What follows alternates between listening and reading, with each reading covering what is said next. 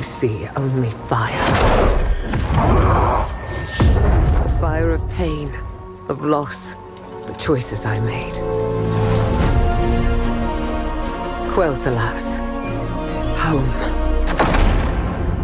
Until the Horde threatened everything.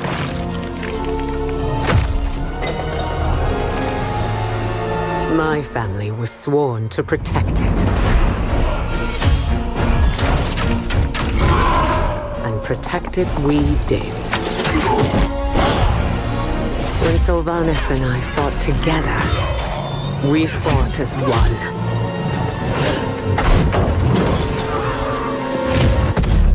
But the conflict here was growing, pulling my sister and I apart.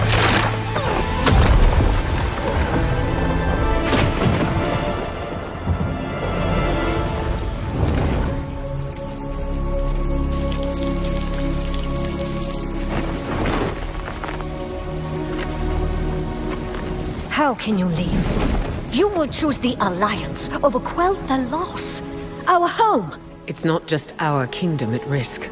If the Horde isn't beaten back, others will fall. I have to go. But you're abandoning your family. I am doing this for our family. I lost a sister that day. Had I known that my actions would curse Sylvanas to her fate, would I have chosen differently? I left my home to fight this war to the end. I had no idea how far away that fight would take me. Yet despite the war, I found my life's true love, Tyrallion. And together we fought side by side, until we became three. But beyond the boundaries of our world, our enemies grew powerful. You can make your stand here. Why risk marching into the unknown? Our only choice is to take the fight to them before it's too late. Should we not succeed, I will keep him safe. Just come back. We'll return before you know it, Eritor.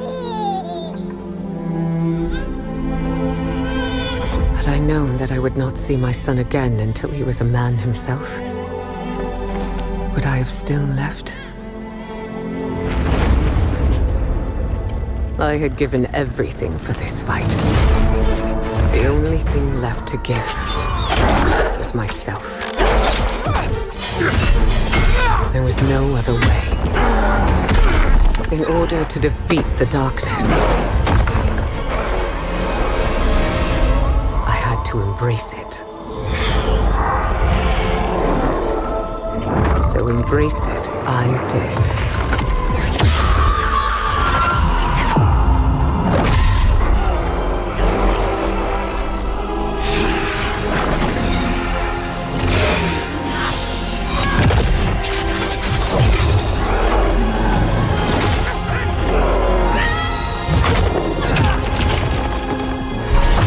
At what cost? Tyrallion, who had known me, loved me, fought beside me, now saw me differently. What have you done? The Shadow. It saved us. No. I would rather have died than see you fall to evil. Tyrallion didn't understand, but I could not fault him. If I had known that embracing the Shadow would push him away, would I have sought another path?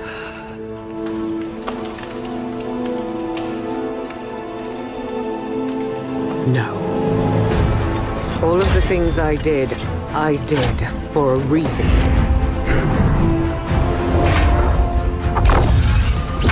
War is sacrifice. And I have sacrificed everything to protect those I love. To keep them safe. And if it takes sacrificing myself to protect our world, I will not hesitate. I am a soldier of Azeroth.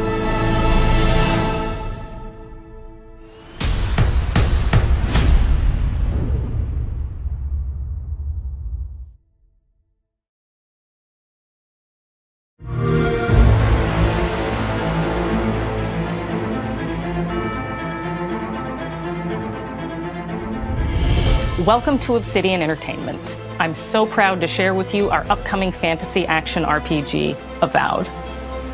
Avowed is an adventure into the heart of the living lands, a frontier at the edge of the known world, where you must put a stop to a mysterious spiritual plague and discover a secret at the heart of the living lands. At Obsidian, we love creating worlds with deep themes, dynamic gameplay, and thoughtful reactivity. And Avowed is no different. We set out to blend the believable and fantastical to give players a world and experience like no other. It's colorful, it's vibrant, it's strange. It's one of the most incredible settings in the world of Aora. There's going to be a lot of great secrets to discover, one of which has a really personal connection to you as the player character, and you're going to have a great time getting to know those secrets and leaving your mark on the world. And when it comes to encounters, our combat brings the best of the moment-to-moment fun that comes with action-oriented gameplay and the depth and breadth of choice that you get with an RPG. Here to talk more about Avowed's combat is Gabriel Paramo, Gameplay Director. Here at Obsidian, our team's overarching goal is to empower you with choice. So we developed a flexible combat system that allows you to quickly swap from spellcasting and sharpshooting to melee combat. We want to give you the freedom to mix and match your loadout to fit the way you want to play from moment to moment, uninterrupted. For all battles, you can combine a variety of weapons, attacks, and abilities for tactical advantages against a wide range of enemy types. It's not just hacking and slashing. You're making real-time decisions about when to use your abilities, powerful melee attacks, blocks, parries, and special attacks. If you choose to approach combat with a one-handed wand, it feels quick and snappy when dealing damage to enemies at mid-range. Using the Tanglefoot ability, you can stop enemies in their tracks, giving you the opportunity to focus on weaker or tougher combatants in an intentional and controlled manner. It's important to pay attention to the types of enemies you're dealing with. Some units are extremely defensive, some are brutishly difficult, and others you must make sure you prioritize or their healing capabilities will put you in a tough spot. To help with the different encounters you will face, we provide customizable loadouts that can be quickly switched during combat. That means you can play however you want. Equip a sword and shield and charge into battle. Dual-wield pistols and control the encounter mid-range. Or even dual-wield wands to feel like a gunslinging mage. You could use your enchanted wand to freeze enemies and then use your offhand weapon's power attack to shatter them. We've worked hard to keep you constantly engaged as battles unfold by creating a balance between pressure and manageability during combat. Players will have ample choices for how to build and progress their envoy in the world of the living lands as they get to know the game and the story and explore the many diverse regions. Some quests in Avowed will have you make difficult decisions with profound consequences, like this side quest you may encounter in Shatterscarp, the third region you'll explore on your journey through the living lands. As you're exploring, you come across the bodies of these fallen soldiers, and as you explore the remains of the battle, it's up to you to determine who, if anyone, is at fault. Just the four of us. Manu, Kiri, Naoki, and me. Training under Captain Ruiki. Trying to keep Thirdborn safe. In other words, you're a gang of vigilantes. Not that I'm one to judge. Here. Take my badge. Take everyone's. Our families deserve to know we fought and died for them. Making the right choice isn't always what it seems. We embrace moral nuance and gray areas, trusting players to make tough decisions in complicated situations. My squad and I rested in the cave by the water last night, and as we were sleeping, we were ambushed by those miserable Zorips. I was so surprised, and it was so dark. I just got separated from everyone else. Look, I can't face those monsters alone, but I have to know if anyone else made it out. Of course he did. Sergeant Asui never has a thought he won't say out loud. So what did he tell you? That Captain Ruiki was sick? That I was paranoid? That I was a dumb baby? I heard it all often and loudly. Wait, if you found Sergeant Asui, why is he not here with you? What happened? At the end of the quest, you have a choice. When you confront Private Naoki, if you believe the story he's told you, you can hand over the badges and let him go back home. You're right. Real battle isn't something you can prepare for, is it? It's not my fault. No, they They should have never have camped in the cave. I'll take the badges. I'm going back to Thirdborn. But if you confront him, if you believe that he fled the site of the battle as an act of cowardice, then he might challenge you to a fight to reclaim his honor. Either way, when you return to town, you'll see the consequences of your actions and the choices you made during this quest. Creating an immersive experience like Avowed is anchored in the world we build. Art director Matt Hansen and the team have worked to create a unique, colorful, and dynamic visual style. From the outset, we knew that we wanted Avowed setting to feel rich, weird, and wonderful. We found inspiration in a wide swath of real-world cultures, helping us create a unique RPG experience. By contrasting the vibrant with the dull, or verdant spaces with sickly ones, we can better deliver complex emotional experiences for our players. The Living Lands is a continent of untamed valleys with widely varied biomes, from luxuriant forests to volcanic wastes, and each of those regions itself is a conflux of storied landscapes. All of the regions have a lot of special things associated with them, but I have a deep place in my heart for Shatterscarp. As you're wandering the wastes of Shatterscarp, you might notice off in the distance a vibrant jewel of color. By transitioning from destitute, muted tones of a wasteland of sand and marching in towards a beautiful oasis, there's the opportunity there for life, for adventure, and even a little danger. We hope you've enjoyed this look at Avowed.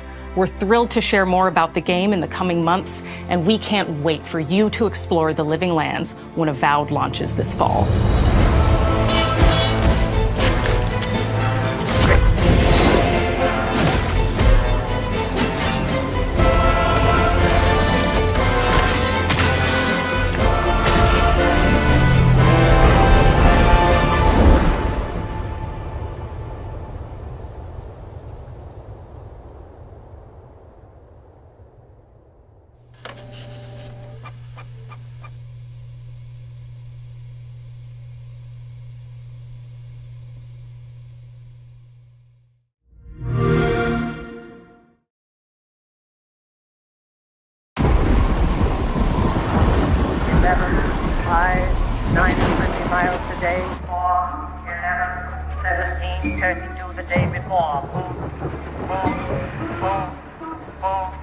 Moving up and down again. There's no discharge in the war. 45. 45.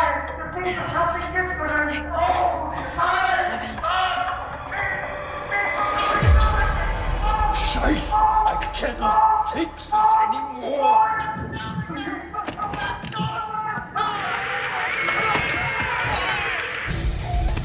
Finally, a good song.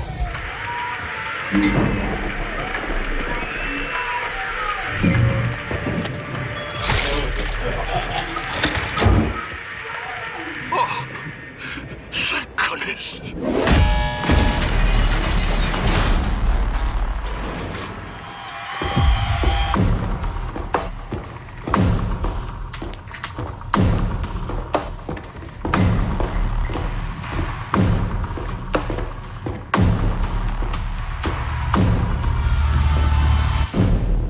Who the hell are you?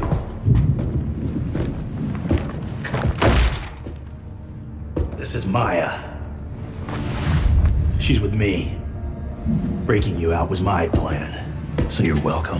Heck, you sick son of a bitch! You're supposed to be dead. Relax, Major Carver. All of us here have a common enemy. The guy who locked you up. The guy who stole my life's work. Edward Richtofen. What do you say we find him and kill him? Huh? Dimensional breach in progress. Let's get out of here. That wasn't a fucking deal. We're not going anywhere till we find my brother. Look, it'll take me some time to get their helos pulled up, and we do kind of owe it. Okay, Raptor 1. Go locate the landing pad. Peck, Strauss, hold up in the guard station. I want Richtofen's coordinates. Go to the store power, and then locate this woman's brother.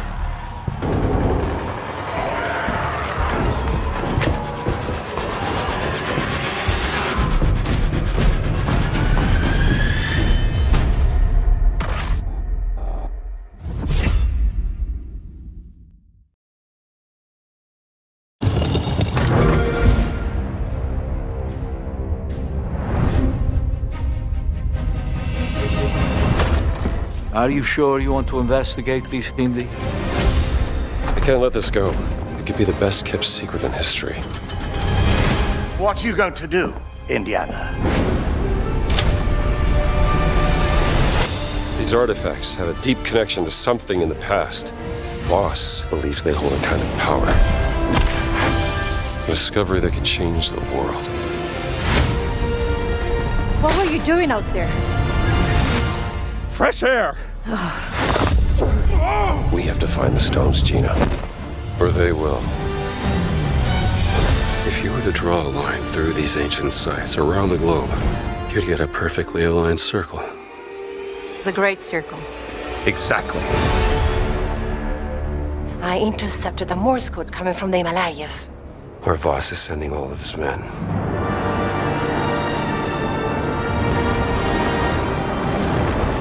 Is that a... Battleship? Yep. Let's get a closer look.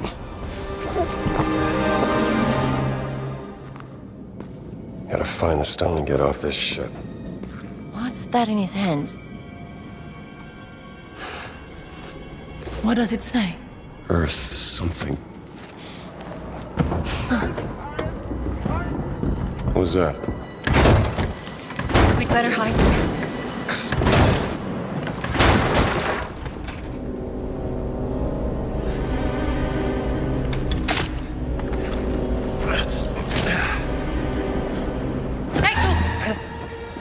Ciao.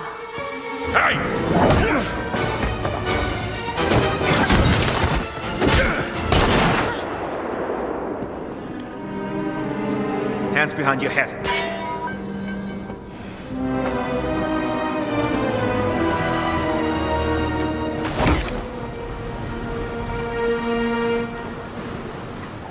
Where's the stone, you American rat? What stone?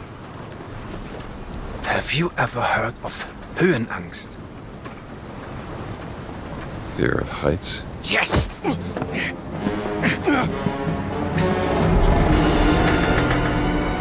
And I have it.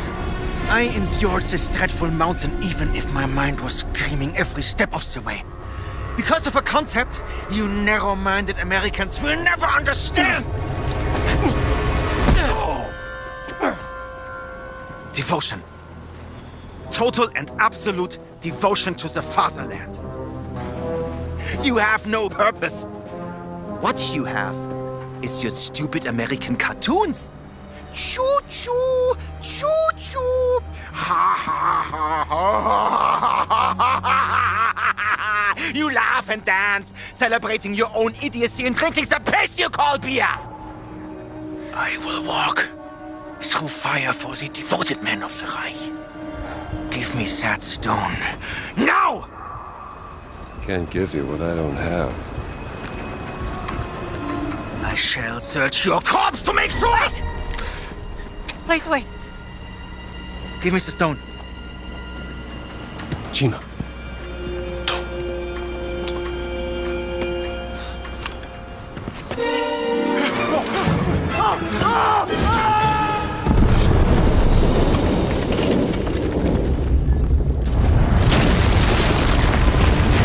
We gotta get out of here. Help me!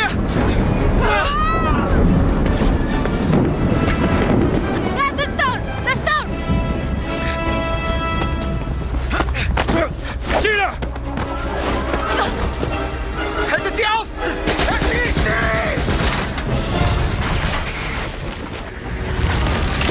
Hab dich.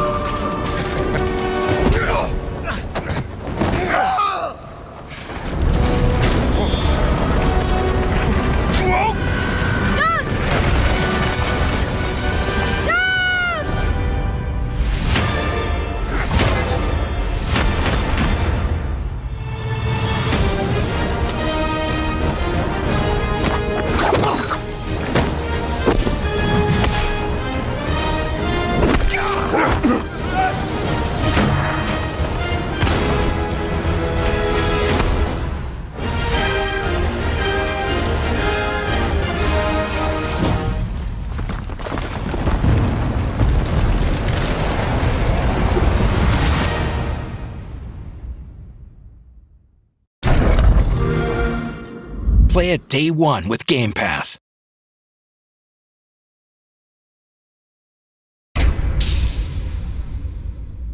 Attack when you're ready. Just as planned. A for effort, at least. Oh, you gonna cry?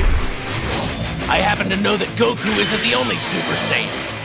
Matter of fact, you're looking at one. You never beat me. Stand down, my son. Heads up! Take this! I shall drain you of your energy.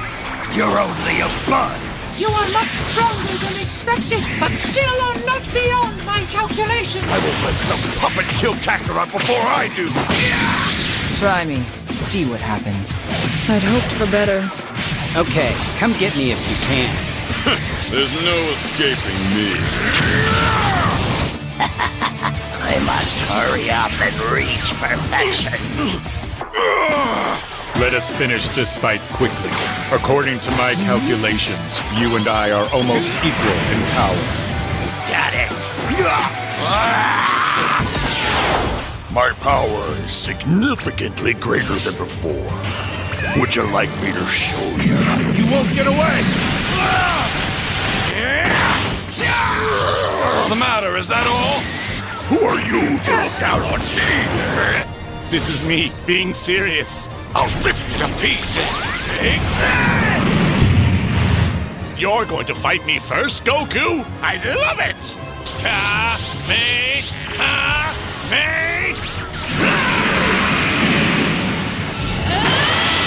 No regrets, boy. Truth is, I hate fighting. I thought you said you were going to defeat me. All right, Cell Juniors, playtime's over. Do as Daddy says and kill them all. I must use my last resort.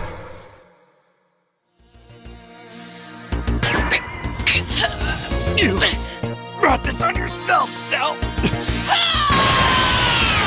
I've gotta stop this, no matter what.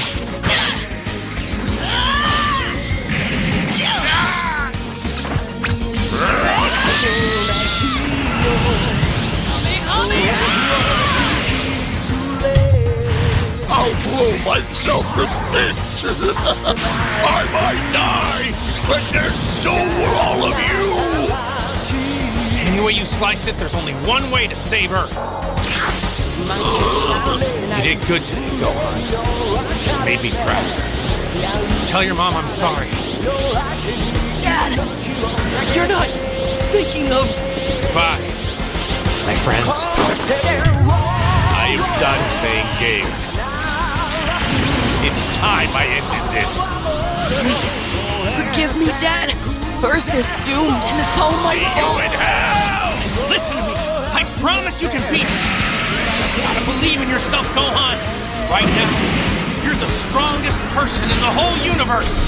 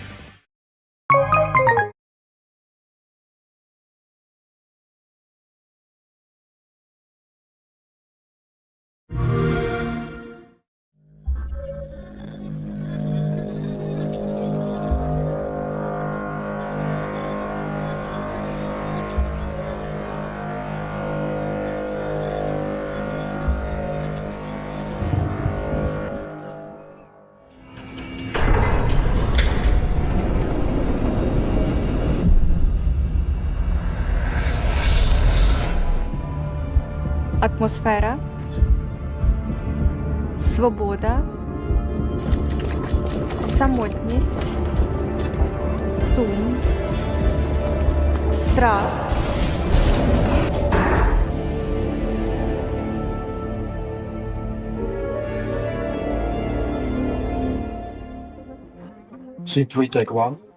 Мене звуть Марія Григорович, я креативний директор Stalker 2.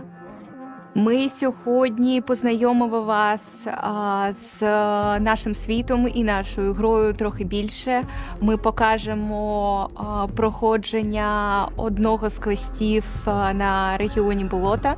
Ми сподіваємося, що наприкінці цього відео вам стане зрозуміліше, що це за світ і як багато душі і сил ми у нього вклали. Мене звуть Євген Григорович. На Stalker 2 я гейм-директор і керівник студії. Роблячи Stalker 2, постійно мали дивитись назад на той успіх, котрий заклали розробники першої частини, бо ми не можемо зробити менше, ніж якийсь новий рівень. Всім привіт! Мене звуть Дмитро Ножко, і я є Lead Level Art GC Game World. І я відповідаю за те, щоб світ Stalker 2 був великий, красивий та візуально цікавий. Stalker 2 зайняв особливе місце в моєму серці. Чорнобильська катастрофа – це історія моєї родини і моє дитинства. Реальна зона мене оточувала, лякала, але водночас надихала і надихає досі своєю мертвою безтурботністю та незримою, але смертельною небезпекою. І тому досі вчизове безліч місць, у яких відчувається привід того часу. І на руїнах цього реального світу ми створили наш світ, давши в нього свою унікальну історію. Привіт, мене звати Ігор Довготелес, я тімлід відділу синематиків, і ми працюємо в грі над катсценами. Цей світ для мене дуже важливий. The only peace I find is a future that never happened.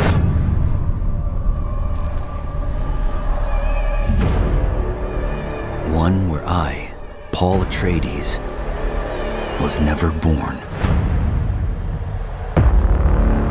I created the future until it created me. But I see a narrow way. A path that might have been. What if my mother had obeyed her orders and given birth to a girl? Everything would change. Dr. Yue exposed before his betrayal. A world where my father lives. House Atreides surviving the Battle of Arrakeen. Sardaukar deployed to protect the spice melange. A war of assassins spreading across the planet. Fremen exterminated. No Muad'Dib. No Lisan al-Gaib. No Kwisatz Haderach. All of my visions lead to horror. Except for this one. This one leads to you.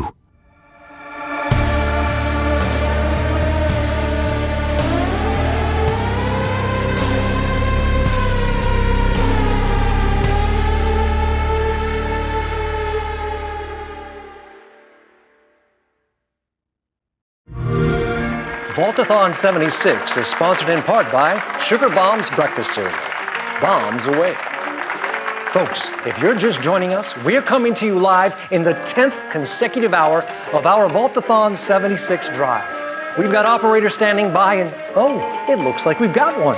Harry's on from Skyline Valley. He's sending the whole family to Vault 76. How about that? Skyline Valley, beautiful country, right in the heart of Shenandoah.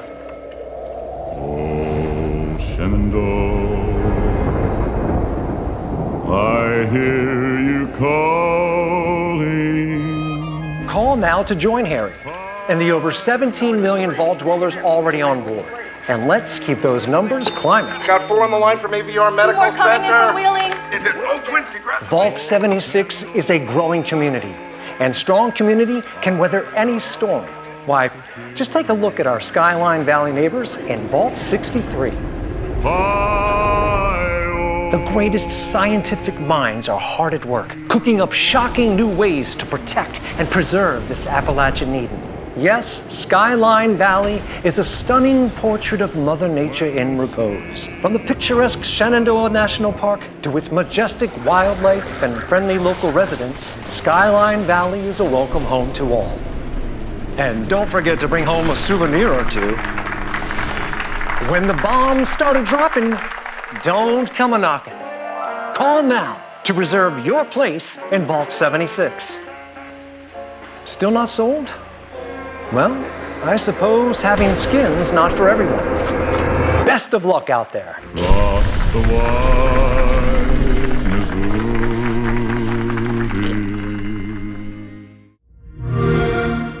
Play it now with Game Pass. Gamescom is upon us. And it's shaping up to be a pretty cool one. Let's talk about it. Tam, it's my favorite time of year. September? It's August. Oh, damn. It's Gamescom! Lose the shirt. Lose the pants. Lose your mind. It's Gamescom.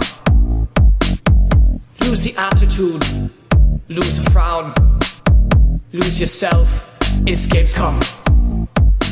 Gamescom is, I believe, the world's biggest, or one of the world's biggest video gaming trade shows.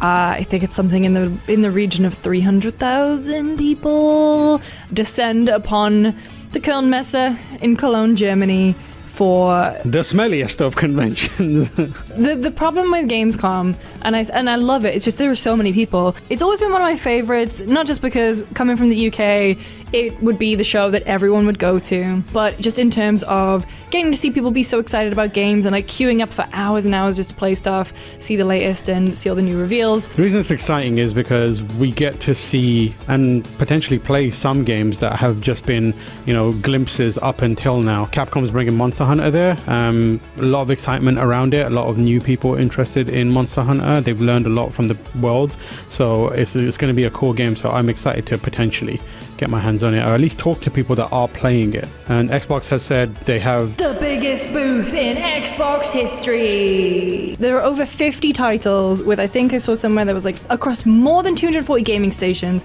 photo opportunities and experiences, as well as theater presentations. There's also the kind of stuff that feels a little bit weird that we are not getting to play. Indiana Jones and the Great Circle is theater presentation and photo opportunity. Theater presentation for a game like Indiana Jones is slightly unnerving. We should be playing it by now, but obviously they have a bunch of considerations. I bet it's also involves Disney and various other factors playing into availability of hands-on, that kind of stuff. But I was going to say, it might also just not be a game that demos very well yeah. in a 15-minute block. There are a bunch of third-party games that are going to be there as well. Star Wars Outlaws is going to be there. Idea Xbox stuff. Squirrel with the Gun is going to be there. The Smash breakout of Summer Game Fest. Honestly, I'm excited about the Alters. Yeah, Alters looks really cool. But the other one is Winterborough, which we saw at Summer Game Fest. That also looked great. Yeah, a bunch of really exciting opportunities at Gamescom, and some of them being us playing them and providing our impressions of them, which we're going to be doing a lot. We have a bunch of appointments lined up, and we're going to be pumping out videos around that. Jeff's tweeted out Monster Hunter Wilds, Marvel Rivals, Dune Awakening, Indiana Jones, Sid Meier's Civ 7. I'm actually excited to see what they're going to do with Diablo, and Black Ops actually is a game that I'm excited to check out. I wonder if they'll have their own separate bigger booth, because I remember so this is my 10th Gamescom, and I remember there would be a point where the line for Call of Duty would be 5+ hours. The booth was massive, and it would just be to play the newest COD. So I wonder if, they have over 240 demo stations on the Xbox booth. I do wonder if COD will be playable somewhere else. Yeah, I mean, they have Call of Duty Next coming up as well. I imagine it could be a thing where they save all the good stuff for then. And obviously, on a show like Opening Night Live, the big bombastic trailer is going to do a lot of the heavy lifting for them. It feels like a Call of Duty that could appeal to me again. I've fallen off in a big way, but I'm excited to potentially give that a go. But yeah, it's a interesting couple of weeks coming up. We also will have multiple games coming out in that period as well. So what we're saying is it's an exciting couple of weeks coming up for people who are paying attention to video games in terms of what they're playing and also what they're seeing. And like Tam said, we will be there on the show floor, getting to interview a bunch of devs, play some brand new games, so make sure to check out GameSpot and Giant Bomb for everything from Gamescom. I said that first time. You nailed that. That's pretty impressive. Great. In the meantime, you can also keep up with us on social media. I'm everywhere at Lucy James Games. I'm at Tamor H. And we'll see you next week. Tschüss.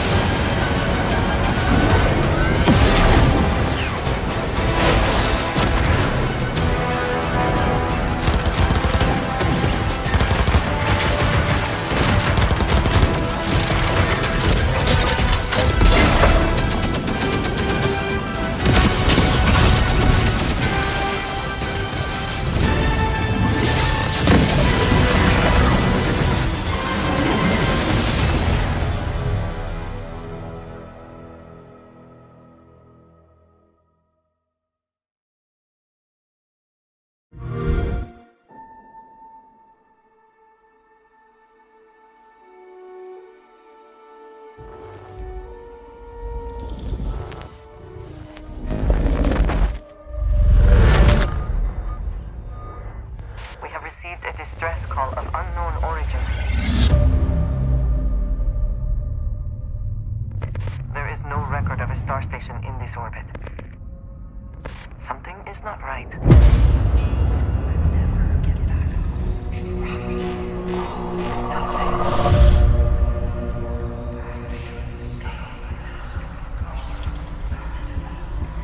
This is the Serpent's will.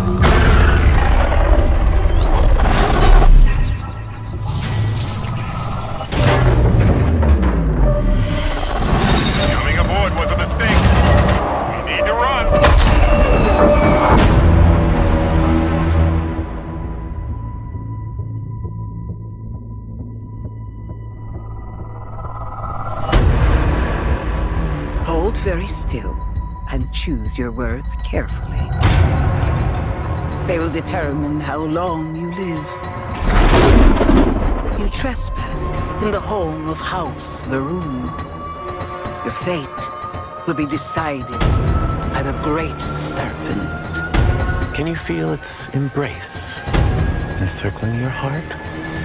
Constricting until there is no more you. Only us.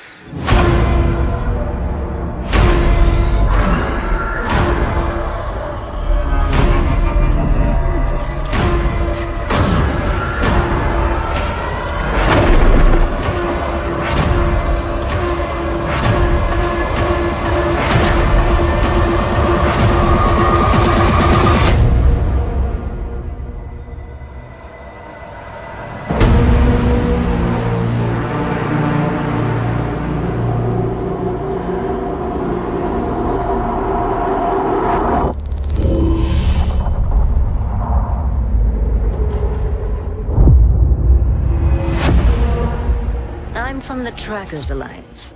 We have a proposal for you.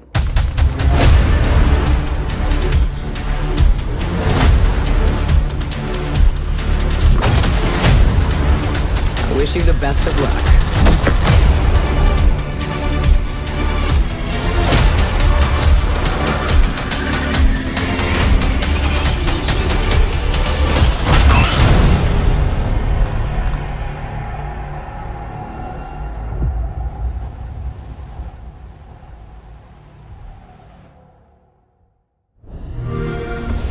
Play it on Xbox. Enough! Send him in!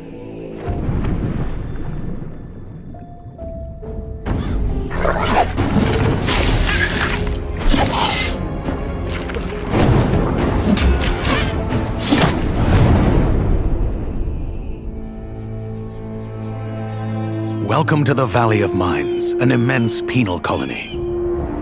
For the war against the orcs, the only undefeated enemies of the Kingdom of Murtana, the king needed ore to supply his armies. So every man guilty of a crime, no matter how insignificant, was forced to work in the ore mines of Khorinis. To make it impossible for them to escape, the king sent out his best magicians to create a magical barrier around the entire valley. But something disturbed the creation of the barrier, trapping everyone inside. The convicts revolted and took control of the colony. They divided into 3 camps. The old camp is satisfied with the current situation. As long as they deliver the ore, the king supplies them with everything they need. The new camp, however, thinks they can use the ore to blow up the barrier. And then there is the sect from the swamp. They believe that a mysterious new deity will free them from their prison. Thus begins your journey in the open world of the Valley of Mines. Creating Gothic Remake, we focus on the 4 pillars that we consider the core of the series: simulation of a living world, exploration, story, and combat. Like the original 2001 title, Gothic Remake is set on creating an immersive and realistic world. Enjoy a complex life simulation on a scale hardly ever seen before in a video game. During the day, the inhabitants of the colony carry out a variety of activities, while nature, rich in all its diversity, lives out its own rhythm. All this gives the impression that this world can exist without the player. Explore the colony on your own and enjoy the unprecedented freedom this open world offers.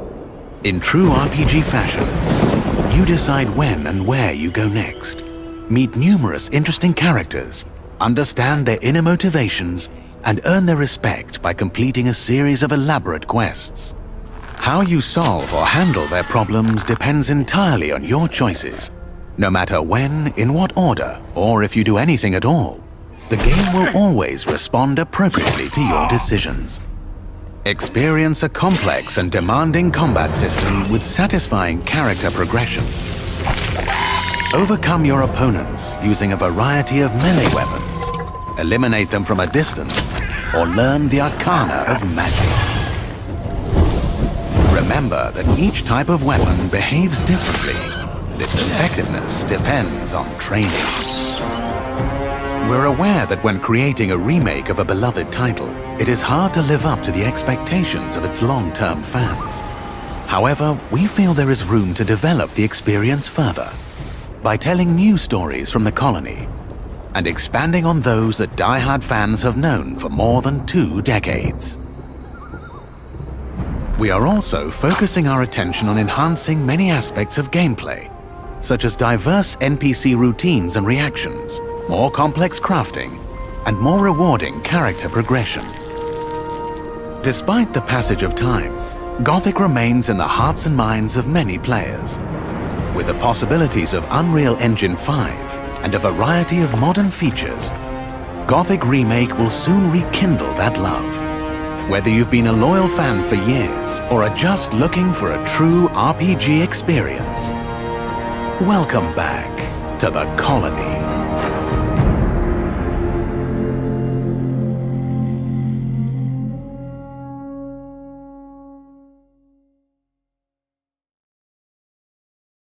There's no genre quite like horror. At its best, it's so much more than guts and gore, or tired tropes and vile torture scenes. It's self-reflection. It's catharsis. It relies on your own fears, traumas, and beliefs to create resonance with what's laid in front of you. The more vulnerable a work is, the greater its opportunity to connect with, or possibly alienate, its audience. This is precisely what makes Silent Hill 2 such a memorable and pivotal entry in the horror game genre. Its sheer vulnerability creates a game wherein even alienation feels like connection. I say all this to emphasize that the upcoming remake of this 23-year-old game is an incredibly exciting prospect to me. Though the original holds up well, there's no denying that it feels quite dated, and not always in an endearing time capsule kind of way. There's also no denying that the game is incredibly influential. Its DNA is woven into countless horror games and horror-adjacent titles, with last year's Alan Wake 2 proving that even decades later, this continues to be true. This ultimately elevates Silent Hill 2's status from great game to a genre essential, albeit one that is frustrating to play or even simply access at the moment. A remake, then, seems entirely warranted. However, following Konami's recent treatment of the Silent Hill series, and production partner Bloober's own perceived missteps, many have wondered if the company truly has a grasp on what makes Silent Hill 2 so special, and whether it can effectively remake it. It's a fair question, especially after a handful of less than impressive trailers. While my jaunt through the game's opening hours, including the infamous woodside apartments, can't make for a complete answer, what I saw left me impressed. Assuming the game's tone remains in place and what I played is a proper indication of what's to come, the upcoming remake could be an exceptional and reverent experience. Reverence was a consistent feeling throughout my playthrough, as Silent Hill 2 is an incredibly faithful adaptation helmed by a mix of the original game's key developers and fresh faces who cite Silent Hill 2 as among their greatest inspirations. I was pleased to note that the game didn't feel entirely reconstructed or reinterpreted as a means to satisfy perceived modern demands. Nor does it feel swayed by the urge to add in more jump scares, viscera, or plain old content. The game begins the same way it always has, with James Sunderland examining himself in a derelict bathroom mirror and explaining somewhat chillingly what brings him to Silent Hill. James's new voice actor, Luke Roberts, nails the delivery of this in every one of his monologues I heard, managing to sound both completely normal while also slightly off, breathy, dissociative. It's ridiculous. Couldn't possibly be true. That's what I keep telling myself. As he makes his way down the winding, fog-drenched footpath that leads to Silent Hill, he passes a familiar red symbol, one of those long-forgotten save points. And yes, they remain vital and are the only form of saving progress in the remake. James then offers the same strange meta remark he did in the original game. Looking at this makes me feel like someone's groping around the inside of my skull. Though it seems like a small thing to be excited by, the game's retention of these minor, surreal situations — there was a hole here, it's gone now is another that comes to mind and is still present — feels like proof that the team understands how these quiet moments ultimately establish a more extreme level of dread than a high-fidelity Pyramid Head jump scare might. In fact, just the sheer retention of the game's opening slow burn feels like a triumph. Silent Hill 2 earns and relies upon the way its opening minutes and their grotesque creatures found within them crawl. Similarly, the team repeatedly noted that Silent Hill 2 is not a combat-oriented game. It is not fast-paced, it is not punchy. The same can be said for its remake, which improves upon combat by making things a bit more fluid and adding an extremely helpful dodge button and an aiming reticle, but it does not necessarily overhaul the overall experience. For some, this could be frustrating, as it still has that light dusting of PS2 jank that something like the Resident Evil remakes have more or less done away with.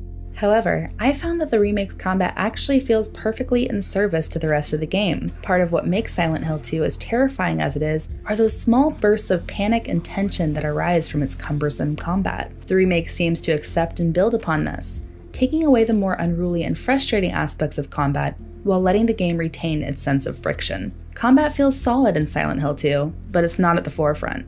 Fortunately, the team being so forthcoming about that means that combat is treated truly as a secondary part and doesn't feel awkwardly pushed to the front and promoted only for it to feel less polished than your average survival horror game in 2024. Another way they emphasize this within the game is by retaining the remaster's choice to separate the combat and puzzle difficulty settings, allowing you to fine-tune your experience and select what level you wish to engage your brain or brawn. It's also worth noting that the main menu contains an impressive amount of accessibility options. We're talking pages of them. Whether a player has visual, auditory, or motor impairments, or merely likes being able to tweak a robust amount of player preferences, the option to do so probably exists in Silent Hill 2's remake. This is just another way that Silent Hill 2 emphasizes constant, meaningful upgrades rather than embracing complete AAA modernity at any cost. Of course, I can't gloss over the most drastic of all of these changes, the game's visuals. With the recent ongoing wave of remasters, remakes, and the like, The number one thing that I ask myself when playing these games is, does this feel like an attempt to make things sleek and modern? Or did they successfully create the bridge between what was once there and how my imagination expanded it when I played it all those years ago? The Silent Hill 2 remake does the latter, and it does so exceedingly well, and this is a welcome surprise considering how rough some of the trailers published by Konami and Bloober look. The Silent Hill 2 remake is a gorgeous game that doesn't abandon the grime, grotesquerie, and yes, fog that made the original game so mesmerizing. In fact, it regularly amps it up. Locations are expanded upon, with a handful of new buildings and eerie shops to walk through, and plenty of objects and smaller details that make the world seem more grounded in reality, even if that reality is one of horrific isolation. Neely's Bar, for example, no longer feels like merely a small, derelict cube, but looks like an actual abandoned bar, and as you stumble upon notes from off-kilter former residents, these locations transform into places with greater meaning. And yet, everything still feels the same. It still feels like Silent Hill, suffocating, a place where the air feels tainted by a tangy metallic scent, and its people, hellish cerebral forces. Though there was some level of uncertainty around the game's character models, those I encountered, while not on the same level as the game's environments, looked surprisingly good. Though Angela's appearance in trailers seemed a bit off, to put it lightly, I found that her movements and VO were not particularly jarring in the game. And yet, what impressed me more than anything I've listed so far was the game's music and audio.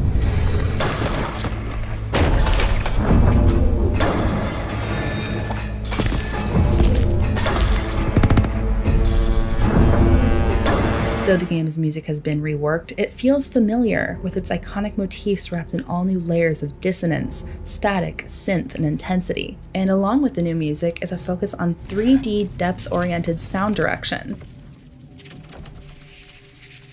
meaning steps, scrapes, creaks, moans, and shrieks feel even more unsettling, though remarkably more helpful as well. While the tracks I heard felt similar to what already existed, everything feels a bit deeper now, a bit darker, and it works incredibly well. As danger encroaches out on the streets of Southeast Vale, sharp, abrupt, and dissonant chords get your heart beating faster. In especially tense scenes, the sound takes on a life of its own. It feels like it's breathing alongside you. In short, I was incredibly impressed by the time I spent with Silent Hill 2 Remake. It is surreal, cerebral, horrifying, and grotesque. All of the things that made the original title such a remarkable game not only for Konami, but for the horror genre as well. Considering I was resigned to the game's beginning hours, and it's worth noting here that I'd estimate we're looking at about an 8 or so hour experience in total, based on what I imagined to accomplish within 3 of them, it's hard to tell if the game will nail its tone and message, if certain plot twists will remain as vile and unnerving, and if the studio will fully commit to creating a suffocating psychological hell above all else. However, after my time with Silent Hill 2 Remake, and after months of witnessing the internet and myself hem and haw on whether or not this remake has the capacity to be good, I am no longer on the fence. I am thrilled that the wait for the full experience is almost over and will be brushing up on my bravery until the game launches on October 8th.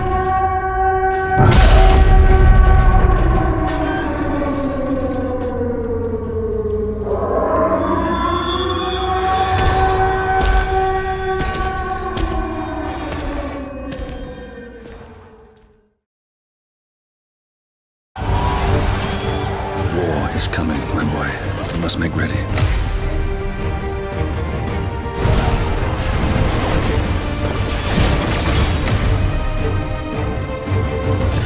Years ago, I watched a dominant kill my brother right in front of me, and I did nothing. But now I can.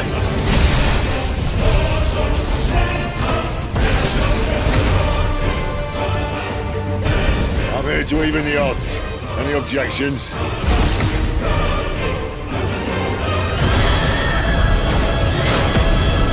Come, little lamb, to the slaughter with you.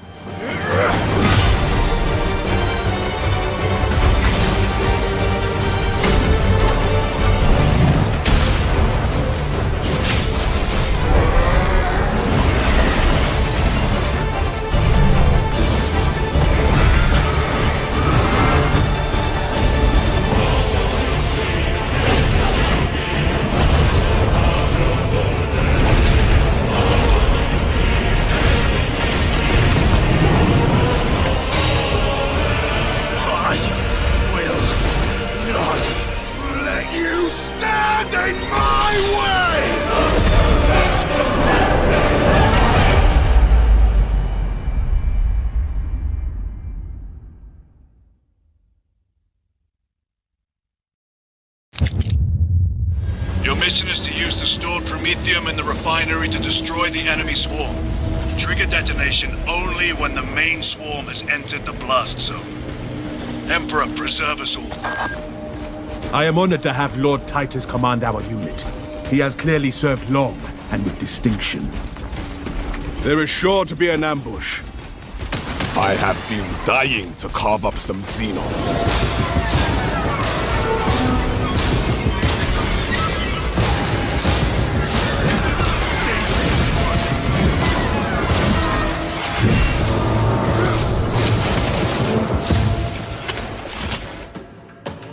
I can hear that Carnifex's slavering maw working.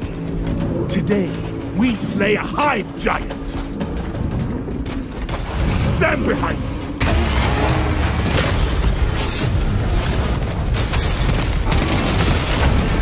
Butcher this one. Hit that Carnifex with everything we have.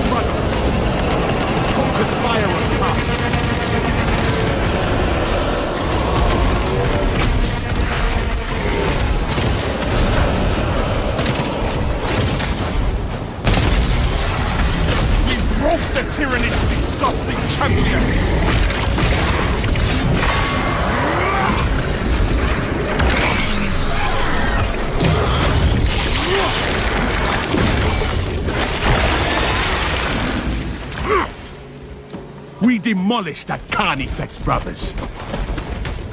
Take heart. The flame will stand against them better than any war. Time to teach them fear.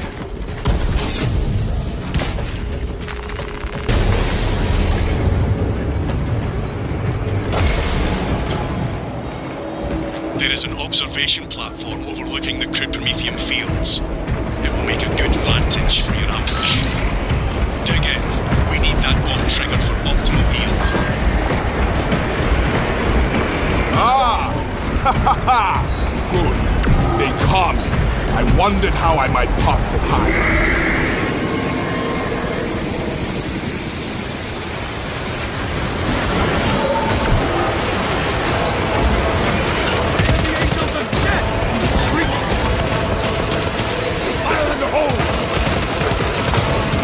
Swarm is climbing!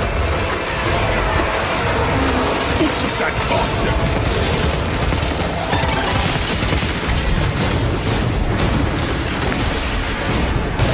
You have trespassed on this Imperial domain! Too long! Perimeter breach! Ready for close combat!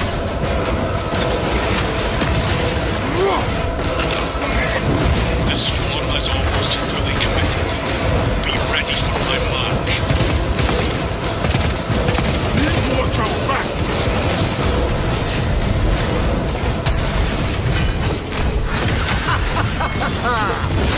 Die! Bastard! Slaughter target! We will miss our window if we do not hurry!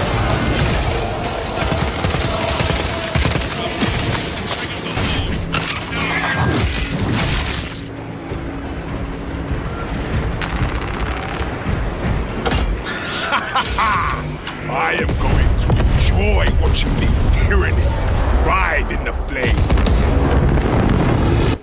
Titus, this is Vespasius.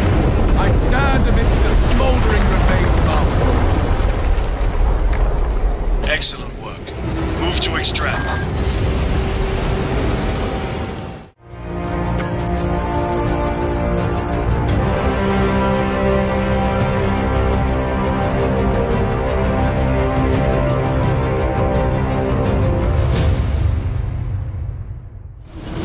I am executing the Emperor's will, arm to arm with his finest. Holds the advantage.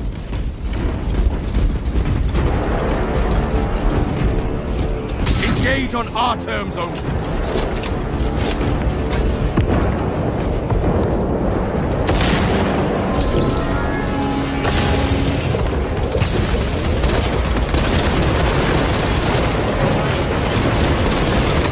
We lost one. This is Imperial territory. The traitors attack our terrain. Refilling rounds.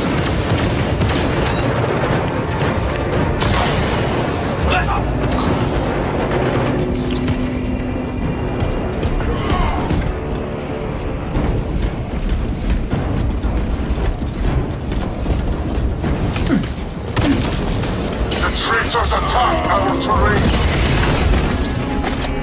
Establish dominance!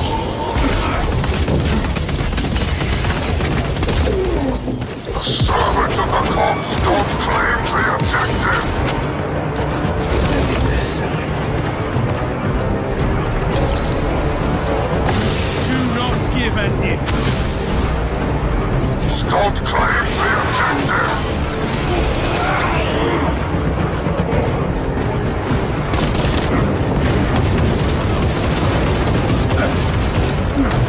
Traitor killed confirmed.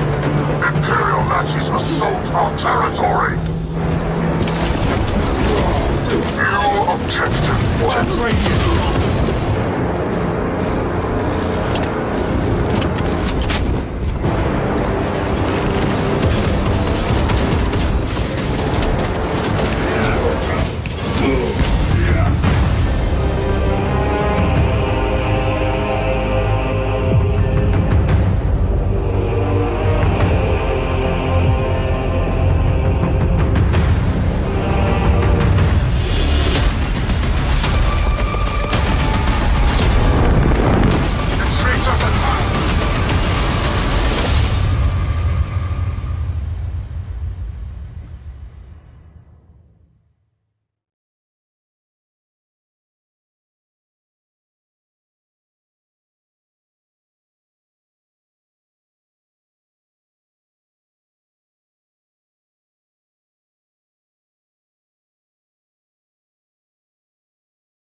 Peggy 18.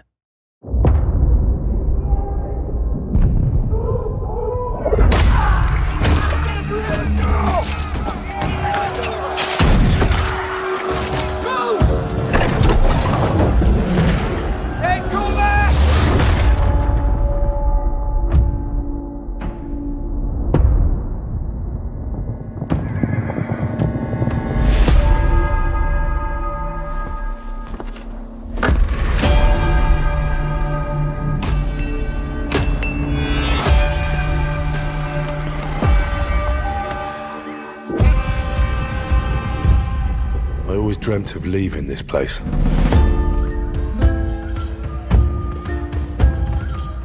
Becoming more than a peasant.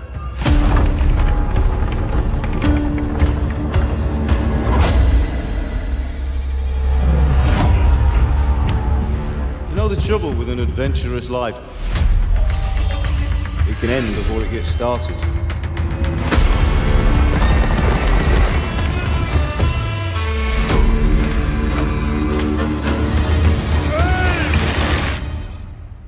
Congratulations, Sir Knight.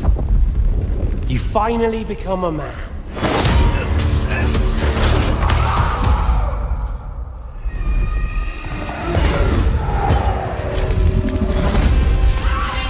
Wake up! Pull yourself together, Henry.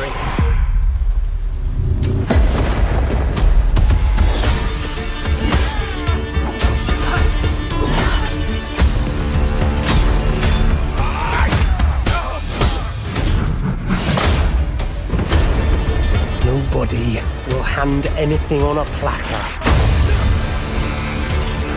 to men like you and me. You still have a long way to go till your work is done.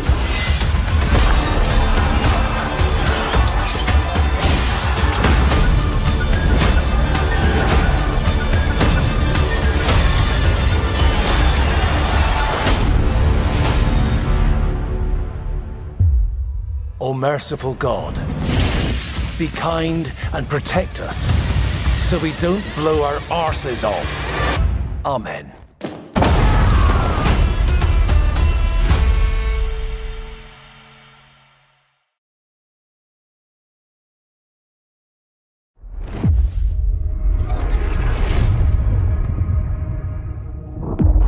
You have no idea what you have done. The blighted elven gods walk free, all because you disrupted my ritual. You battle against gods. They will not rest until you are on your knees. Fearful, cowering, helpless in the face of such power. Rook, you've got this. I've seen your work. You're clever, adaptable, and you don't know when to quit.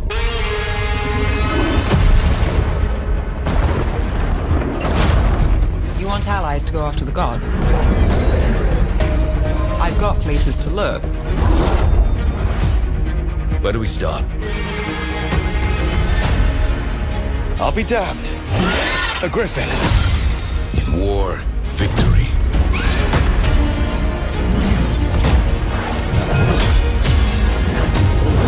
I'm ready. I've never seen this before. There's something kind of exciting about it.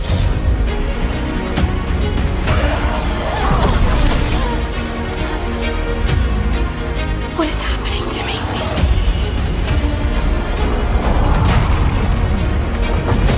Let the Fae draw close! Draw the dragon out into the open. Then attack. You and me, Rook. Maybe that's what scares me. These are the times in which legends are born or slain.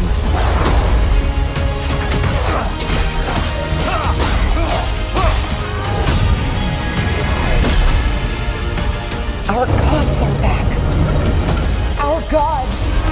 How do we stand against that? I believe in all of us. So let's get it done.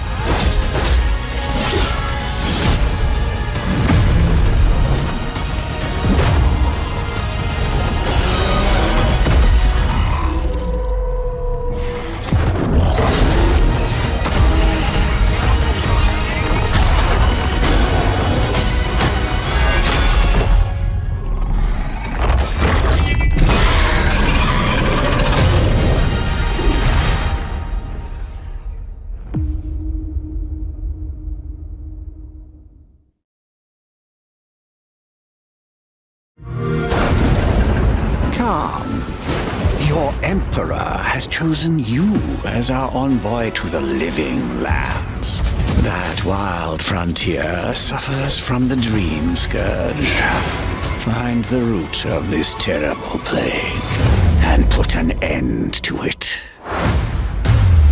He is wrong. The dream scourge is but a symptom of a deeper, more dangerous rot. Go, tame the chaos that plagues the living lands, so that those who remain standing can shape its future. They both deceive you. There is more wonder in this world than eyes alone can see. You must open yourself to its mysteries.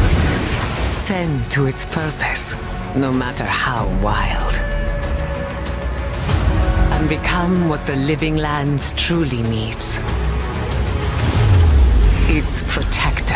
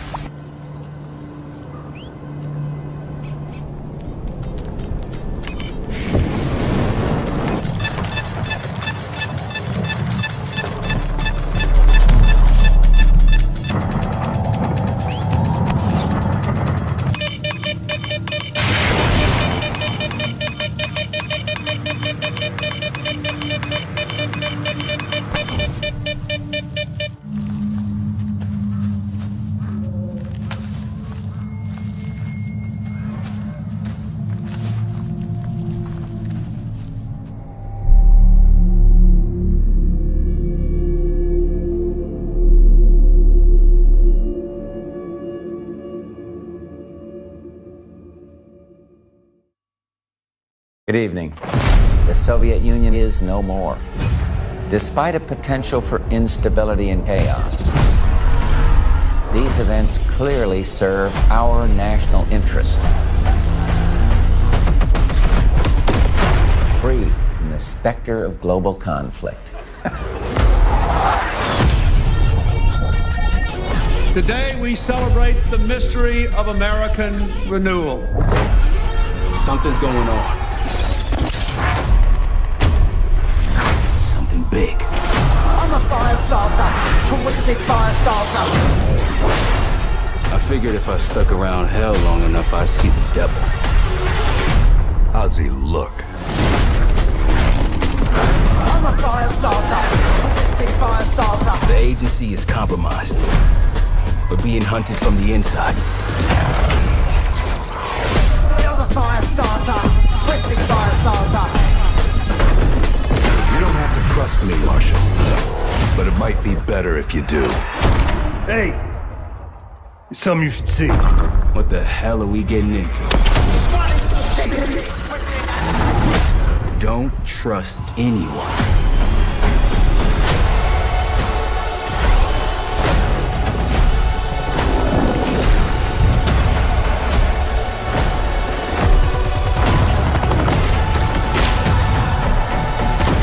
To a CIA black site. Are you out of your mind?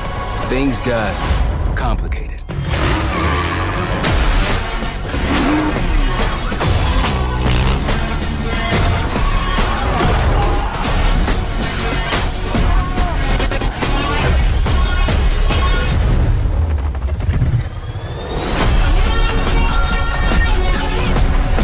May God continue to bless the United States of America. Pre-order the Vault Edition and get the Hunters vs. Hunted Operator Pack, the Mastercraft Weapon Collection, the Season 1 Black Cell Bundle, and more.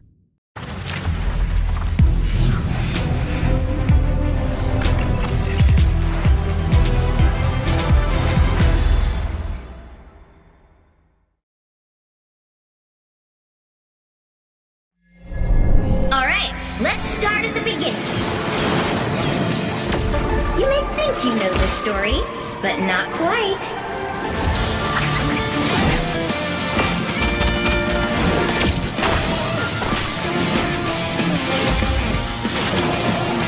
Oh, snarkies.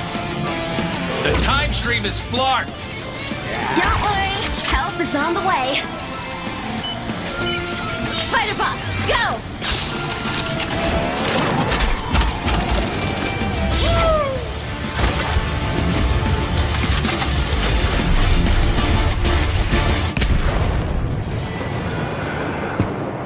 Mere illusion.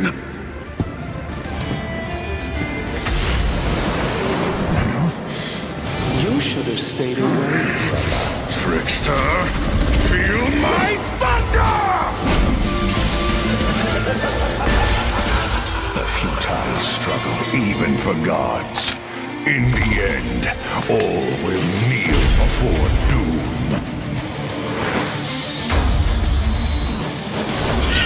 Disasters hurt the innocent the most. That's why we need heroes. No matter where they're from, or what their mission may be. When warriors cross paths, sparks fly. Cower before death, child!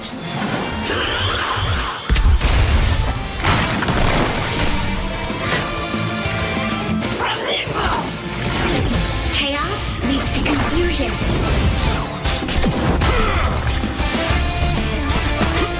But those who answer the call will choose what's right.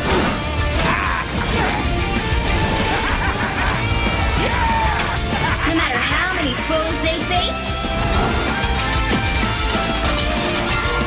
heroes will always rise above.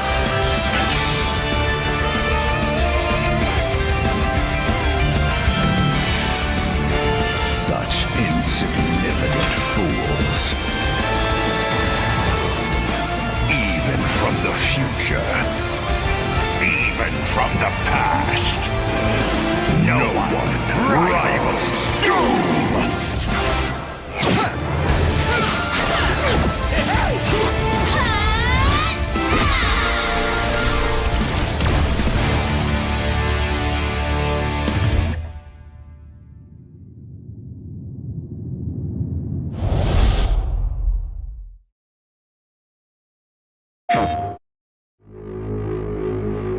I know you wanted me to use this channel only in emergencies, but I can hear them again. They're coming closer. She's here. She's somewhere in this sector. But I had to discover what lay beyond. I had to see it with my own eyes. Who are you? I'm here to help you. My name is Nolan. I'm a special investigator. I work with your father. Help me. We gotta go. Now.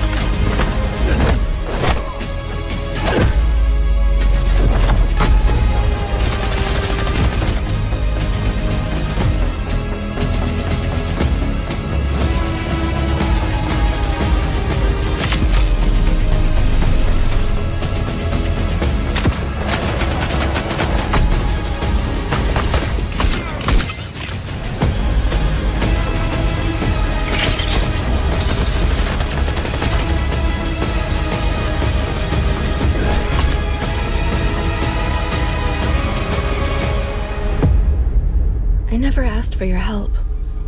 Why are you risking everything for me? I'm not gonna let them hurt you, Natalie. This city needs someone like you. I never asked for any of this. We'll find a way. I hope you're right. I am doing whatever is necessary to keep you safe.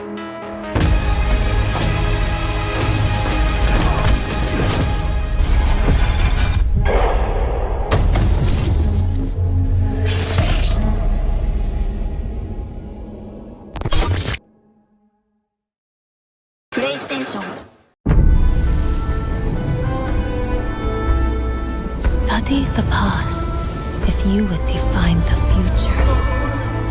All are architects of fate, working in these walls of time.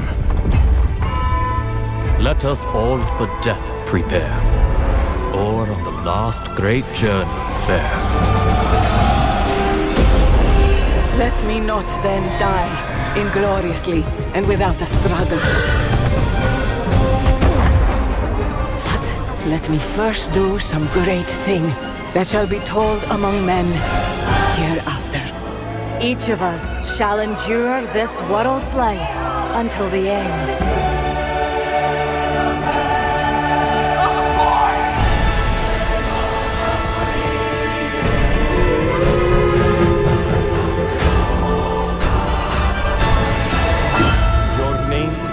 Shall not be lost.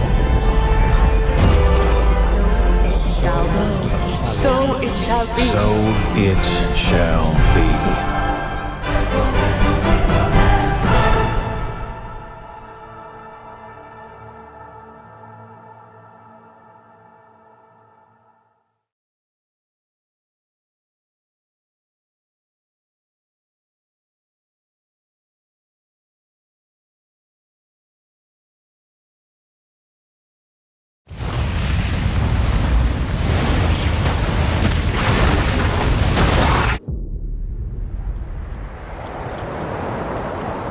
Over there!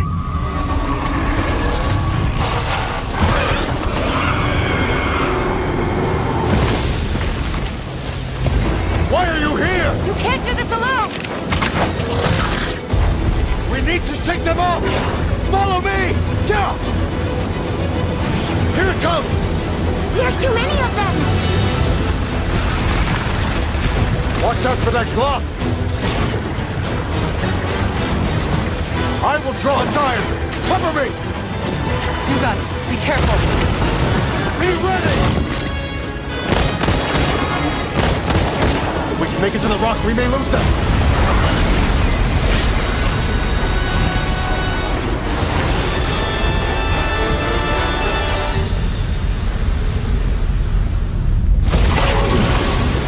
As I feared, it picked up our scent. I'll handle it. You find someplace safe.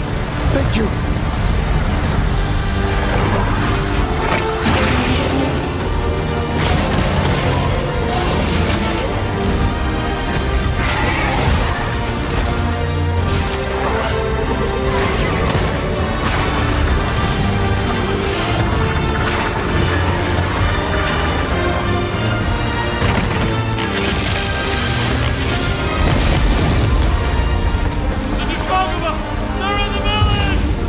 Don't worry, the hunter is here. Just watch. You'll see what hunting is all about.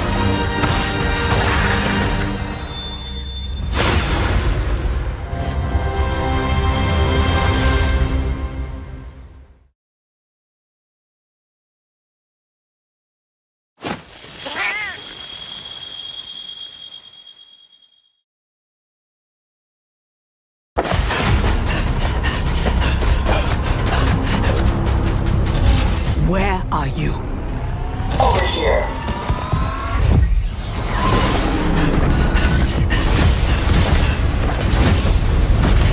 Fighting your foe unseen, attacking from a distance. There are rules.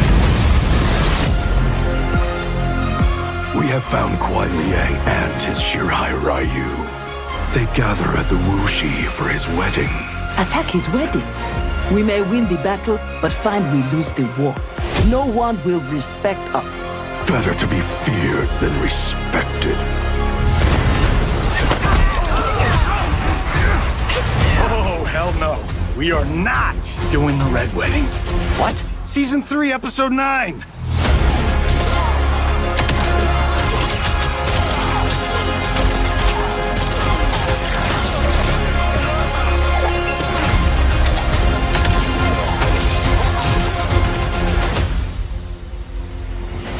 How long have we known each other? That you could ever believe You vanished without explanation. Bihan, my Grand Master, gave me one. You blame me for your actions?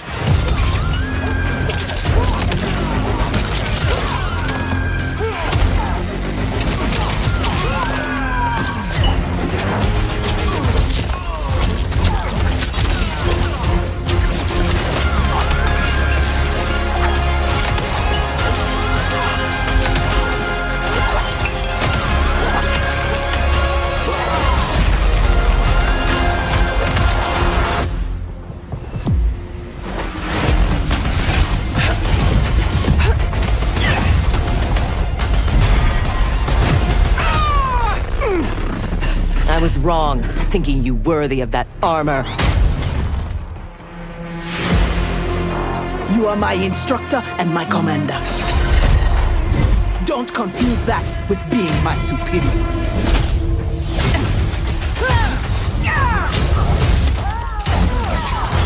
My speed and skill are beyond you.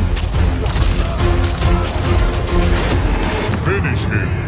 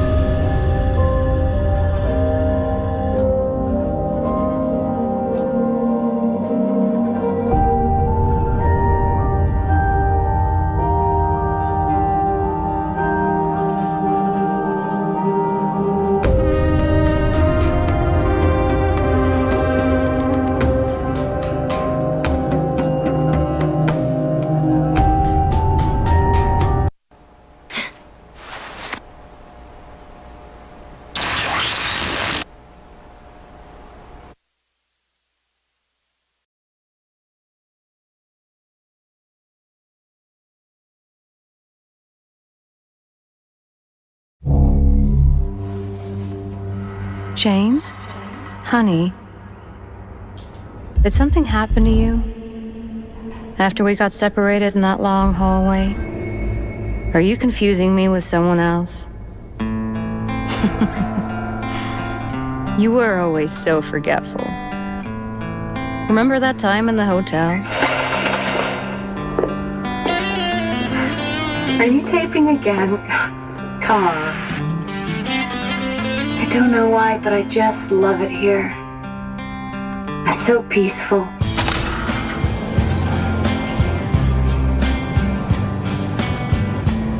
In my restless dreams, I see that town. You promised you'd take me there again someday. But you never did. Well, I'm alone there now, in our special place. Just put the gun to their head. You can't just kill someone because of the way they looked at you.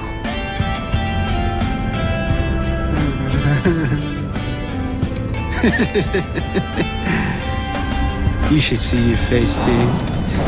Let go! I'm sorry, Laura, but I can't let you just run around this place. You might get hurt. Hurt by what? This place is different from what I remember.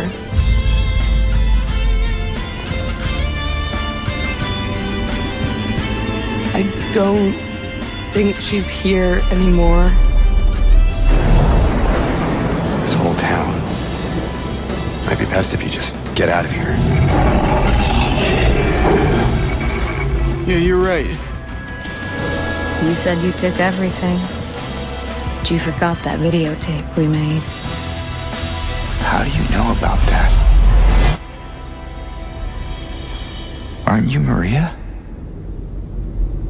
I'm not your Mary.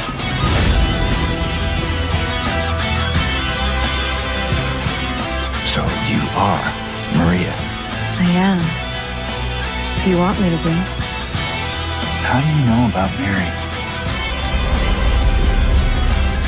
You see it too? For me, it's always like this.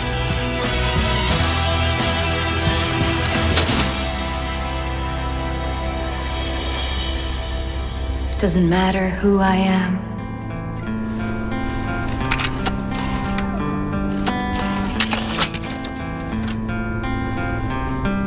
I am here for you, James.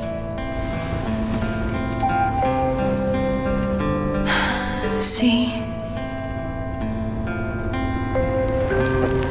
I'm real.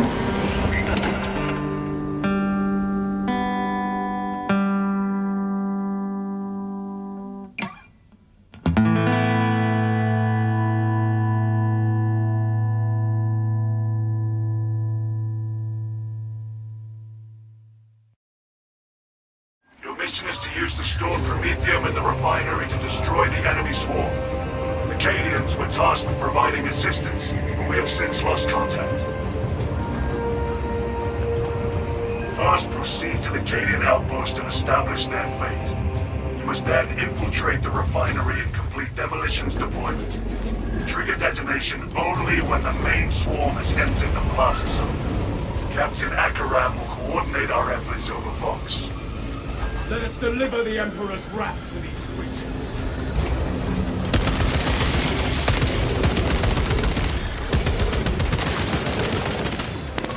Suspects engaged.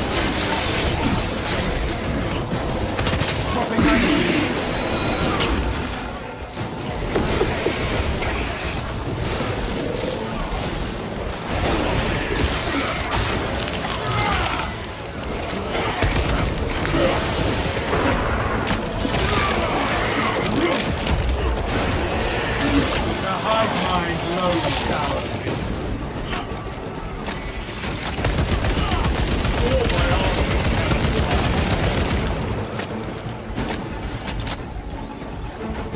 Administering self-aid.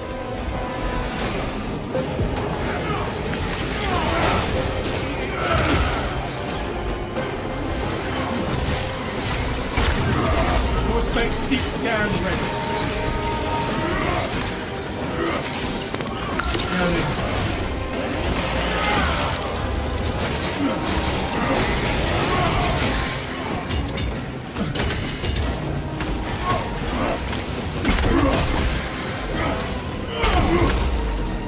Administering self-aid.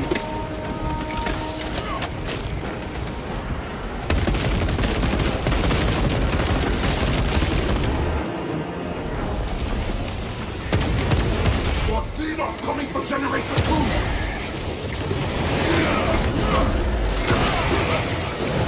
Potential original sabotage of generator 2. Secure immediately.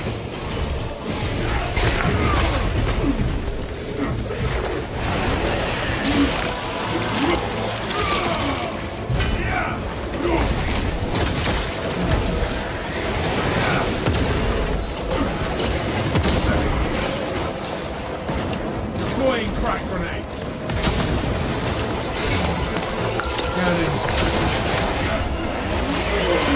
Blink generator still infested with Xenos.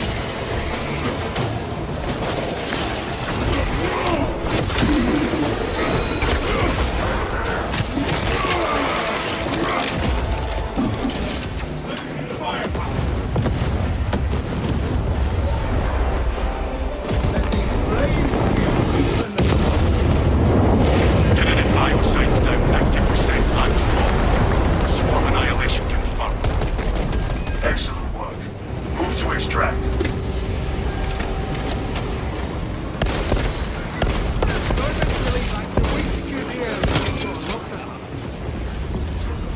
They just keep coming! Delta Wave box check. Meridian en route.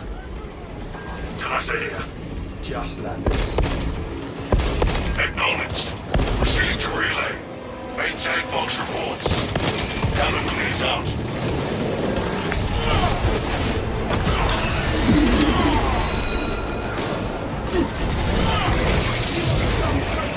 Avenging Angel.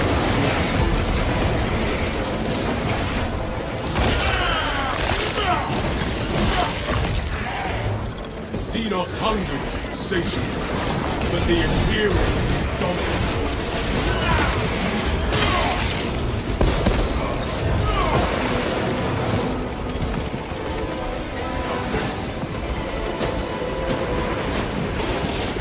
The Imperial's hammer rises to strike.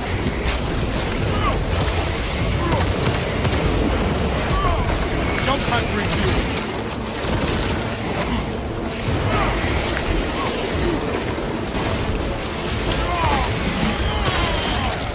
Another alien forward.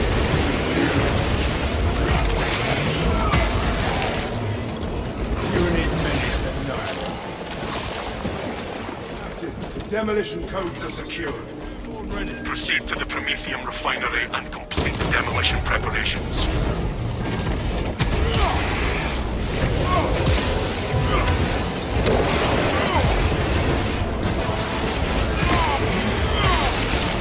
The enemy summons.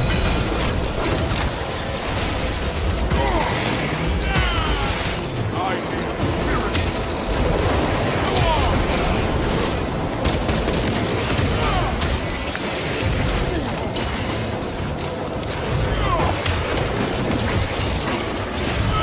Strike down the so-and-so menace.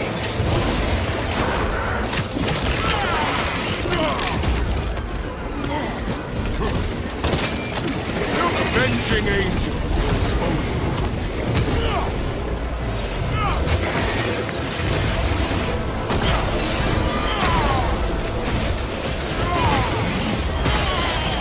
The world has seen us sought to consume, now consumes its colors.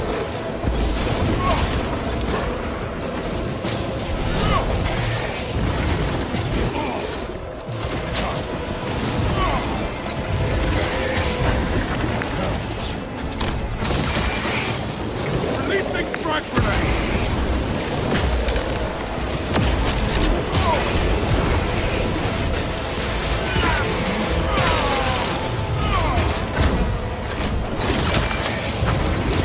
Jump pack refuel. Reloading magazine.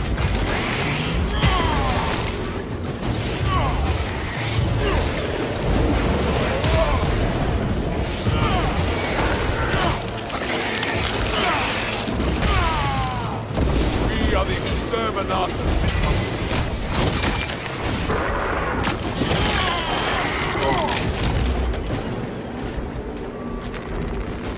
The armory provides. We're never defeated. The bulk of the swarm is continuing along the predicted path. Continue.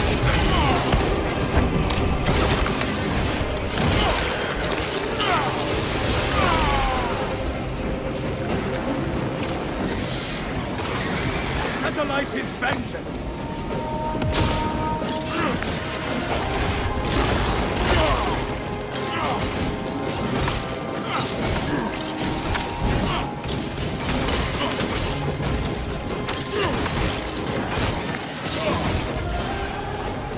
Be as an angel of death.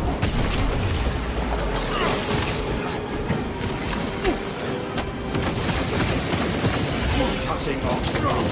Fuel system terminated. Commence safeguard research.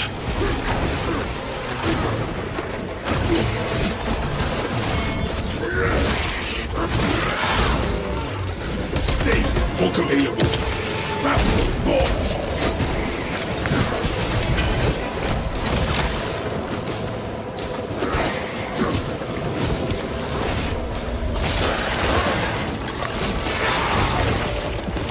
No more. The down there in sky was beginning to wonder.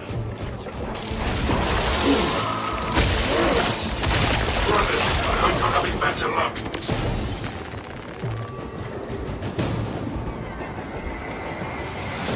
Got them. The only thing better than a chainsaw is two chainswords. Enough crude Promethean here to burn for years.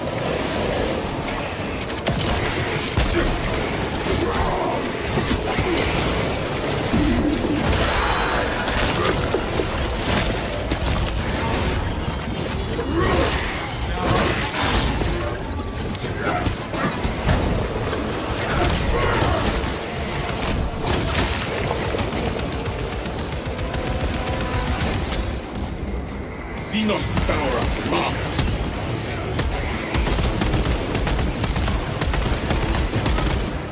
Swapping out magazine.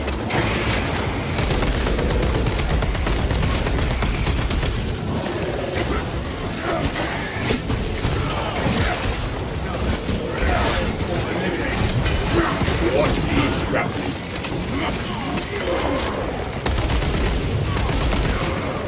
Arming up.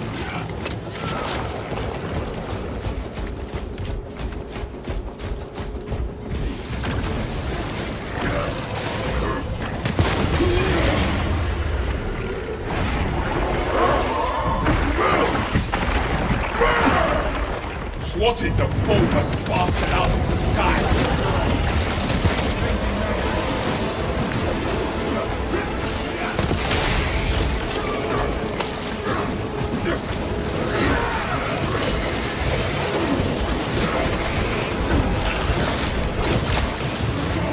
Taking fragments! Stinking money!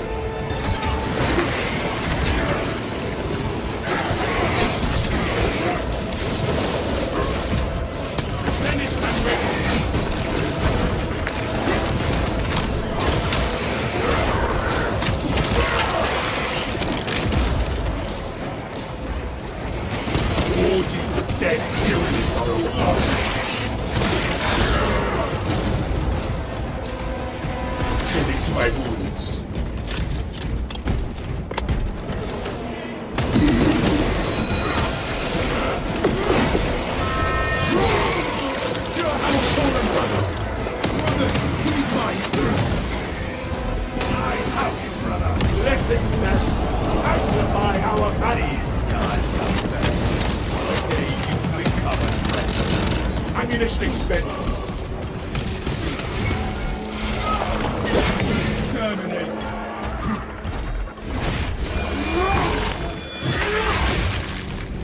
So, weapons of psychic onslaught.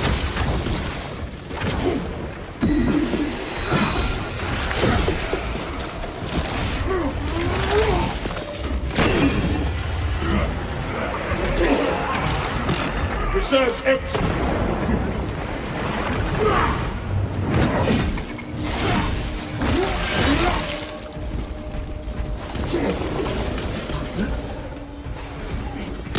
Magazine exhausted.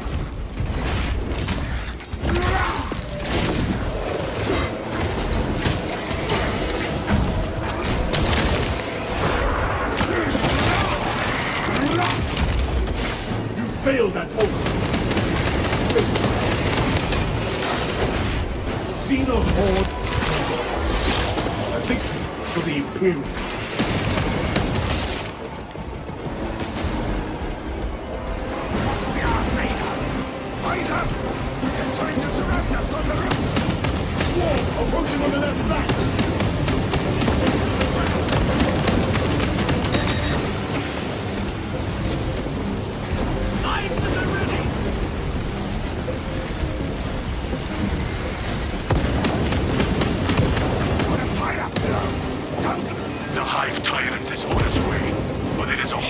Xenos between you and emptiness. Take it through. You have its attention. It is moving to intercept. Apply more pressure.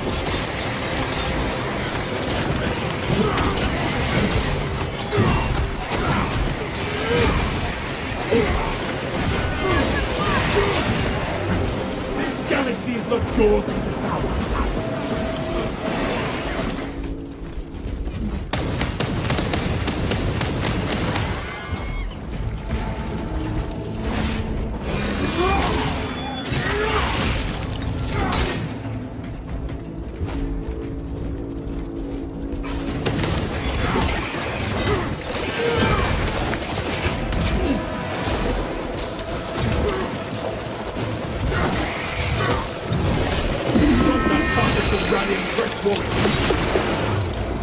That silence tuned its fire kitty.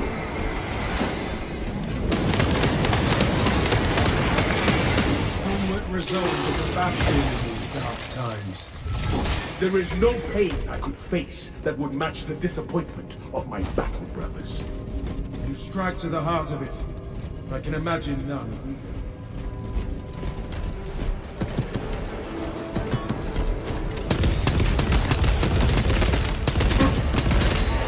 Elite level Xenos. Pacified.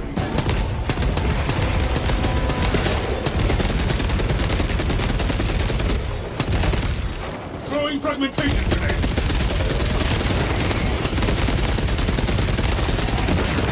Advancing towards objective.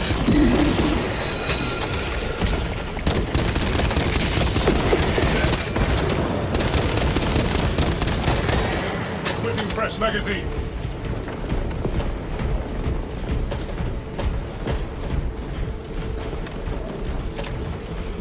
Frag grenade deployed.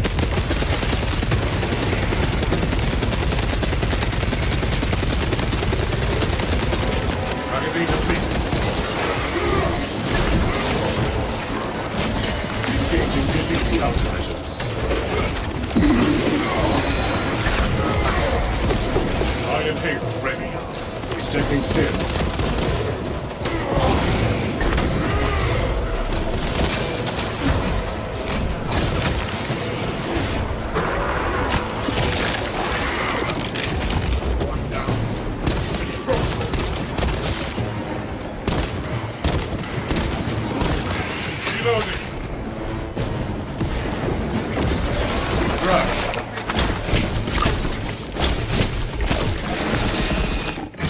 Anti-grapple tactics successful.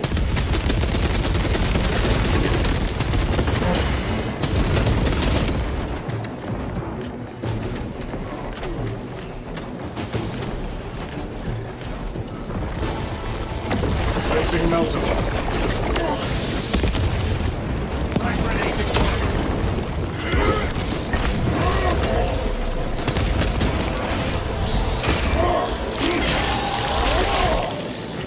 Subterranean tyranny annihilated. Refilling magazines. Packing up equipment.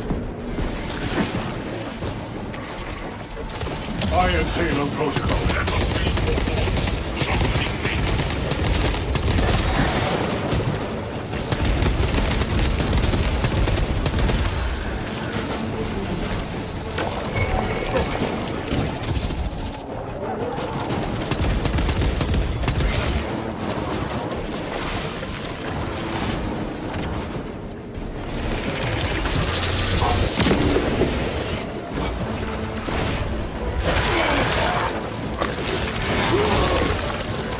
Tyrannies have no life tactics.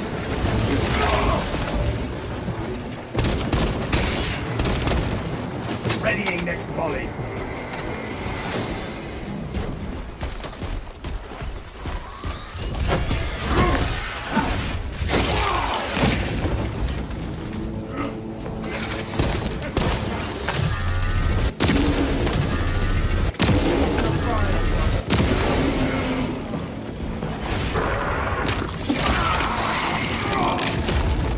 Alien bioform eliminated.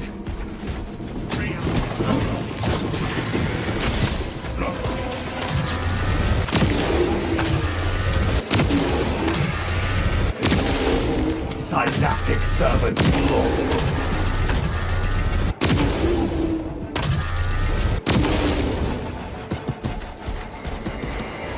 This is where we sow the enemy's defeat, brothers. Readying next volley. Checkpoint located.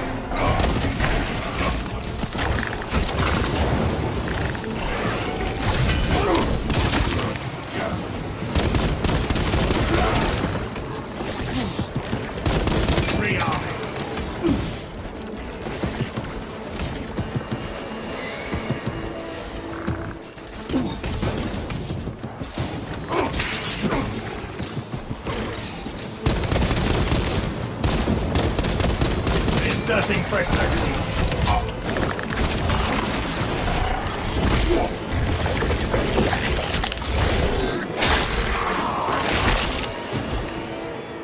Never lost sight of that one.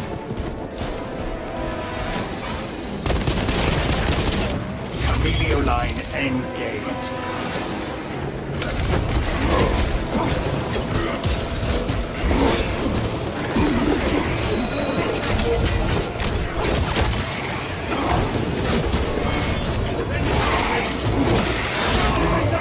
Synaptic servants.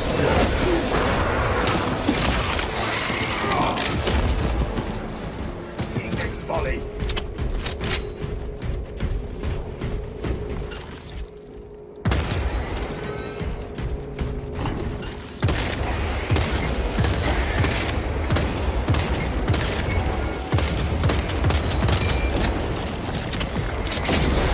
Defeat me not.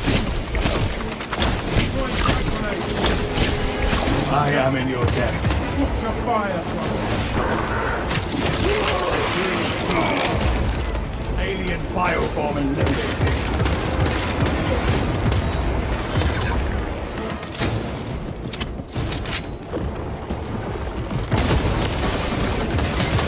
The galaxy is a better place for there being one less Ravener.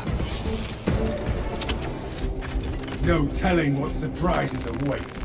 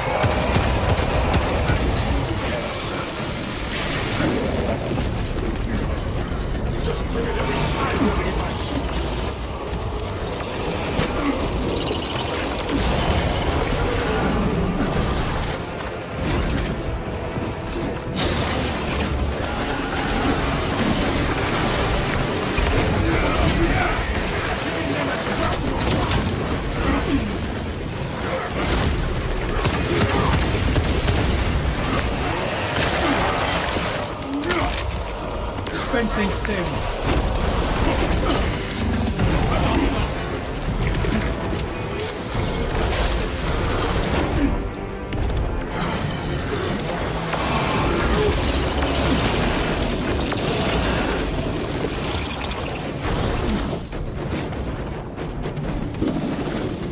All specs primed. Scanning.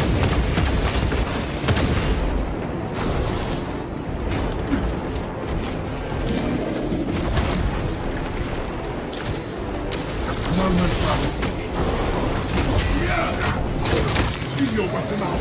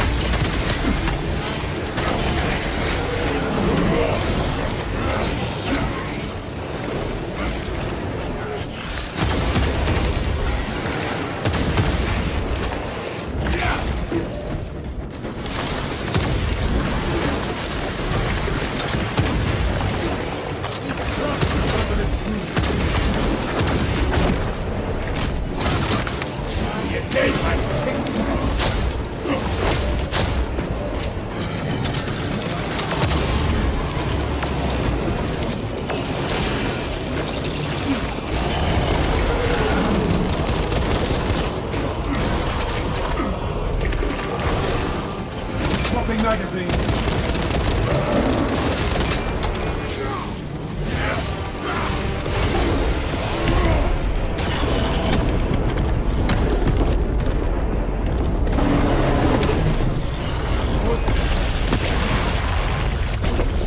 Meridian to Damocles.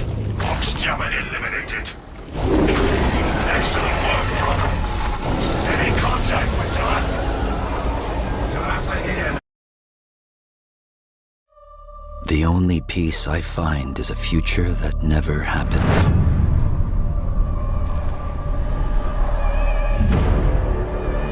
One where I, Paul Atreides, was never born. I created the future until it created me.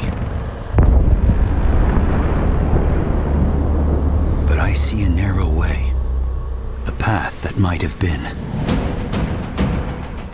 What if my mother had obeyed her orders and given birth to a girl? Everything would change.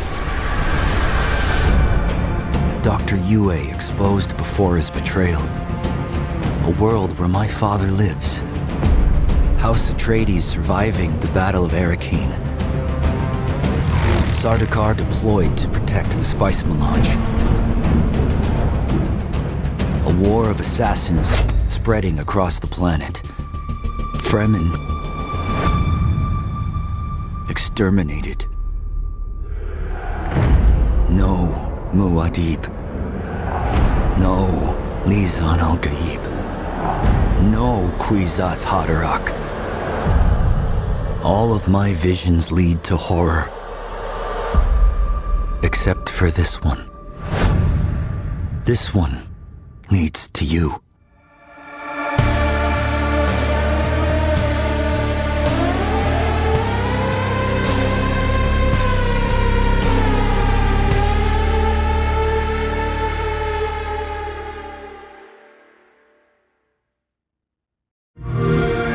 Vaultathon 76 is sponsored in part by Sugar Bombs Breakfast Cereal.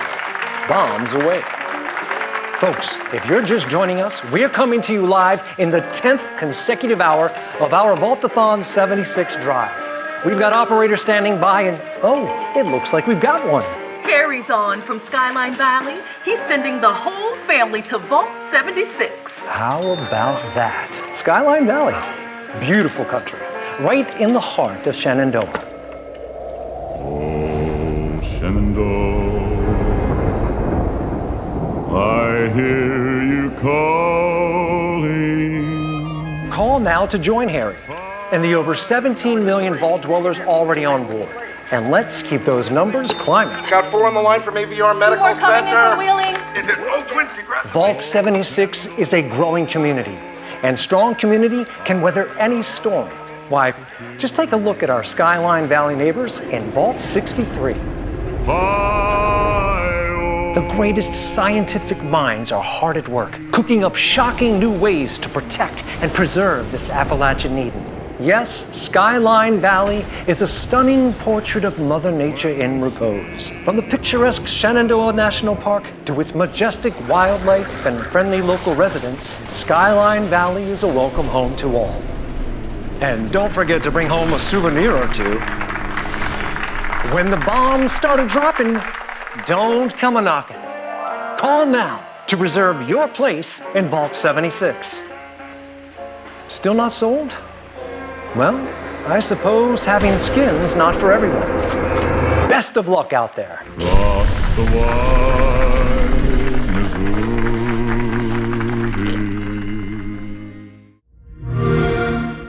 Play it now with Game Pass. Gamescom is upon us. And it's shaping up to be a pretty cool one. Let's talk about it. Tam, it's my favorite time of year. September? It's August. Oh, damn. It's Gamescom! Lose the shirt. Lose the pants. Lose your mind. It's Gamescom. Lose the attitude. Lose the frown. Lose yourself. It's Gamescom. Gamescom is, I believe, the world's biggest, or one of the world's biggest video gaming trade shows. I think it's something in the region of 300,000 people descend upon the Köln Messe in Cologne, Germany, for the smelliest of conventions. The problem with Gamescom, and I love it, it's just there are so many people. It's always been one of my favorites, not just because coming from the UK, it would be the show that everyone would go to, but just in terms of getting to see people be so excited about games and like queuing up for hours and hours just to play stuff, see the latest and see all the new reveals. The reason it's exciting is because we get to see and potentially play some games that have just been, glimpses up until now. Capcom's bringing Monster Hunter there. A lot of excitement. Hey everybody, welcome. It's time for Gamescom Opening Night Live. I'm your host, Jeff Grubb from GiantBomb.com. We're going to be doing a little bit of a pre-show here before the whole thing gets started. It's actually a pre-show to their pre-show. They have something happening starting around like 1:35-ish p.m., 10:35-ish a.m. Pacific time. We'll get in there, let them do that if you're watching on GameSpot. If you're watching with us on Giant Bomb, we'll carry you through. We're going to talk over the whole thing. And by we, I mean myself and Jason Finelli. Jason, how are you doing? I can't believe it. I made the team. I'm doing great. How you You're all on the doing? team, bud. Absolutely. No, thanks for hanging out with us. I really appreciate it. Jason's a freelance writer. You might recognize him from Game Mess Mornings. Thanks for hanging out. Nikki Grayson, how are you doing?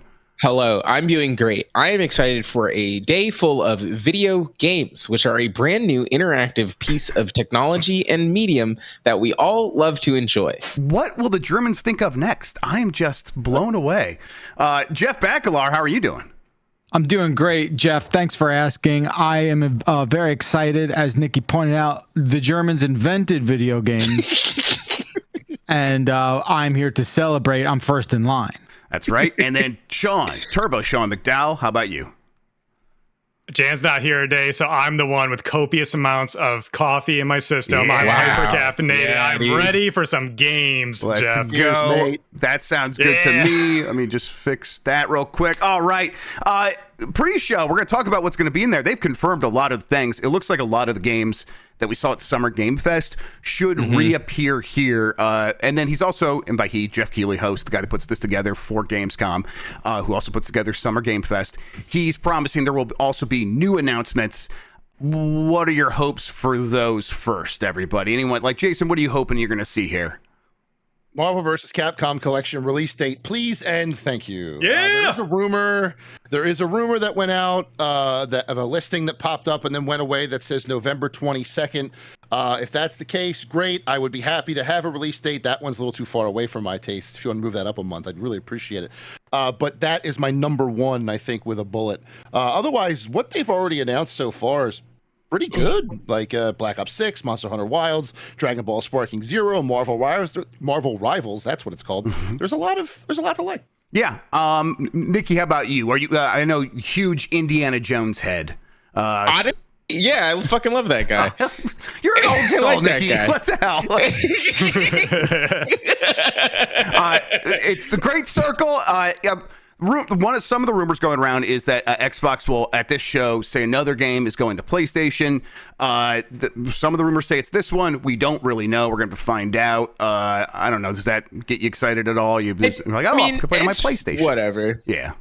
I don't like using either of those boxes. It doesn't really matter what EXE the game is playable on. I kind of will be annoyed that I have to use it. God, it's such the same play. I never thought that would happen to me. Not to be curmudgeons about it, everybody, but I'm kind of over consoles. I don't know what happened. For sure. It so deeply doesn't matter which annoying box I have to play this video game on. I'm annoyed that I have to do it, but I will be greatly excited about the video game Indiana Jones and the Great Circle. I just look at him like, why aren't you a Steam Deck? Absolutely. Dude, yeah. Sean, how about you? Anything from this list of games we have that stands out? I mean, there is like a ton here. There's almost 24 that he's confirmed will be there. Towerborn, are you a Towerborn guy? Heck no, Jeff. I'm eyeing up that Persona 3 Reload episode. I guess I want to see how they do that, how they bring back that episode from Persona 3 Fest. I'm a huge Persona guy, so I'm really curious to see what it looks like. We've had teases here and there. Keighley was teasing it on Twitter yesterday, so I'm curious to see what that looks like. I am one of the 2 Call of Duty people around here, so I'm curious to see more from Black Ops 6, of course, more gameplay stuff. We saw a little bit of that. But what's the temperature check on Black Ops 6 among your kind? Are you all excited? Are you people even excited about people? Becklar, we're not taking this laying down, are we? I don't understand anything he said so far. Like, I'm gonna sit this one out. I know what I want to say. I know what I want to say. I'm just waiting for my turn to speak. Okay. I mean, like, you know, it's more Call of Duty. Like, what can you say at this point? I'm happy that's going to be in Game Pass, so I don't have to spend $70 on. My friends don't have to either. Yeah. And we just hop into this Call of Duty. So. I like, Call of Duty's fine. Like, I'll play that. You know, I've not played it to the extent that I played 2020's Call of Duty subtitle. I cannot remember. And, you know, it's never risen to that level since, which is fine. I'm always going to play a new Call of Duty, though. So that's a game I don't have to worry about. All right, Becklar, you want to talk about it. You won't shut up about it in the Slack. Here it is. Batman Arkham Shadow for the virtual reality consoles. Just get in there. Tell us all about it, bud. Your favorite game. That is definitely not what I was going to talk about. We're going to talk about Infinity Nikki. Yeah. No, you know, first off, it should go. We should mention. We should touch on the fact that like that first Batman VR game that came out. I forget what it was. Which like what one? 7? It was like the first one where you were teleporting basically to like each spot. That was okay. Like that was okay. Batcave. Yeah. That was perfectly serviceable, and I think for its time, a bit of like a novelty. Okay, here's what I want to talk about, and I'm sure someone else has talked about this as well. I don't read or pay attention to anything else. So here's the deal.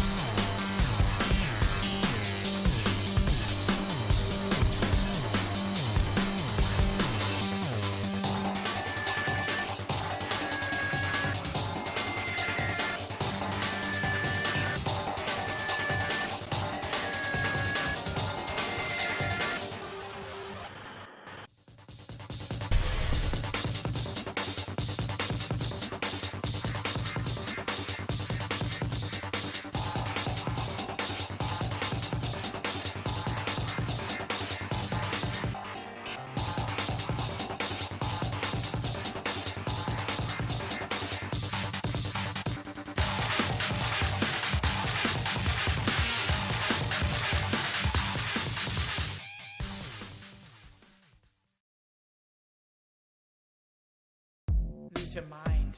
It's Gamescom. Welcome to the Gamescom Opening Night Live pre-show. I'm Kyle Bossman, and I'm going to be teeing up trailers and building anticipation in these final few moments leading up to the big show itself, Gamescom Opening Night Live 2024. Now, here's the weird thing about the pre-show this year. We have more games in this pre-show than ever before, and a bunch of them are brand new game announcements. That's mucho. Street Fighter 6 showed up for this. The pre-show is good.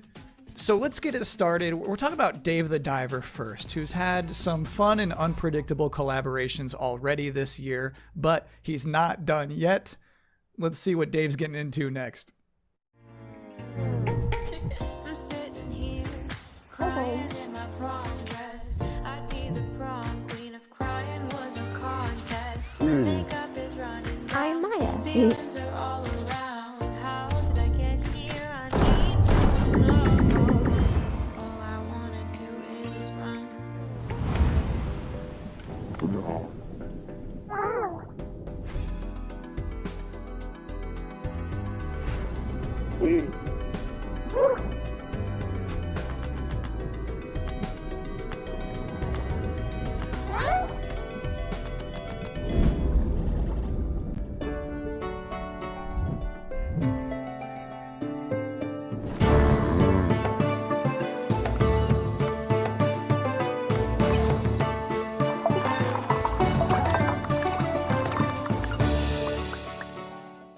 If you're just joining us here at the pre-show, you're still relatively early. You only missed one trailer so far. And our next one is for a brand new game in a storied franchise. well known for its depiction of long-distance relationships.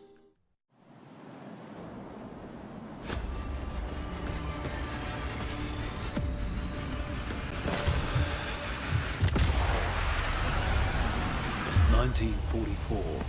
Allied forces are preparing to drive the Nazis out of France, and they're desperate to turn the tide of war back in their favour. The French resistance have uncovered a rumour of a secret weapon so ruthless, so severe, it could make it impossible to reclaim France. This threat can't go ignored."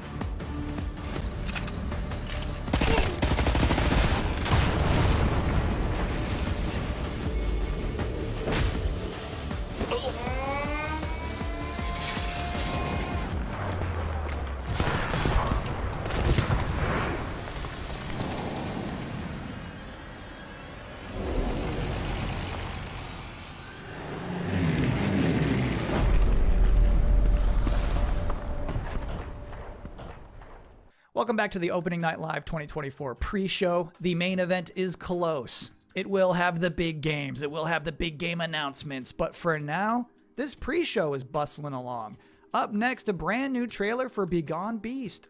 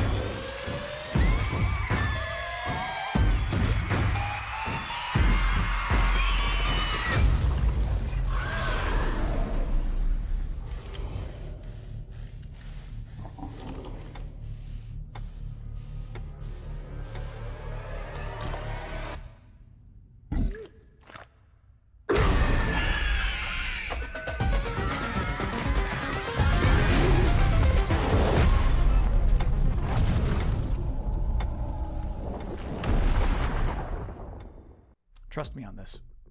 You're about to see the most thrilling trailer for a road building simulator you've ever seen in your life, right now. When I was a kid, I couldn't wait to leave this town behind. But what's that saying? Man plans and God laughs? He must have had a good one on my account. When the water receded, it carried away everything we ever had. It also gave me a reason to stay. Truth is, we can't stop what's coming. The important thing is that we rebuild.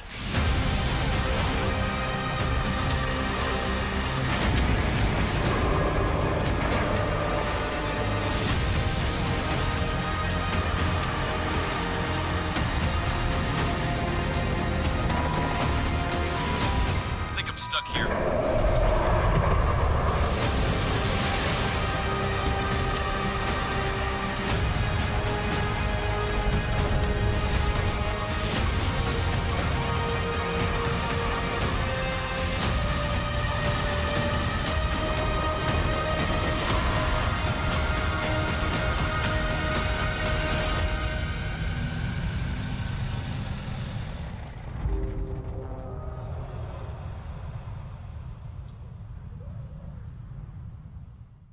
And now you're about to see a couple of games that will make you say,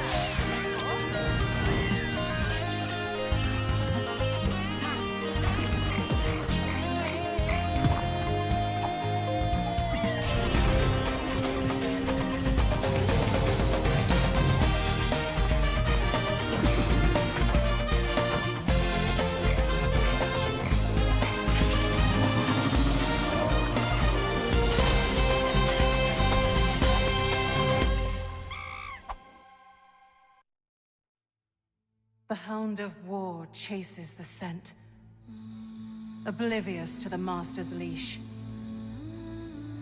True balance lies beyond the edge of a blade.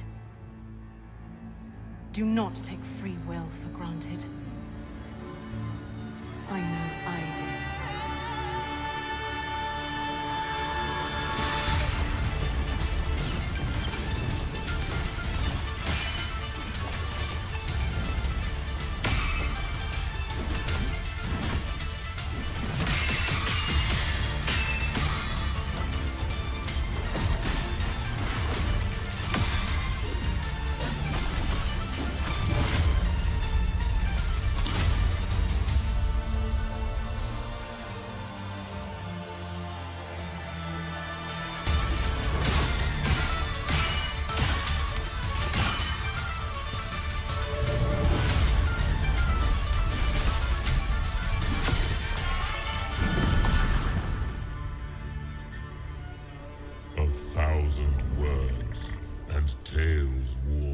medals avail naught for a hero's self-proclaim.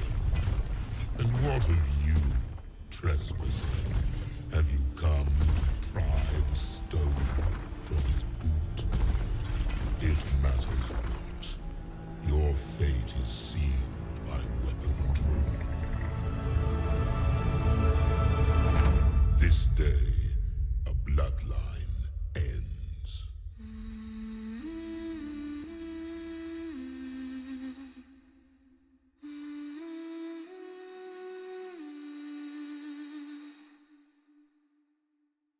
We all agree that this pre-show is going pretty good so far, but my primary duty here is to make you aware of and excited about the fact that Opening Night Live is minutes away. So here they are, the top 10 reasons to look forward to Gamescom Opening Night Live 2024. Number 10. A new look at Call of Duty Black Ops 6. Number 9. An extended look at the gameplay of Dune Awakening. Can I be honest with you for a second? I didn't really get Dune until the second movie, and now I think Dune is cool. Number 8. The tinge of king-like power you feel when dozens of big-budget games desperately beg you to wishlist them. Number 7 reason to look forward to Gamescom Opening Night Live 2024. News from Marvel Rivals. Number 6. An Indiana Jones and the Great Circle presentation. Because there's no way it's just another super long cutscene. At some point, they're going to have to show what it's like to play this game. Like, what button is the whip? Number 5. The reveal of Tarsier Studios' next game. Here's the story with this one. So, Tarsier Studios, who made the Little Nightmares games, a few weeks ago, they put out this terrifying teaser with like this sliced open giant happy pig. And then it just says, worldwide game reveal, Gamescom ONL. And that makes me curious. I don't even know what this is. Number 4 reason to look forward to Gamescom Opening Night Live 2024. 50-50 shot Sam Lake shows up with a new dance. Just to be clear here, he is not scheduled to appear, but you always feel like there's a chance. Number 3. The first gameplay of Civilization 7. Number 2. An update on Monster Hunter Wilds. Officially, we're just calling this an update, but there's no way it's just going to be somebody talking. I promise it's going to be nice. And the number 1 reason to look forward to Gamescom Opening Night Live 2024 is... It is always nice to hear a room full of people cheer and be happy about video games. Almost always. But before we can get to any of that, there's still plenty of pre-show to go. Next up, from the studio behind Fury and Haven, here's a brand new trailer for Cairn.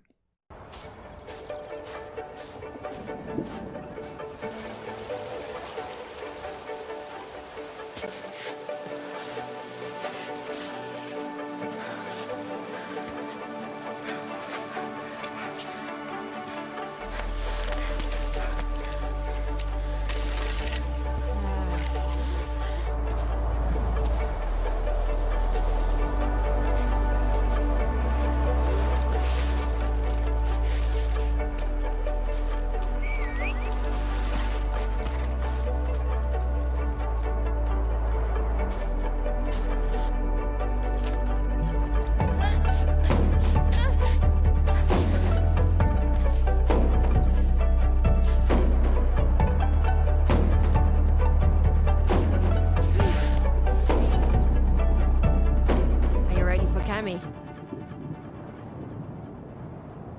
It doesn't look so bad, does it?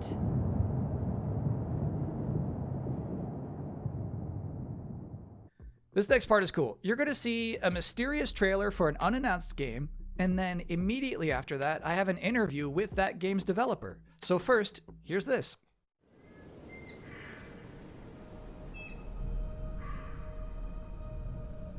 How long has it been? 5 days? 6? I need to get up. But no matter how much I sleep, I still feel tired. Maybe it's because the nights here feel unsettling.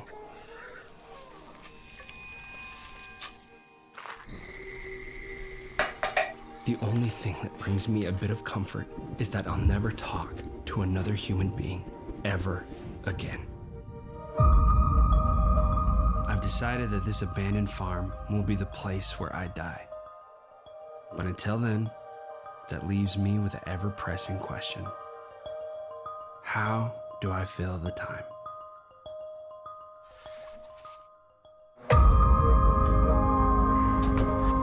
There's always a lot to do on a farm, and it's good to keep busy. It gets your mind off things, like the things you've lost.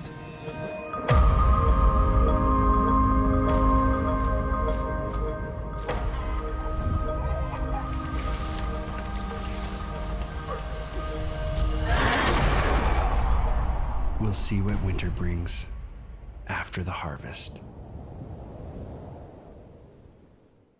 Recently, I had the opportunity to talk to the solo developer behind We Harvest Shadows, David Whaley. What's up? Thanks for having me. It's a great honor. Heck yeah, we're happy to have you. How would you label We Harvest Shadows? We Harvest Shadows is officially, I call it, a first-person farming horror allegory. And it's because I wanted to do a lot of weird things with this game. I wanted to make a beautiful horror game. It's very personal, story-wise. I call it anti-cozy game, which you're probably wondering, how does that even work? I think a lot of us, we had a hard time during the pandemic, and, like Animal Crossing, like that saved my life. Extremely cozy. Yes, extremely cozy.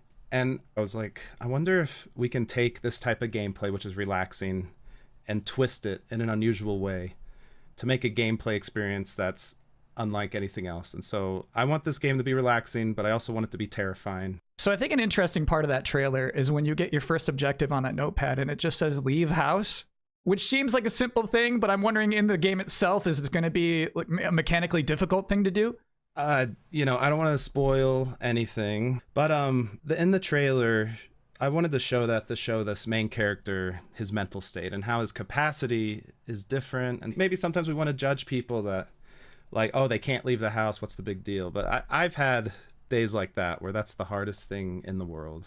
And I wanted these mental hurdles to become real. Like, they're figurative challenges, but they become like literal challenges and sometimes literal demons in the game. I've been there where leave house is a difficult objective of the day. I've been there.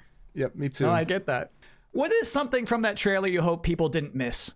There is like some hidden things in the trailer. There might be there might be some eagle-eyed viewers, but a big theme of the game is that he wants to be alone forever, right? But he's actually being watched at all times. And so in the trailer, there's a lot of hidden faces, scary things looking at him. So maybe people can go back and see if they can find him. David Whaley, thank you so much for joining us. Have a great Gamescom. Thank you so much for having me. Thanks again to David for taking the time to do this and bringing the vibes back up. And I think now is as good a time as any for a super scary trailer with biblical undertones.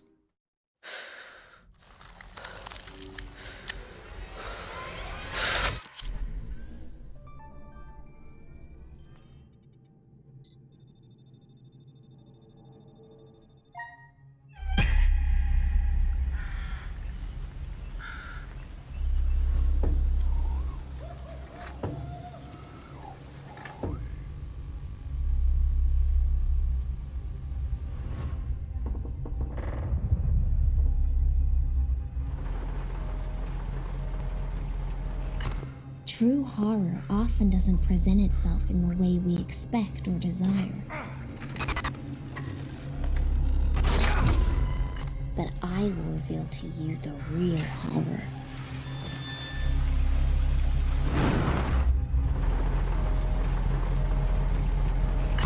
True horror often doesn't present itself in the way we expect or desire. But I will reveal to you the real horror.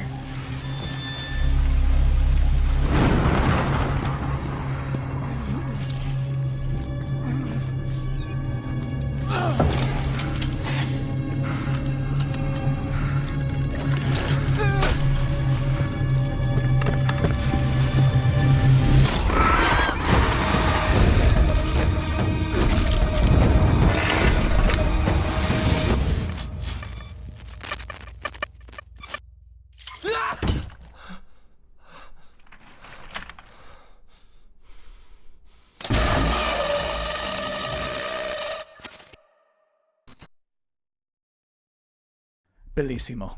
Next up is a trailer that works better if I don't even set it up, so here's a good trailer to watch. Stuck on a planet with nowhere to poop? The juiciest burgers in the galaxy. Burger Squirt. Flappy Extreme Learning Smartbot from Hot Whiz. Radical! I smush it down my throat. Our new Ding Dong! Greetings, brave explorer. We here at Alta Interglobal would like to welcome you to our newest venture, the colonization of space. You've spent almost a century hurtling through the universe in cryosleep, ready to begin your work on this strange alien planet. Unfortunately, changing market conditions have led us to the realization that space exploration is far too costly and unpredictable, and Alta has decided to cancel all future plans in space. I regret to inform you that you have therefore been made redundant. Your final check has been sent. We thank you for your service, and we hope you eventually find a way home. Good luck.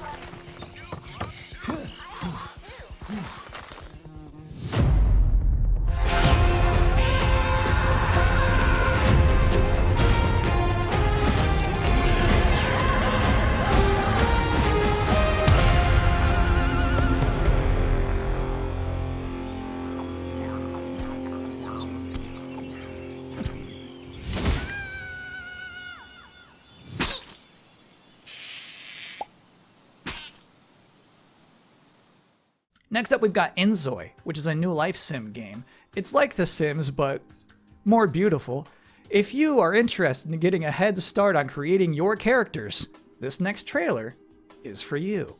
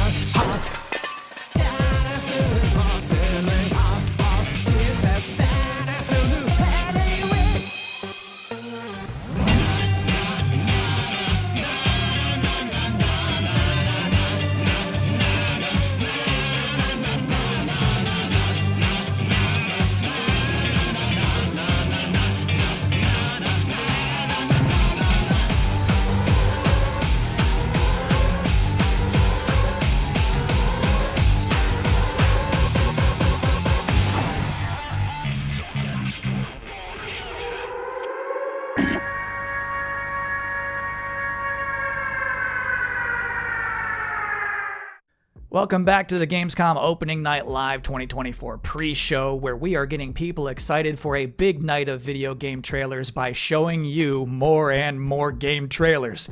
And next up is another brand new game announcement. I've always wanted to fly. The joy of it, the freedom of it. To just take your life in your hands and soar. I think that's in us all, isn't it?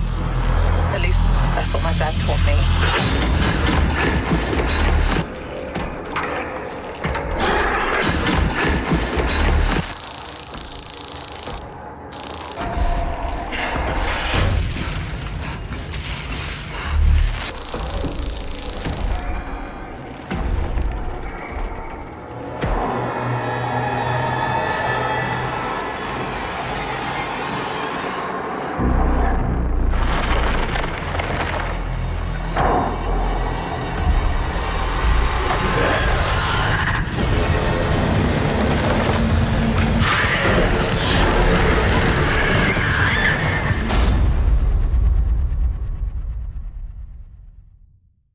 This might be hard for you to believe, but we have just one trailer left in this pre-show.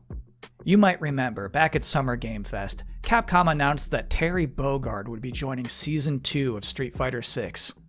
Then, last month at EVO, we all got to see what his in-game character model looks like.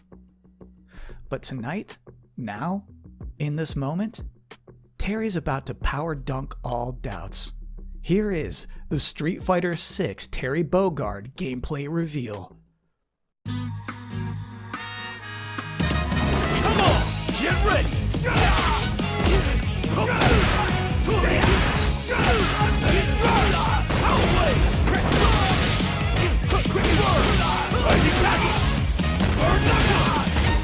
Time for a beatdown!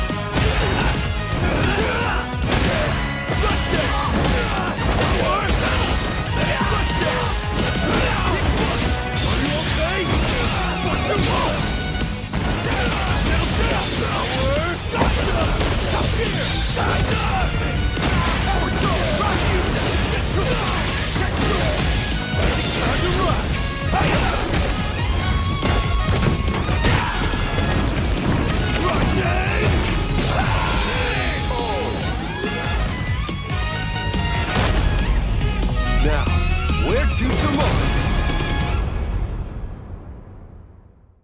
Good stuff, Terry. And that's it for the pre-show. Gamescom Opening Night Live 2024 is now officially just seconds away. Thank you for hanging out with me here and Mucho too. I hope you enjoy. Thanks for watching.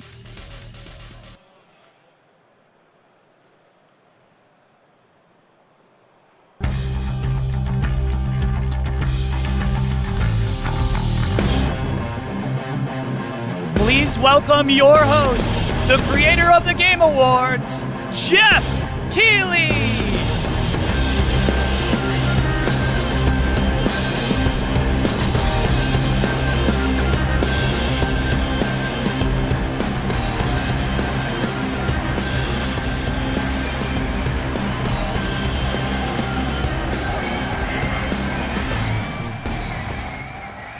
Guten Abend, Gamescom! And hello to everyone watching around the world. This is Opening Night Live from beautiful Cologne, Germany. And we have our biggest live audience of fans ever here at Cologne Messe. Over 5,000 people together as a community to celebrate our love of games. And of course, millions of you watching online around the world, welcome. We have gathered for the grand kickoff to Gamescom, the world's biggest in-person video game event. And this is our 6th Opening Night Live. Now tonight, for the first time, we have a live sign language stream of O&L to make the show even more accessible. Thank you to Kaborski, who's signing the show right now. Thank you, Kaborski. Now, while the game industry certainly has faced challenges this year, I know that O&L will get you excited about what's to come later this year and in 2025 and beyond. Now, over the next 2 hours, you're going to see world premieres from studios big and small, including, yes, some new game announcements you're not expecting, and some surprises, so get ready. From Monster Hunter to Indiana Jones, Dune to Civilization, Call of Duty to Marvel Rivals, the most anticipated games will be on stage tonight because they wanted to be here with you guys at Gamescom, and I am so honored and grateful to have the opportunity to present these games to you.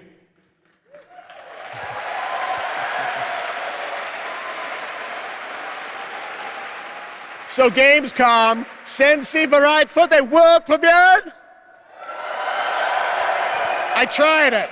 All right, here's our first world premiere, a brand new game announcement. This one hasn't leaked, and it's exclusive right here at ONL.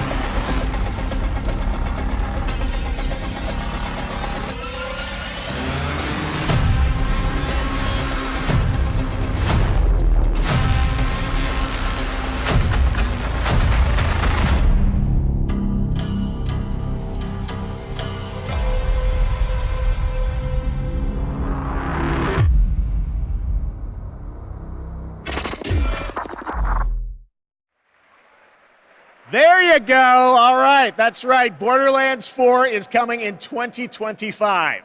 Next up, October 25th marks the release of Call of Duty Black Ops 6. To debut an extended look at the campaign gameplay, please welcome John Zuck and Catherine Anderson from Raven Software.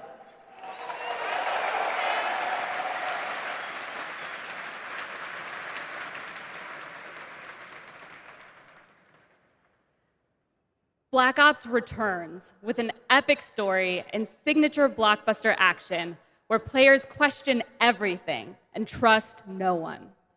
It features an all-new campaign with 16 new multiplayer maps, with the return of classic Prestige and Theater mode, and 2 brand new Zombies experiences on day 1. You'll see live MP, Zombies, and Warzone gameplay at the Call of Duty Next event on August 28th. And starting on August 30th, you'll be able to join the MP open beta to try out the brand new Omni movement system for yourself. But today, we're here representing the Raven team, who's leading the campaign in partnership with Treyarch. The Black Ops 6 campaign is set in the early 90s, a time of global turmoil and uncertainty as the Cold War comes to an end. You're joined by legendary characters Frank Woods, the grizzled vet, and Russell Adler, the ultimate wild card. Together with new allies Troy Marshall and Jane Harrow, and unbound by normal rules of engagement, you'll unravel a mind-bending conspiracy. In the mission we're about to show you, our rogue team has targeted a senator attending a political fundraiser in order to gain access to a top-secret black site underneath Washington, D.C. This is Most Wanted.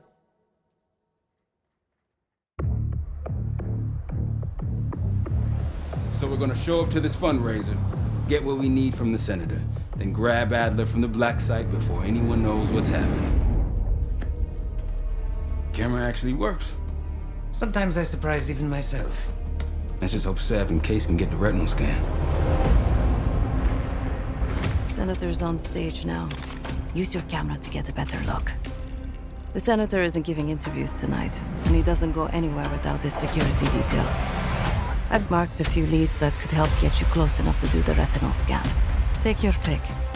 I got it on good authority that the senator stole some sensitive information from the people I work for. Who the hell are you? Blackmailing a senator with sex tapes. Can't beat the classics. I've cleaned up another of your messes. Lee Grisham, head of security for all Drain Energy. Grisham might be our way to McKenna.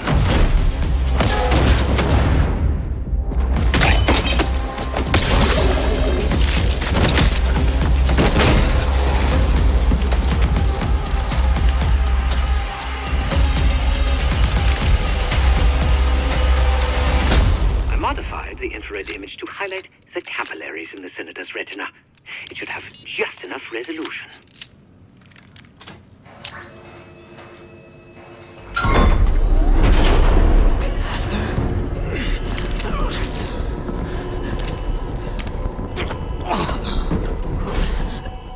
Please help.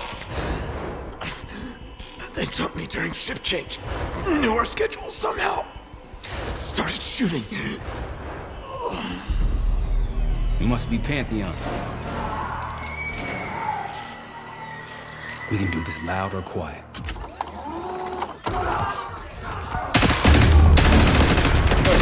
Go.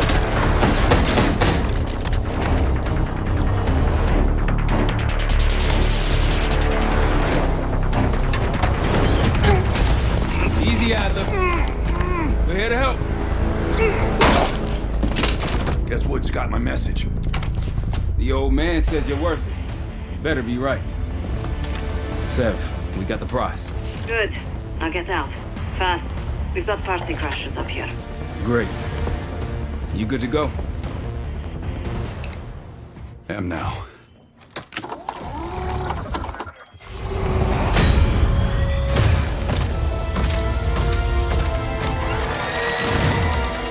Take cover! Stay low until that minigun stops spinning.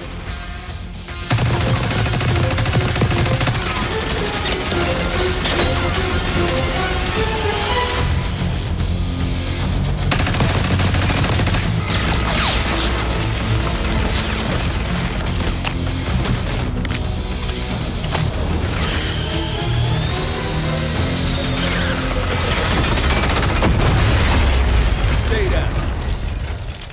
Nice work. These Pantheon guys literally sent the big guns after you, Adler. How's that feel?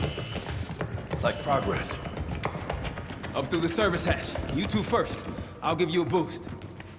You first, Adler. Come on, Case.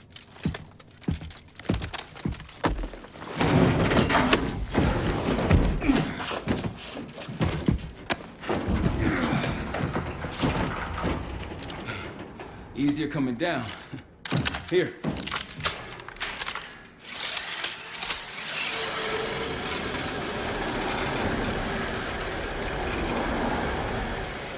Almost home free.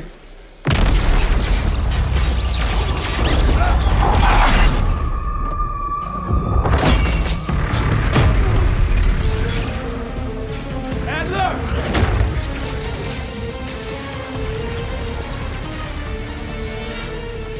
I got you. Man, you're heavier than you look. Thanks. Hope you have a plan B. Same as plan A. Go up. We'll just take the scenic route. Let's get moving.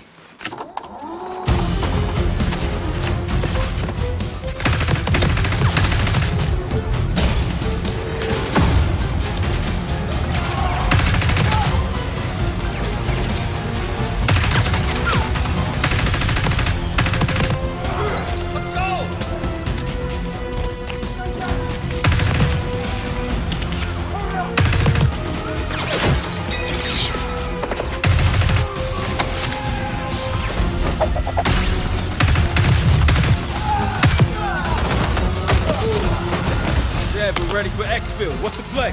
No play. This place is surrounded by cops. We can't reach you. Damn.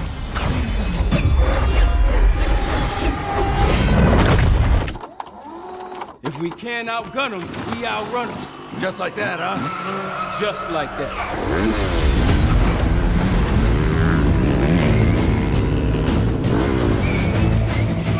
Ever do anything like this before? No. But I don't see any better options, and I'm running out of bullets.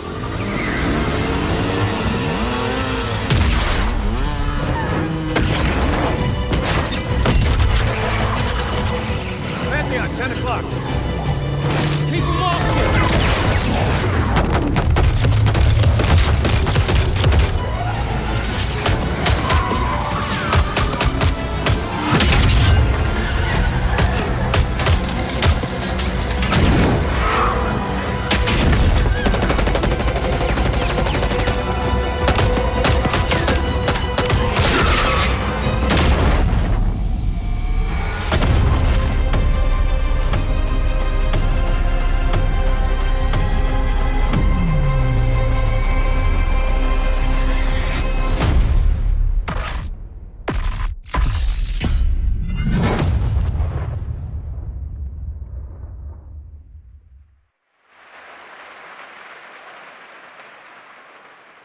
There you go, Black Ops 6, more coming at Call of Duty next. And now I'm honored to introduce my co-host for Opening Night Live. You know her from her years of hosting League of Legends esports around the world.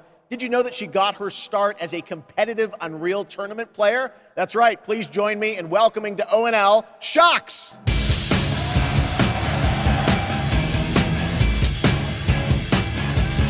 And hello, Gamescom. Thank you for the warm welcome. Unreal Tournament, that is quite the throwback, but I am so excited to be here tonight revealing many of the games on Opening Night Live and highlighting events happening during this Gamescom week in Cologne. Gamescom really is the best week for games worldwide every year, and I am so stoked to be back here with you all celebrating it. Now, it is my pleasure to share a message from Gamescom to you, our gaming community.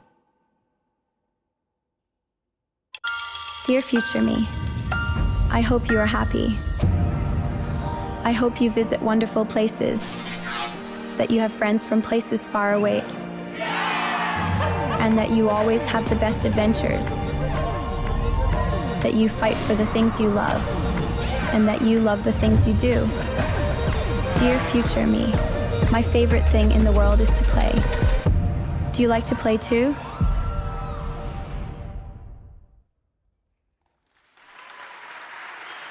Yes, the future is here and we are ready to play. Let's take a look at this fun trailer.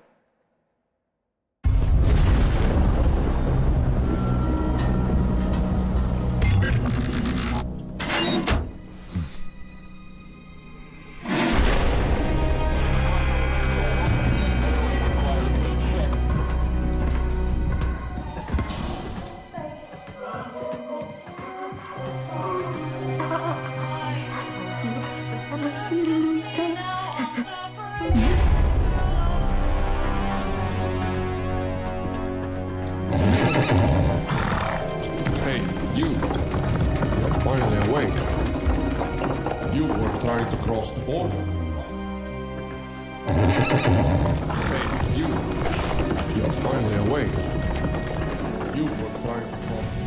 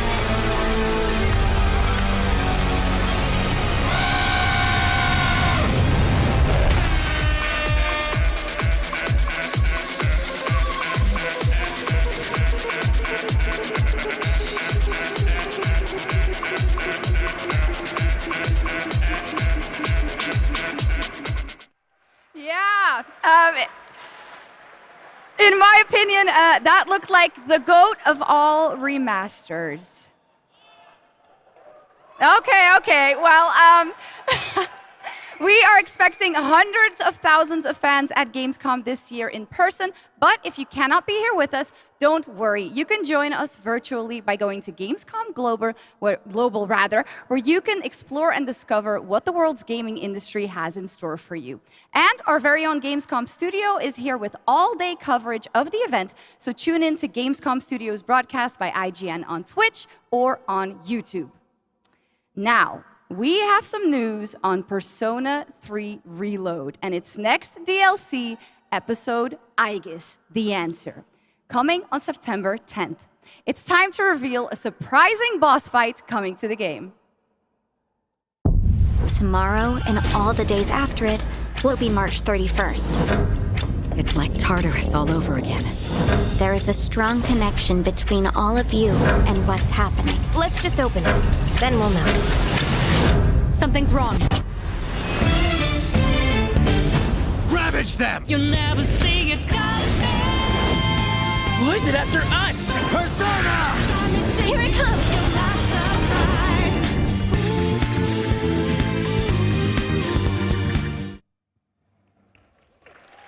Little Joker fun there. All right. Next up, we have another new game announcement for you right here, exclusively at Gamescom Opening Night Live.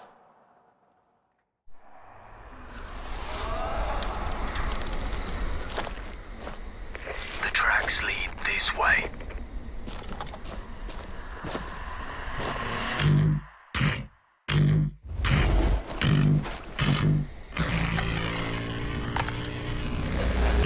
It's close.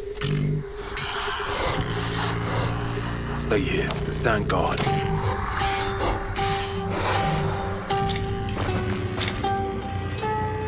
On me.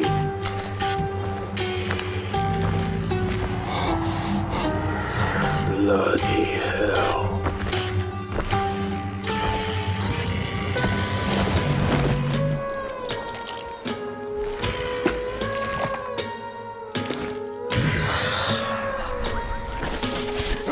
Contact!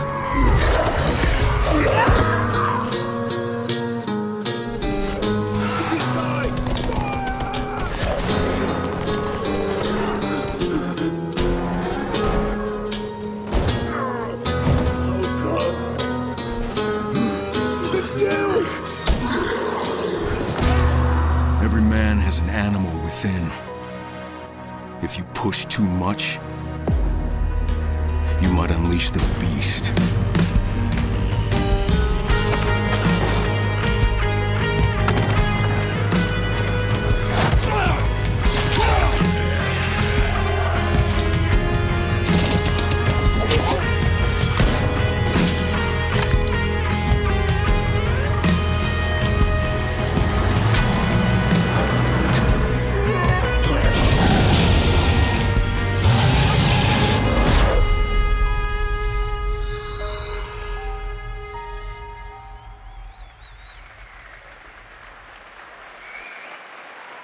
There you go. Kyle Crane is back in a new zombie adventure set in the Dying Light world with 20 hours of gameplay, a new open world region, and more in Dying Light: The Beast. Next, today marks the launch for the most wishlisted game right now on Steam, and also, last I checked, the biggest single-player game ever on Steam with over 2 million concurrent players today, Black Myth Wukong from Game Science in China, which is also out on the PlayStation 5. And right now, we've got the reveal of the launch trailer for you.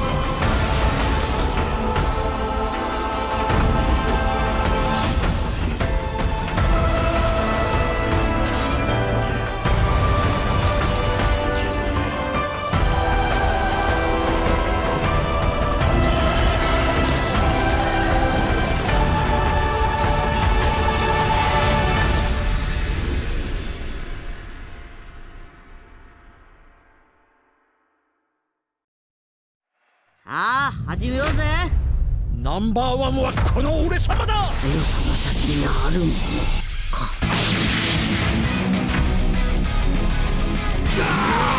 逃げろ。逃げんなよ。こっちだよ。よっと。ノロマだね。それ。これでどうだ。消えろ。勝てるわけねえな。俺をスーパーサイヤ人にすった。フィニッシュだ。待たせたな。こっちから行くぞ。あら覚悟しろ。殺してやる。手加減なしだ。お互いの限界の力でやり合おうぜ。オラに元気を分けてくれ。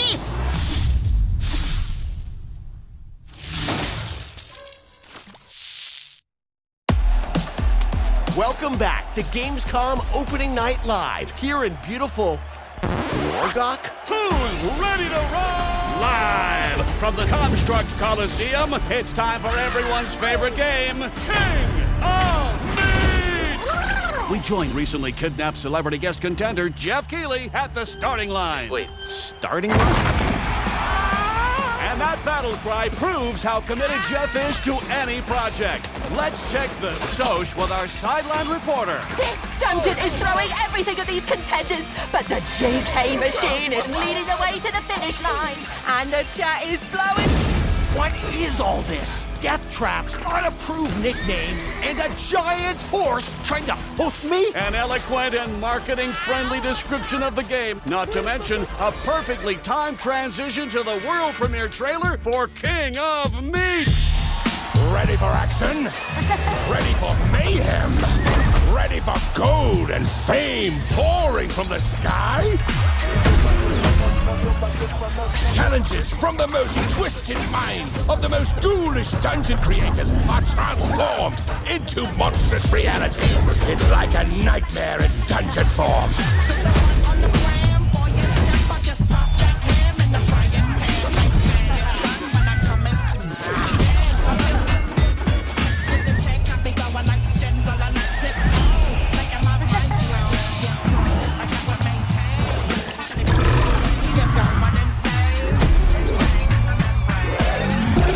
This is King of Meat!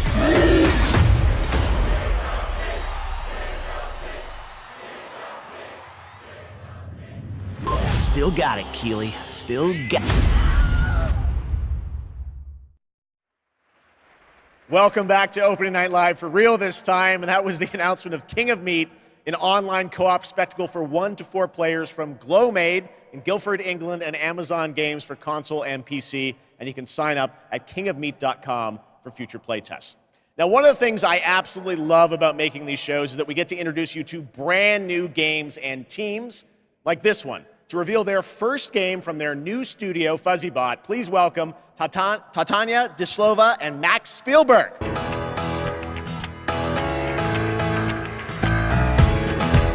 Hello? Max? Guys, welcome to O&L. I'm very excited to share this game with the world. Can you tell us a little bit about your studio, first of all? Yeah, well, first off, it's totally surreal to be here right now.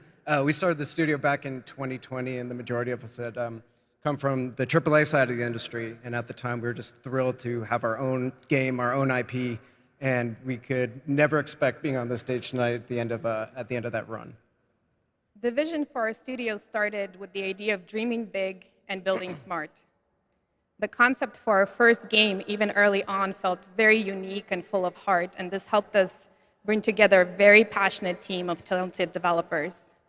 It's through their skill, dedication, and true love for the game that we're able to be here tonight, going way beyond where we thought we'd be. Well, I got to play this a few months ago with you guys. I had a ton of fun. Tell us a bit about your game, Linked. Yeah, so our debut game is called Linked, Banner of the Spark. It's a co-op action hack and slash with a bit of roguelite and town building elements. And so we blended these ideas together to create this cozy yet highly kinetic action game for players to brawl, build, and befriend a crew of adorable robots. In it, it's the year 3000, and you're going to take on the role as one of the last remaining humans on planet Earth. Allying with a friendly bot faction, you're going to aim to take down the Combot army hell-bent on organic destruction. Players can play alone or with friends in this vibrant world of robots. Or a simpler way that I like to describe it sometimes is you go out and fight the evil robots and then collect their body parts to build a sustainable town of your dreams while saving the cute ones. We are incredibly proud to finally reveal the delightful world of Linked Banner of the Spark, and we hope the players get as much joy out of playing it as we have building it. Well, we're very excited to show it to the world for the first time. Let's take a look at the world premiere reveal trailer. Thanks, guys.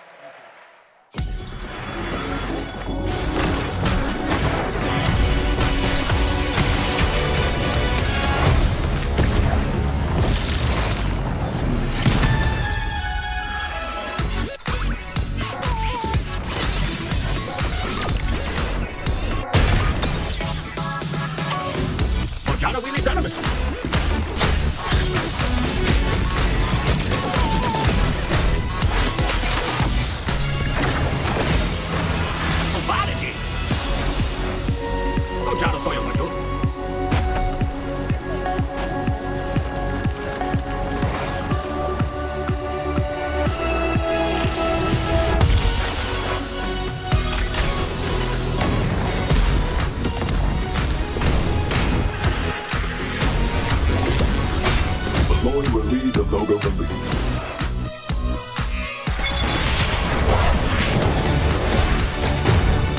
Lisa Leon! The yellow what you saw!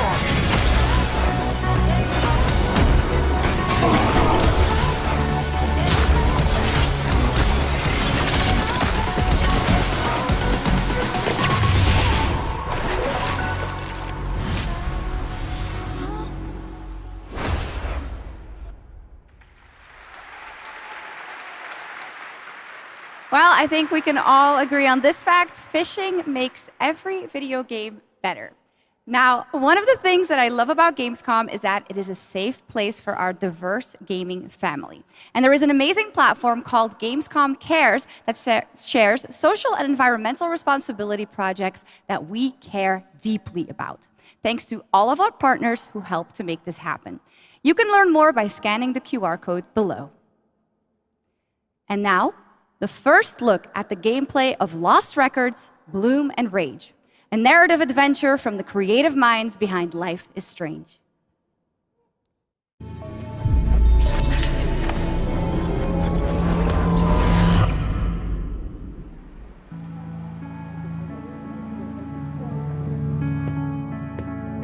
Honestly, Swan, I'm glad, but slightly surprised that you showed up tonight. When I saw your text, all these memories came flooding back. Hey, she actually showed. Welcome! I remembered Nora, her energy. Shit! Where's my fucking pick? The dark one's her favorite. I remembered you. Nice one, Autumn. You were the coolest. Skateboarder's wisdom. Never land on your wrist. I want to see you skateboard, Autumn. I remembered Kat. Whoa, watch out! She was like a firecracker. Fuck! This is serious. We're gonna need a real band name. How about Bloom and Rage? How could I forget? Whoa! Guys.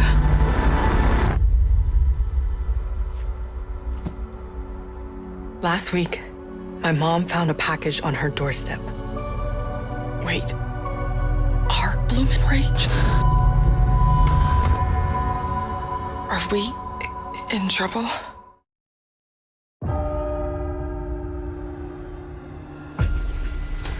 You'll excuse me if today's sermon is a little different, but today is not a normal Sunday. I wanted to tell you all, we failed in our duty to God. We were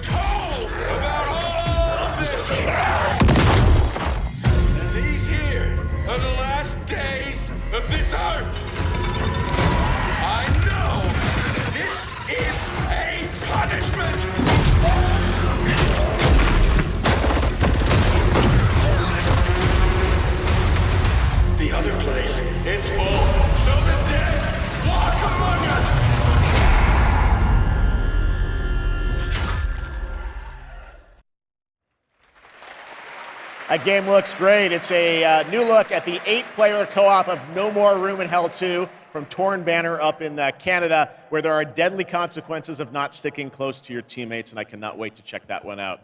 All right, our next game, it's been a long time coming for this next one. At the Game Awards in 2021, Embark Studios revealed Arc Raiders, a game that immediately struck a chord with players around the globe, a stunning future Earth where menacing Arc machines threaten humanity's attempts to rebuild.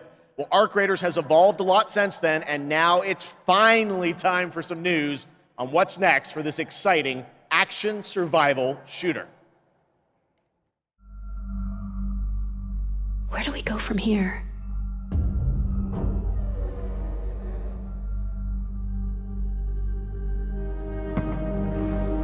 You've told us nothing of this place.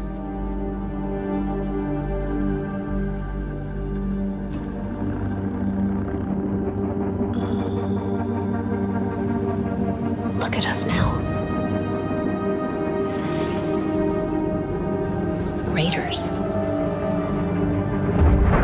Playing with fire. Everything to lose. But even more to gain.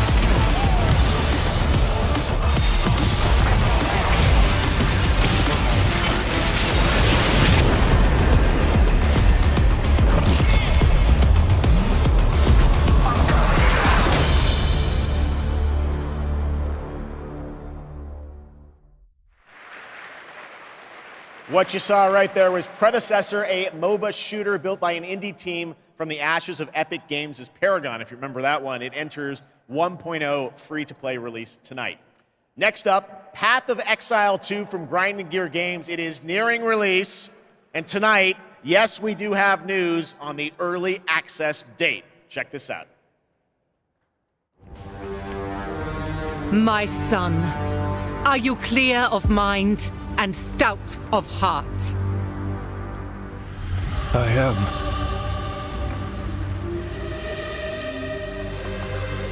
Are you ready to sacrifice? Sacrifice everything to become the savior?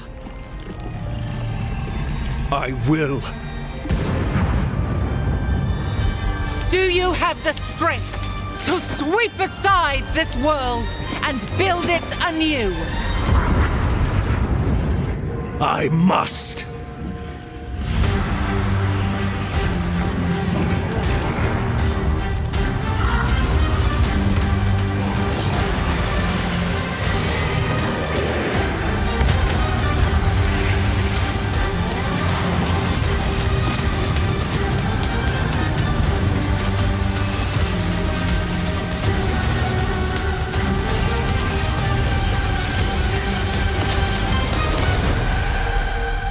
Now, are you ready to fulfill your destiny?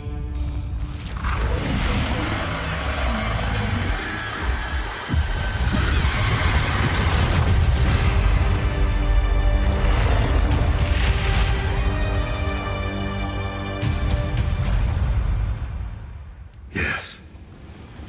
I am ready.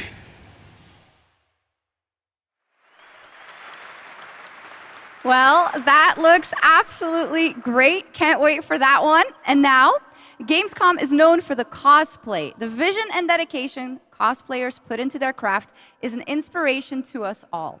And to see these amazing cosplayers, you can tune in to the Gamescom Cosplay Awards on Saturday, August 24th at 5 p.m. And if you're into indie games, who isn't, you can watch the best indies of Gamescom in our Gamescom Awesome Indie Show tomorrow at 8 p.m. on Twitch and YouTube. Enjoy exclusive announcements and interviews all packed into an exciting one-hour show hosted by Shay Thompson. Plus, the Gamescom event arena, that is where I am standing right now and all of you are. It is the biggest and most elaborate stage at Gamescom featuring not only opening night live, but additional live shows featuring creators, gaming events, and esports competitions that you can watch either in person or by tuning in online. Now, up next is a first look at the gameplay of Dune Awakening, the open-world survival MMO, and news on when it's going to be released. There is another path for you.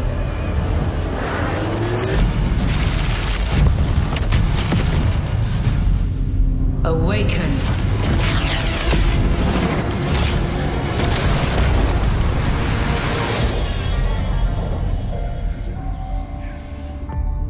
You begin as a nameless prisoner. Sculpt your appearance, choose your background, and then crash into the planet. You are abandoned and alone. Hunted by sandworms. Scorched by the unforgiving sun. Ravaged by sunstroke. Stick to the shade. Chase the moving shadows. Survive. Welcome to Arrakis, the most dangerous planet in the universe. Meet hundreds of other players in the vast online world. Befriend or betray those you meet. Form a wary alliance, in this case, a spit dart rifle and a still suit, for your help taking down territorial deserters. Working with others will always increase your chance of staying alive. The Deserter Base. Climb to a vantage point and prepare for violence. Your choice of weapons and abilities determines your strategy. Swordmasters lead the charge into battle, literally. Repel ranged attacks with a shield, and then take them out, one by one. Deploy the Hunter-Seeker and kill from the shadows. Take what you can from the Fallen. On Arrakis, nothing of value is wasted. Mine, harvest, and gather with your group to build bases and unlock more advanced equipment, like the Blood Purifier.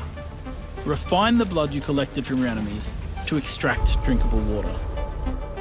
Craft improved equipment using fabricators. Replicate your bases in new locations with the blueprint system, and then sell blueprints of your architectural wonders to other players. Lead your group to become a guild. On Arrakis, a nameless prisoner can rise. Construct an ornithopter and take to the air. The world is yours to claim. This is Dune Man Keighley reminding you to vary your route. Return with a full spy slot. My crew found a shortcut would become The in-game radio provides insight into key events happening across Arrakis.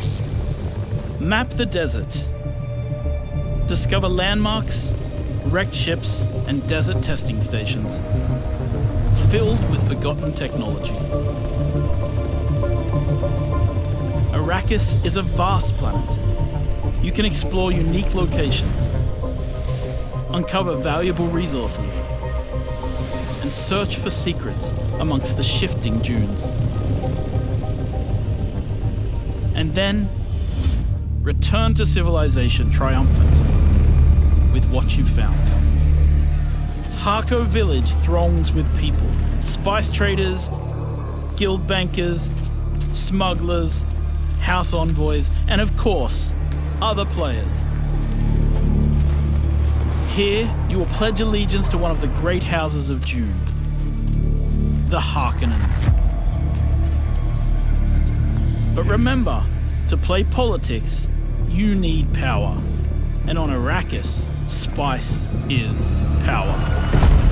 In the deep desert, beyond the shield wall, hundreds of players scour the landscape, hunting for spice. Every spice blow has the potential to become a heated battle, with multiple guilds vying for the precious melange.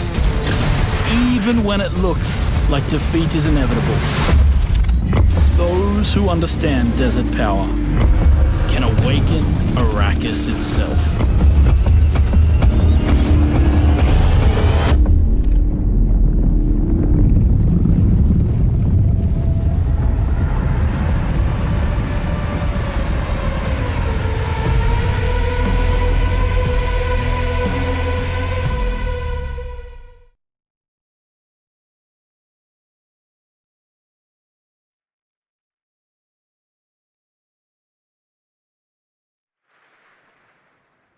Well, you can't have a Dune game without the sandworms, and the sandworm summoning begins when Dune Awakening drops on PC early 2025. So the wait is not that long.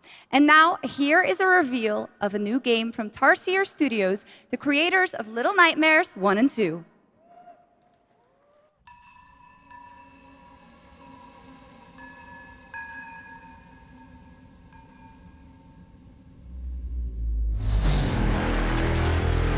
Nothing lasts forever.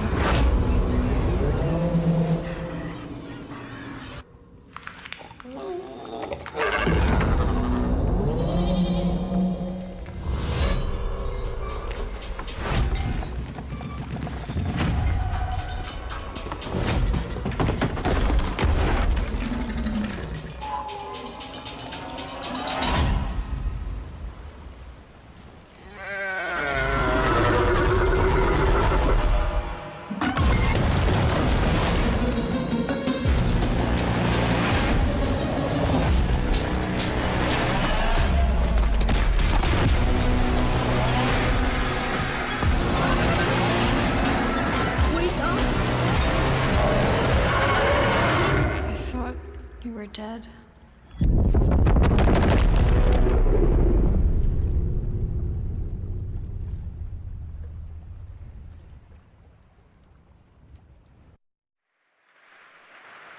That was Reanimal, the next big entry in the cozy game genre.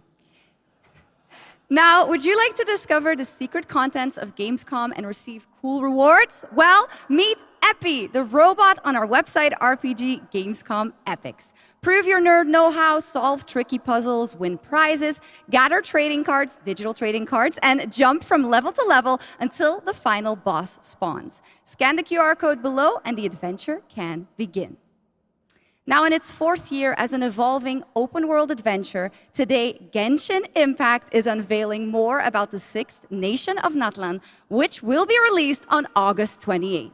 And we also have some news about when the game will be coming to Xbox.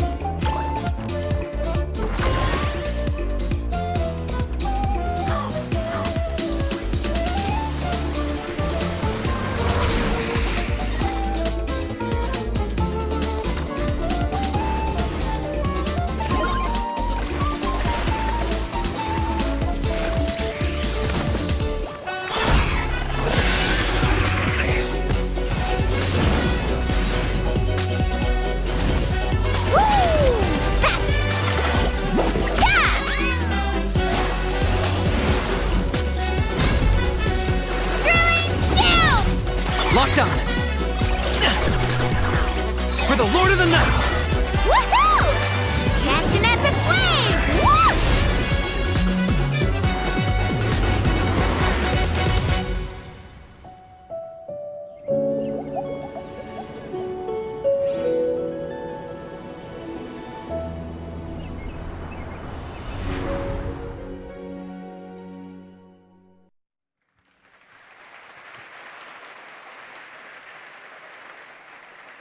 There you go, Genshin Impact, and also coming to Xbox later this year, as we saw. All right, now it's time to head into the wilds of Monster Hunter, which is playable for fans for the first time here at Gamescom. Capcom has an incredible booth. But now, to tell us more and show us more, please welcome to the Gamescom ONL stage, Ryozo Tujimoto from Capcom. Ryozo-san.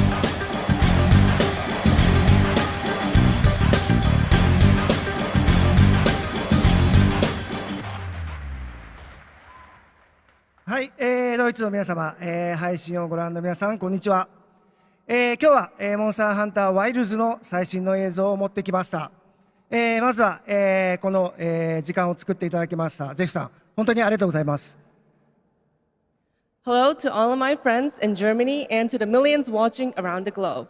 I'm really thankful that Geoff has invited me to the opening night live stage so I can share a new Monster Hunter Wilds trailer with everyone. 今日のですね、今回ですね、ゲームズコンでは、初のプレイアブル出展も行っています。今後ですね、世界の、いろんな様々な地域で、このようなプレイアブルの出展も、考えていますので、そちらも期待していただけたらと思います。それでは最新の映像をご覧ください。Before we debut the trailer, I just want to express how excited I am to kick off our season of Monster Hunter Wilds hands-on demos starting at Gamescom. Now, let's take a look at the latest trailer.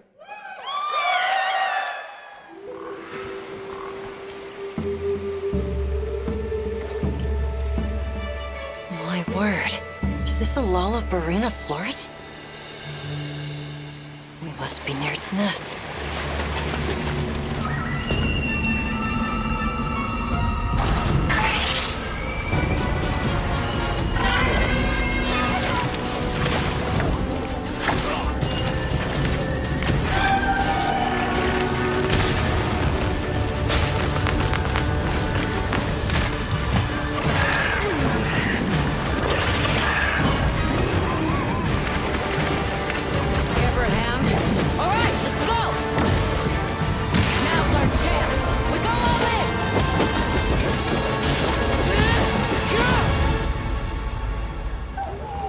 We could do a lot worse for an interim camp.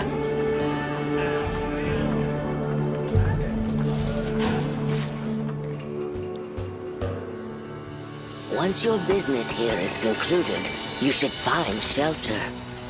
The sands come alive this time of year, like a wild beast bristling with lightning. From the look of it, that must be this region's apex predator. Guild permission granted. Begin the hunt. Understood.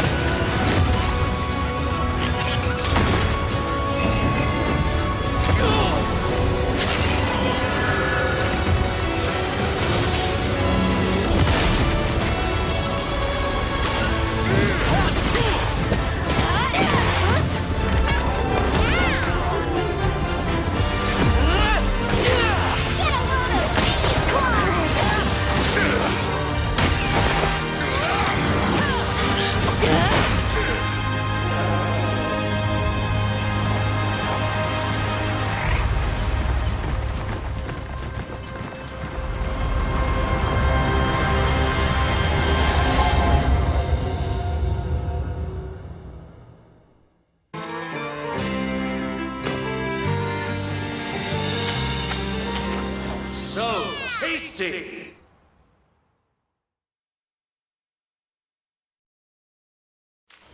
Danger lies at every turn. Treasure. Secret. Destiny. Everything lost is meant to be found.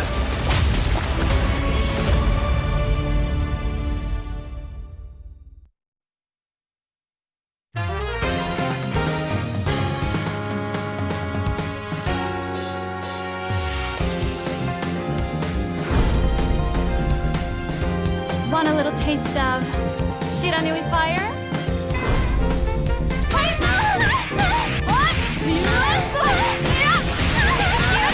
You ready? Feel the flames. Gotta prepare. That's it. Feel the flames of the Shiranui clan. Ode of the light, Akatsumi. Fatal Fury, City of the Wolves.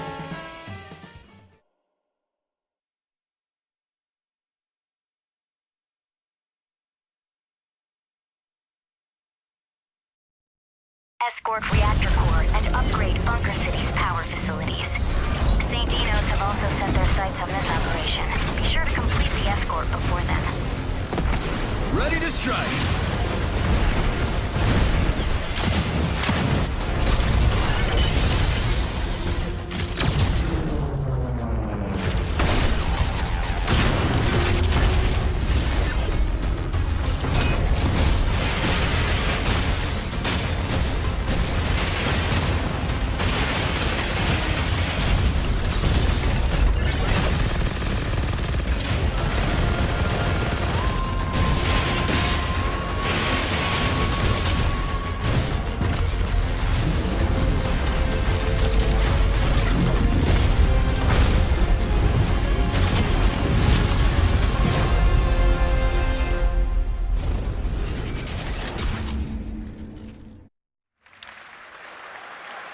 That was a new look at Mecha Break, the multiplayer mech game. Okay, next we have something exciting for fans of Monument Valley, the beautiful twisted puzzle game that we all played about a decade ago when it was first released in 2014. Well, tonight we are revealing Monument Valley 3, coming later this year from Us2 in London and Netflix Games. I played this. It is an absolutely beautiful, stunning game, and we've got your first look right now.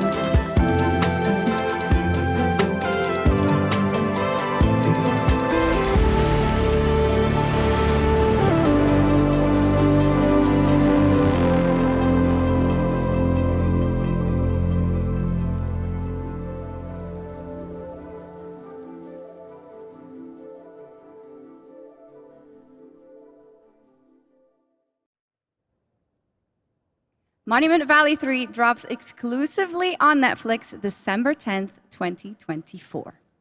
Now, first released in 1991, Civilization is one of the gaming industry's biggest franchises.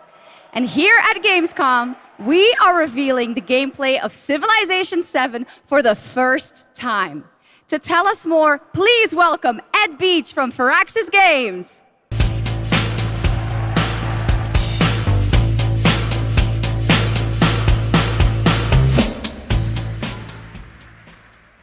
Thank you, Shocks. Thank you, Gamescom. It's hard to believe that it's been almost 8 years since Firaxis released our last Civilization game. So we're incredibly honored to be here tonight at Gamescom talking about Civilization 7. Civ 7. Civ 7 is by far the biggest, most ambitious game Firaxis has ever made. Everything from its new gameplay features to its gorgeous new art style is designed to immerse you in your own journey through history. Please join us after Opening Night Live on the Firaxis Game Twitch channel for our official gameplay showcase, where we'll deep dive into what's new in Civ 7 and finally reveal our new in-game narrator. On behalf of the team at Firaxis Games who has worked so hard on this game, I'm so excited to finally give the world its first look at Sid Meier's Civilization 7. Please, enjoy. Civilization was a game that was created during a time when we were just discovering what games could be. And we said, let's put the entire history of the world into a game and make it fun.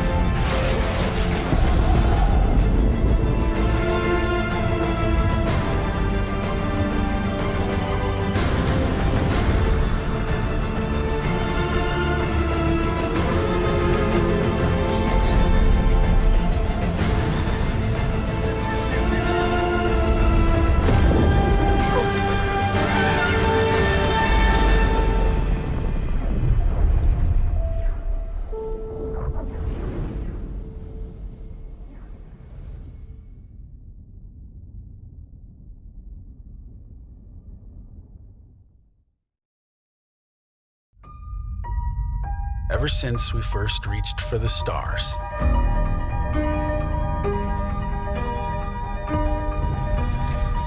we've been asking ourselves, what else is out there? And more importantly, can we drive on it? Space.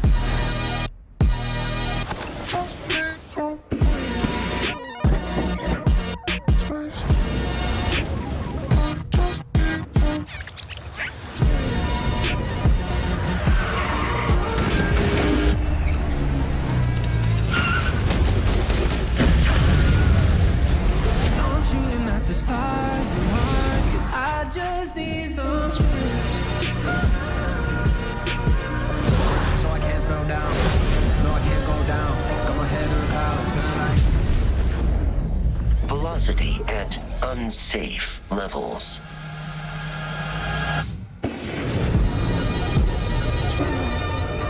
The Rev 8 has landed.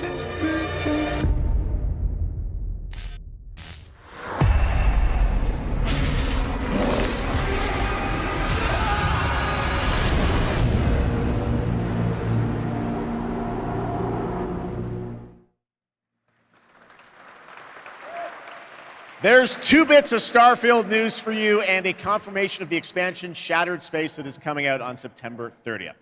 Now it's time for an exclusive update on Marvel Rivals, the upcoming hero shooter from NetEase Games and Marvel Games. Tonight at ONL, we're revealing 2 new heroes who are joining the game with a first look at their gameplay.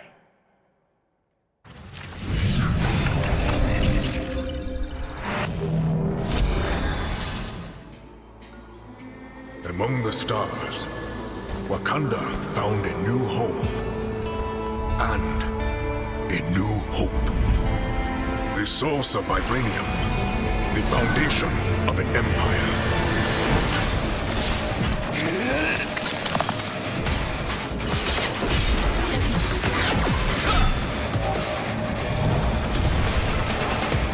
Snap out of it, Bucky.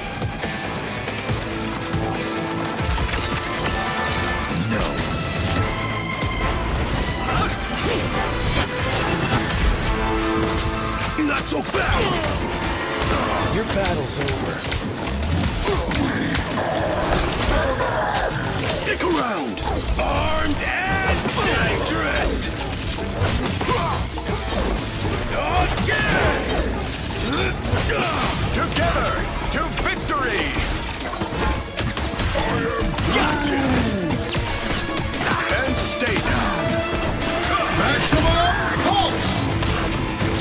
I can do this all day!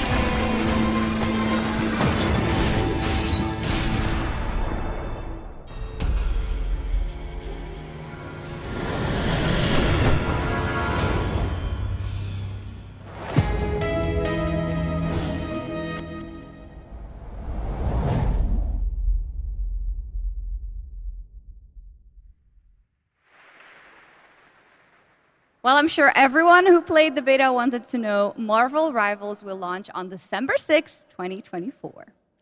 Now, Gamescom always strives to help the environment, and the event runs on 100% renewable energy and is climate friendly thanks to ongoing measures to reduce CO2 emissions. Exhibitors participate in the Gamescom Goes Green initiative by reusing their booth builds or avoiding single-use material. And yes, fans are planting more and more trees in the Gamescom forest. The forest has been growing since 2020 thanks to all of your engagement. And all of you can still help, of course. You can plant your tree in the Gamescom forest today. And with that, it is time to reveal the winner of the Gamescom Sustainability Award. This award celebrates an organization in the global game industry committed to sustainability and the environment. Presenting the award, please welcome back Lisa Pak with Playing for the Planet.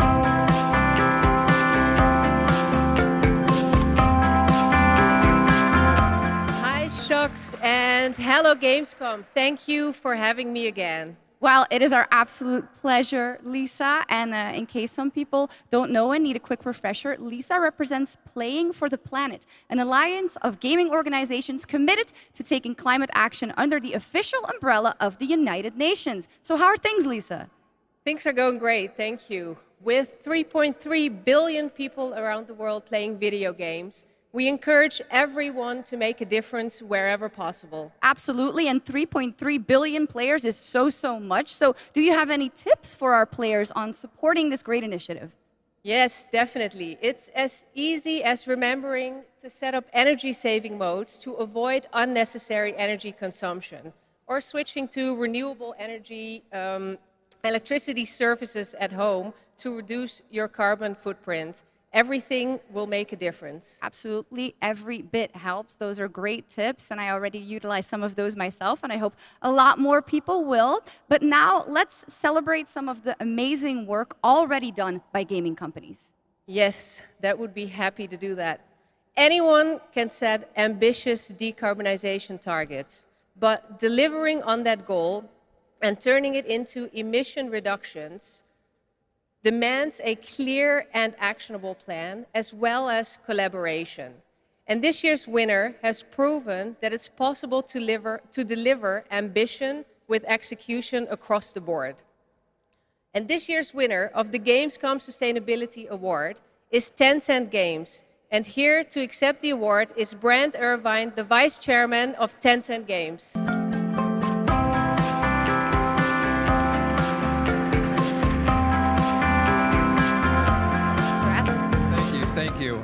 first of all, let me say on behalf of Tencent Games how honored we are to receive this award.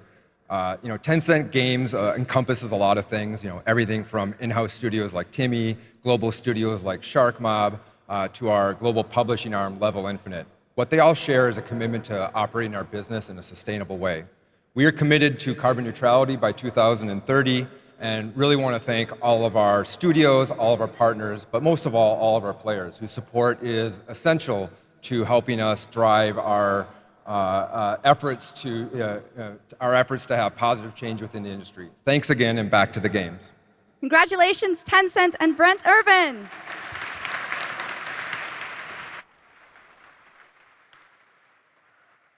But that is not our only award. Everyone here and at home can vote for their favorite games playable at Gamescom in this year's Gamescom Awards. You can visit Gamescom now to help decide the winners. Voting will only be open until Thursday, August 22nd at 2 p.m. And the awards will then be celebrated this Friday at 2 p.m. at Gamescom Studio. Back to you, Geoff. Thank you, Shocks. You're doing a great job tonight. All right, we got something really special for you. Please welcome Deadpool director, creator of Love, Death, and Robots, and the co-founder of Blur Studio, Tim Miller.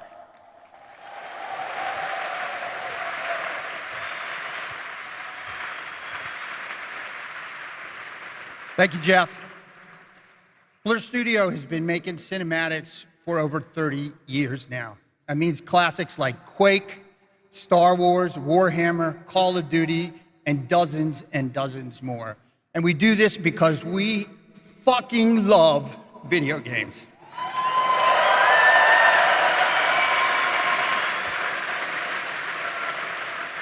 And every time a trailer comes online, we see hundreds and hundreds of comments from the fans, like, why don't we see a movie like this? Or why can't we have a series like this?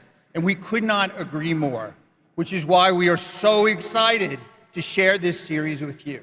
15 original episodes created in collaboration with Amazon Studios and the publishers and developers of some of the world's greatest games. I'm talking new titles, existing games, indies, and classics. So we've been working on this show for 3 years.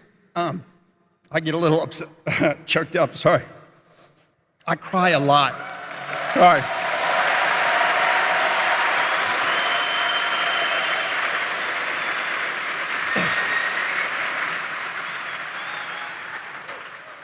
All right, we've been working on it for 3 years, and I'm very emotional because I'm so excited.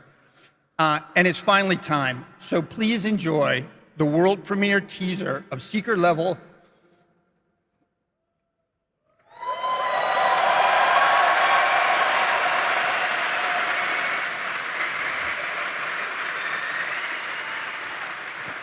It is our love letter to games, and you can watch the series on Amazon Prime Video on December 10th, not too far now. So enjoy.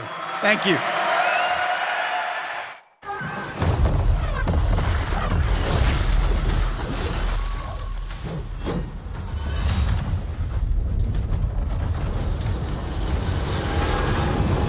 It's time. This world has waited for your arrival.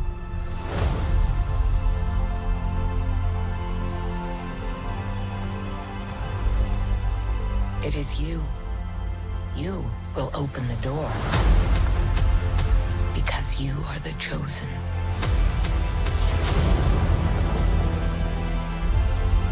All those moments.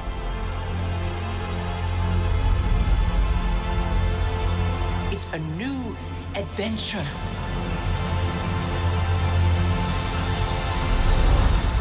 Just for you.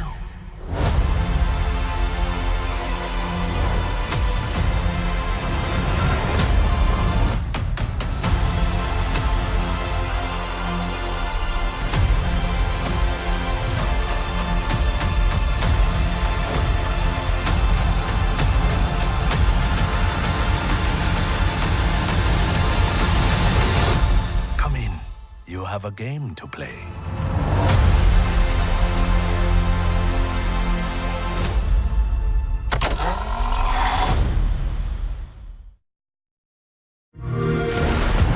Young hero, the gods taken an interest in your odyssey. Try not to disappoint us.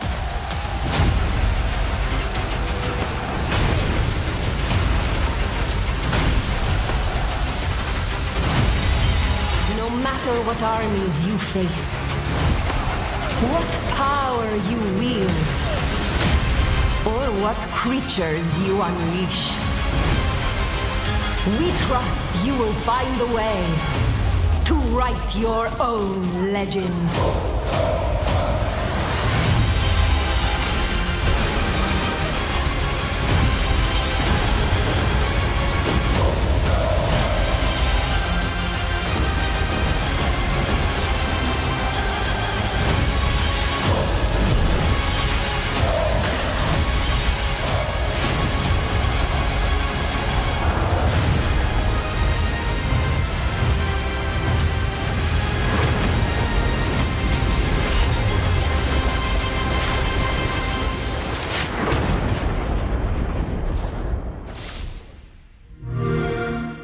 Play it day one with Game Pass.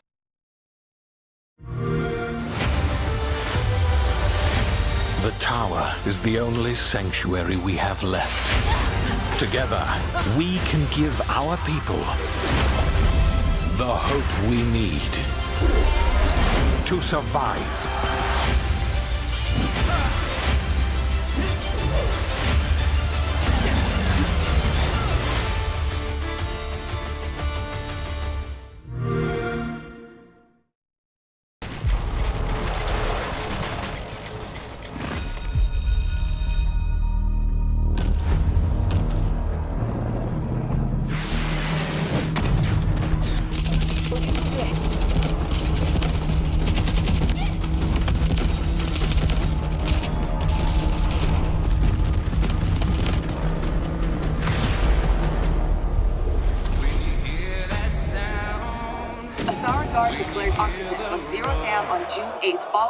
The conflict between the Alsara Guard and Havoc threatens the balance of the world. The Alsara Guard is a tempest of disorder, sowing chaos wherever it roams. But we are honed to strike at their very core.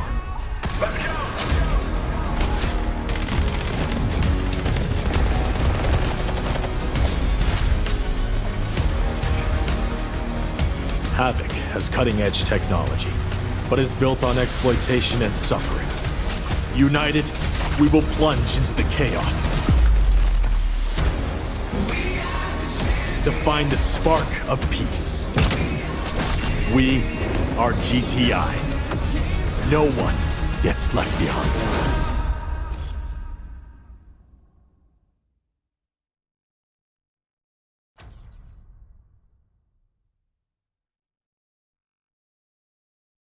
Which we are announcing is coming to Steam Next Fest in October in advance of its early access release later this year. All right, let's head back to the Middle Ages for a new look at Kingdom Come Deliverance 2 with its authentic rendition of 15th century Bohemia as an action role-playing game. I have concluded a very fragile truce with Sigismund, and if anyone should disrupt my plans with headstrong acts of violence, there will be consequences. I intend to wage war, not parley. Everything all right, eh? We need more people. The best thing would be to recruit from your old comrades. Well, if they're not already swinging on the gallows somewhere. Will you help us, Henry?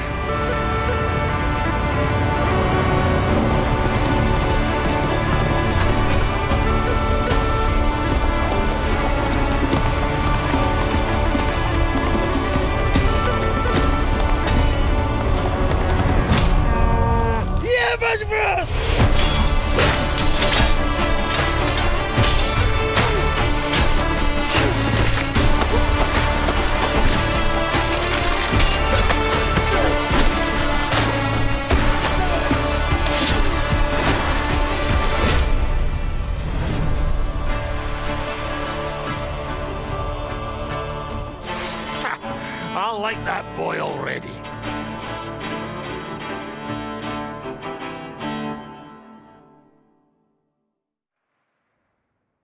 There is much more from that game coming this week during Gamescom. Now, last month, the ARPG Zenless Zone Zero was released from Hoyoverse, and now we've got the debut of a brand new area of New Eridu. Check it out.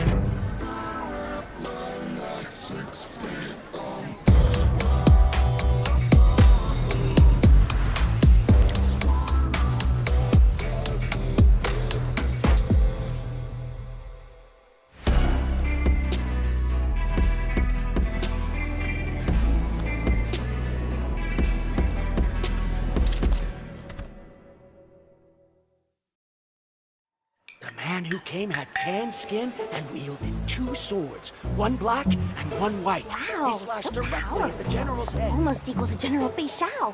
General Fei Xiao? I know her well. You do? I know all her deeds on the battlefield by heart. Such as... when General Fei Xiao fought her way in and out of enemy ranks 7 times. With a single strike, she knocked down 100 enemies. 1,000! No, 10,000. She could raise You're entire exaggerating. cities, My leaving mom told me nothing about but this. rubble. This is what my online friends found at the scene. The sword in her hand was Look! In the form of a beast, rushing forward like lightning, General Fei Xiao shouted among the ruins! Are you my master? That's complete nonsense. Nonsense? I have even more impressive stories. Little girl, do you know how to get to the seat of divine foresight?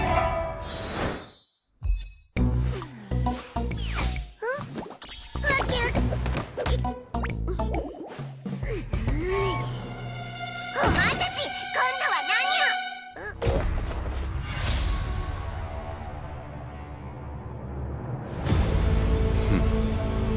これはまたとんでもないマスターに引き当てられたもの。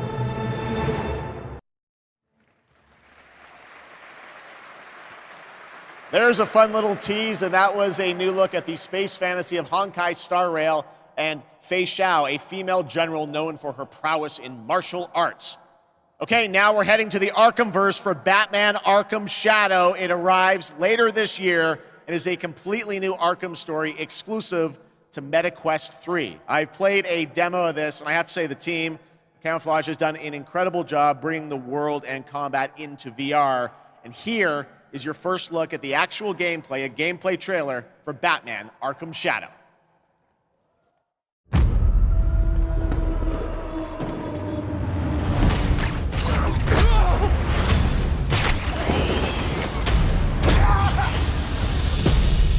This rat cult spreads through Gotham like a plague. I have to stop it, even if it consumes me. The corrupt system has failed you. Are you not angry? Fight back! It's the freaking Bat! We aren't afraid of you! The Bat dies tonight! Jim, this Rat King could be anywhere. A face in the crowd, a foot soldier in his own fanatical mob. So how in the hell do we find him?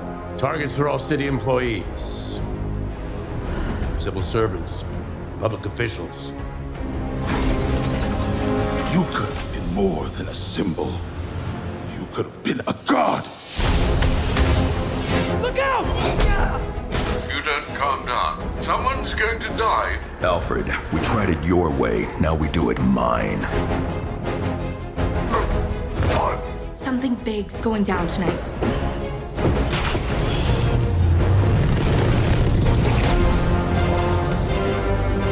We repress our rage, our fears.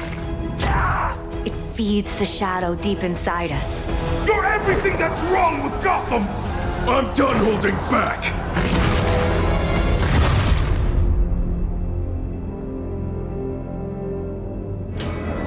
I can bring the Rat King to you.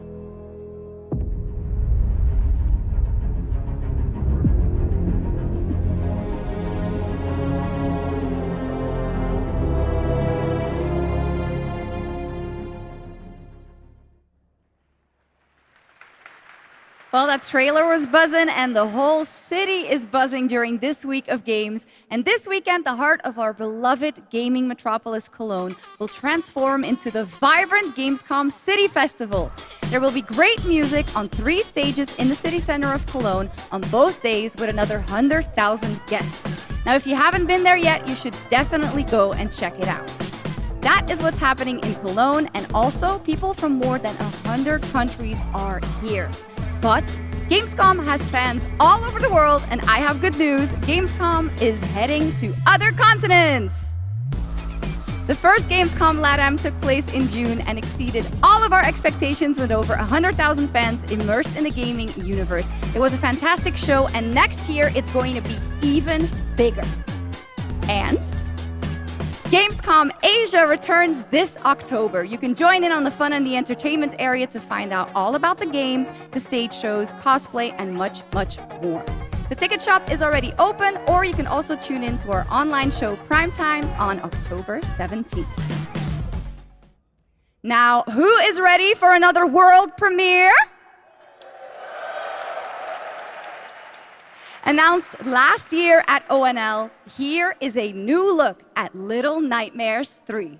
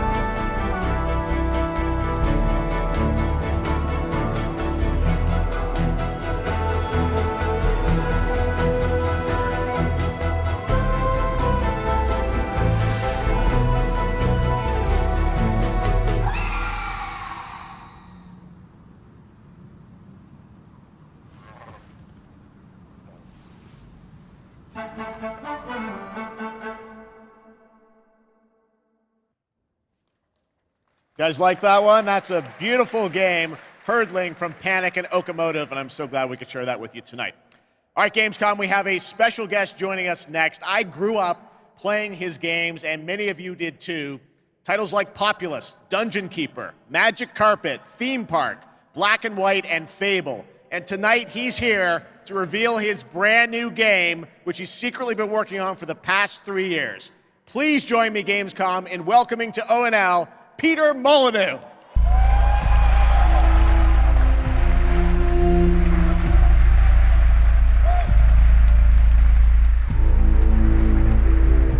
Wow.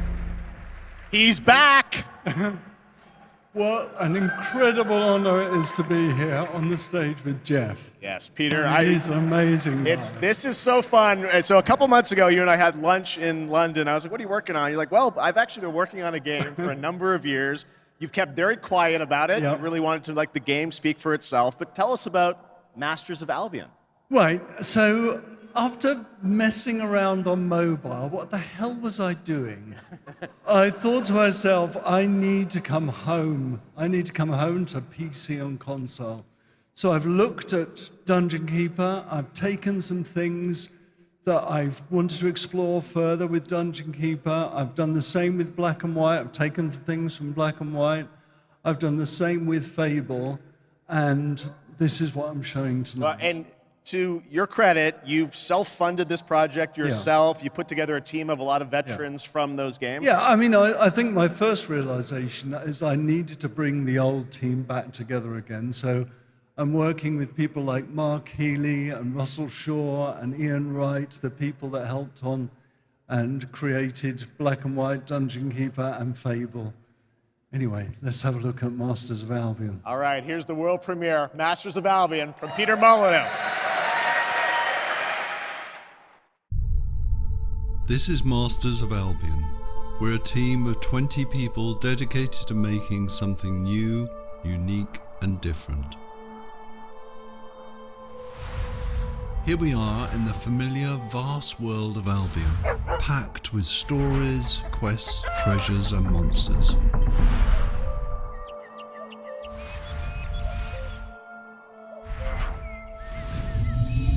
This is Oak Ridge. By day, you're tasked with building the town up, gaining resources, and earning money. By night, your town will be attacked by many of Albion's creatures. You can design anything: the food that people eat, the clothes they wear, the weapons they use, the armor they fight with. There is a strategy behind every creation. I can even feed them rats. My town's working hard to make that food. I can help out, or not. I can also design, customize, and create all buildings.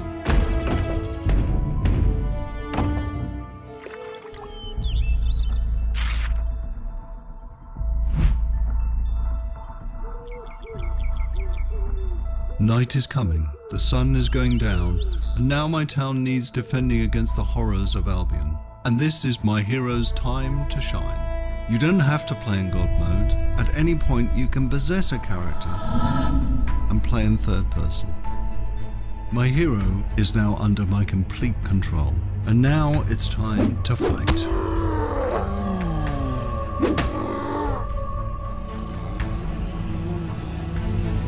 My hero's getting overwhelmed. Let's switch back to God mode and unleash some real power.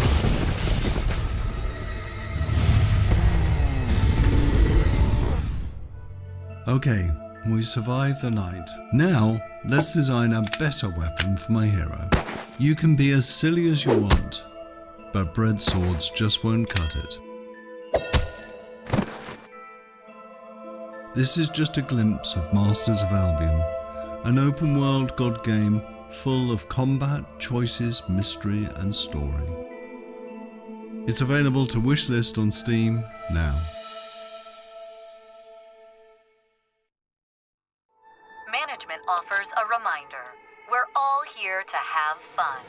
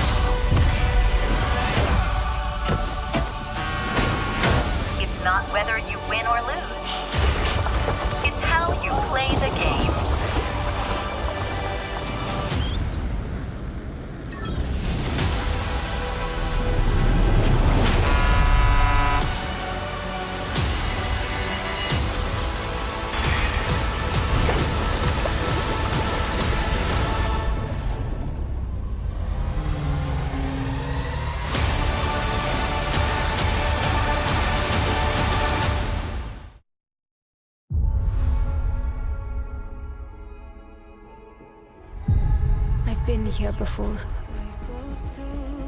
In the fold. Countless times. Who I was. Who I might become. All possible futures existing in motion.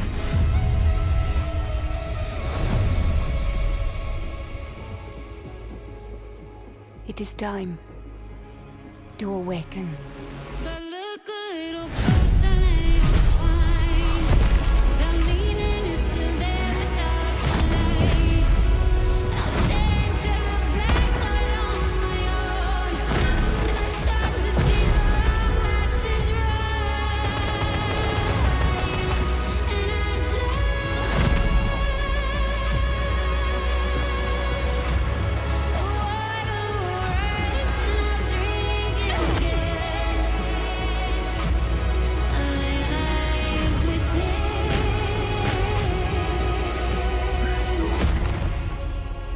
And it is my duty, my journey, to step into the unknown.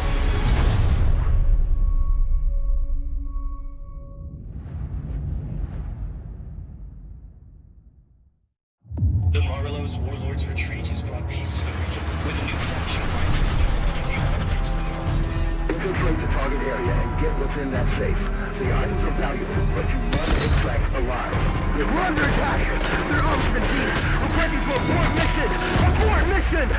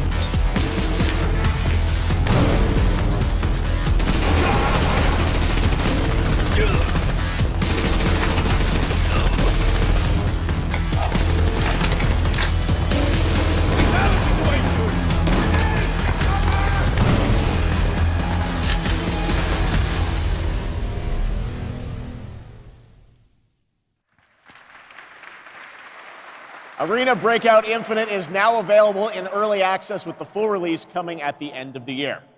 Now, over the years, Blizzard has been a big part of Gamescom history, and this week we are thrilled to welcome them back for the first time since 2019. And to tell us more, here's the president of Blizzard, Johanna Faris.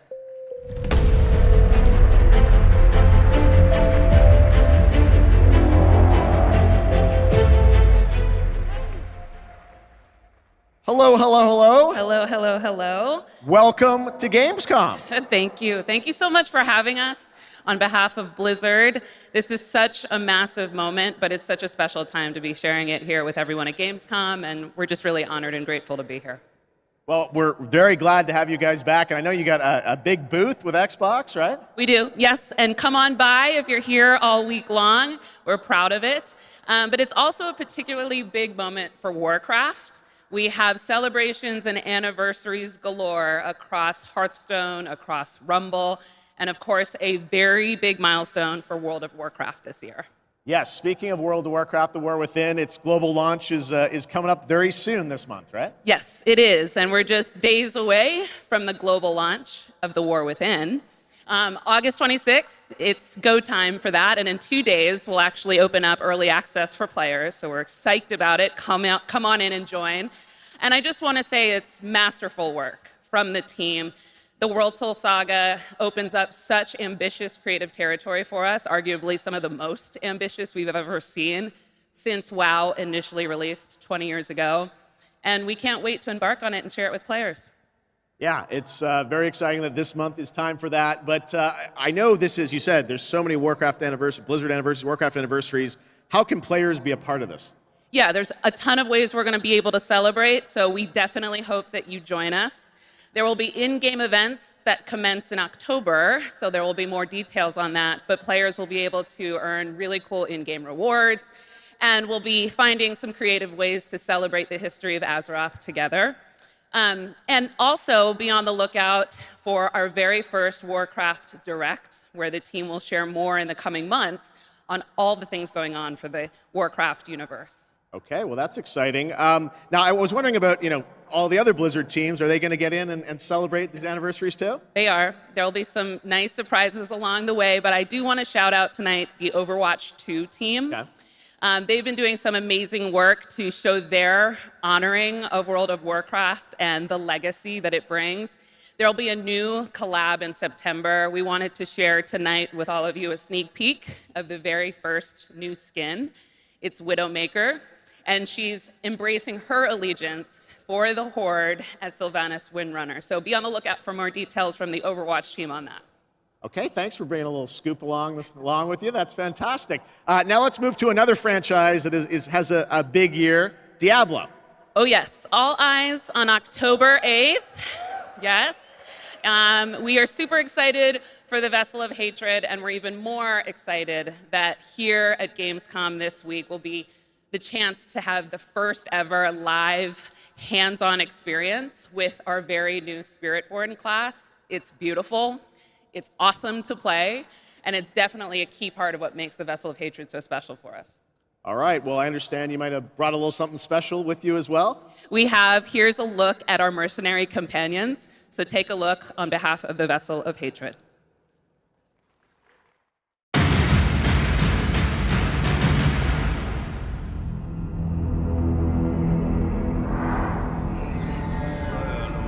Suffering, desolation, horror. This is the road we know in Sanctuary. However, some of us have taken a different path. Bound by secrecy, ready to stand and fight for those who seek us out. My shield is your protection! There was a time we fought the vilest of Sanctuary. You fools get uglier and uglier. Until we were left with only our inner demons. But the return of hatred has pulled us back into the light. Your blood feeds my blade! And though we now wait, watching from the shadows, we cannot escape who we are. Why we fight. Please, no! Stay away! Or the fury that burns within us. I have your back. I'm with you! I will not let you down. Stay back! See it. Shoot it. Reach your maker! Catch! Strength in numbers. I am your guardian. I am your redemption. I am your vengeance! I am your rage! We are the Pale Hand, and we are the reason you need never fight alone.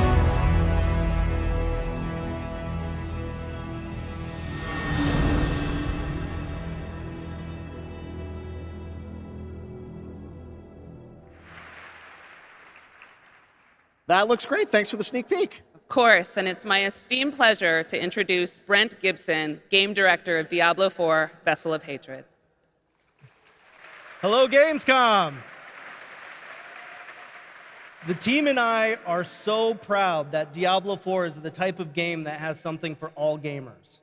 And in Vessel of Hatred, it's no exception. We are hard at work at adding new ways to play and new ways to grow in power. Like mercenaries, ordinary people with extraordinary skills that you can hire to fight alongside you in your battle against hell. We're also adding the Kurast Undercity, an all-new multi-layered dungeon that gives you the control on the types of challenges you're going to see, as well as the rewards you may get. And we also have the Dark Citadel, our brand new co-op PvE dungeon that challenges everything you know about combat in Diablo through a gauntlet of multiplayer puzzles and mechanics. We're talking about all of it right here at Gamescom. And so stay tuned if you want to see all the things that you're going to see in Vessel of Hatred launching October 8th. And I hope to see every single one of you on the floor all the way through the show. So thank you very much. See you on the floor. Thanks, Brent.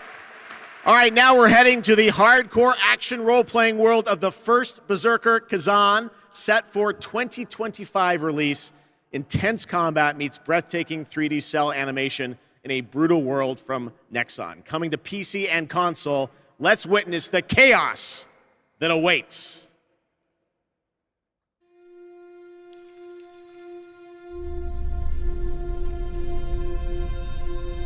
The two wolves who defeated the beast will tear into the neck of the aged lion.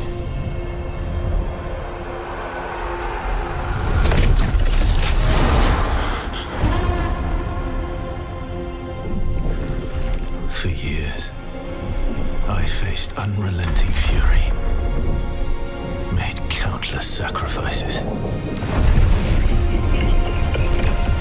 And the result of my devotion was betrayal.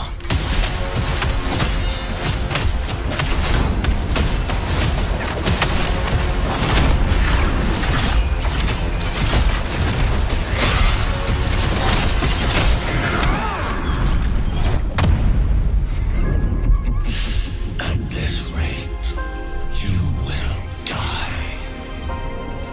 Emperor, you will pay for this. Join me, Blade Phantom, and I will help you.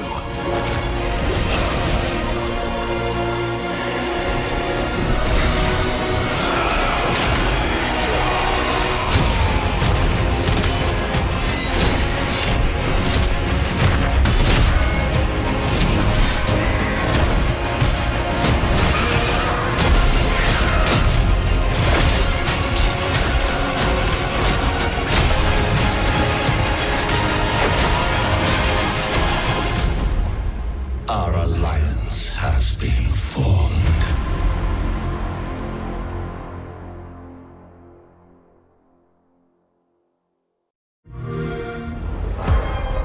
The constraints of the past are history. Here, you rule the way you've always wanted. Your choices will remake the world. And every turn becomes an opportunity to triumph.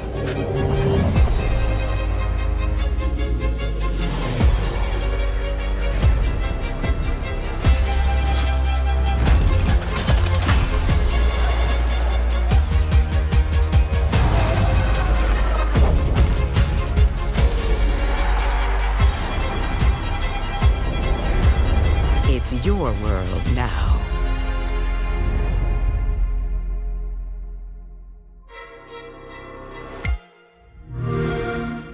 Play it day one with PC Game Pass. Follow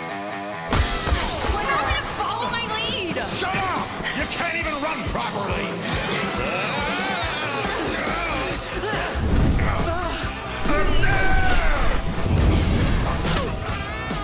What the?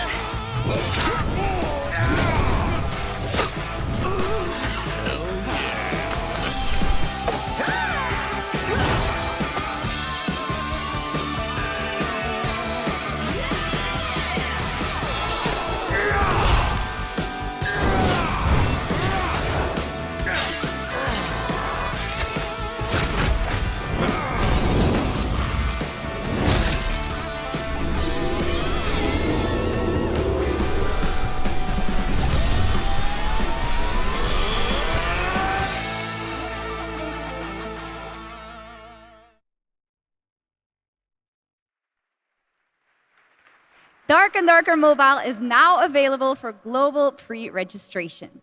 Now from NetEase Games, this next trailer is a new life simulation game where players can travel among super-powered worlds to craft their island and engage with friends. Let's take a look.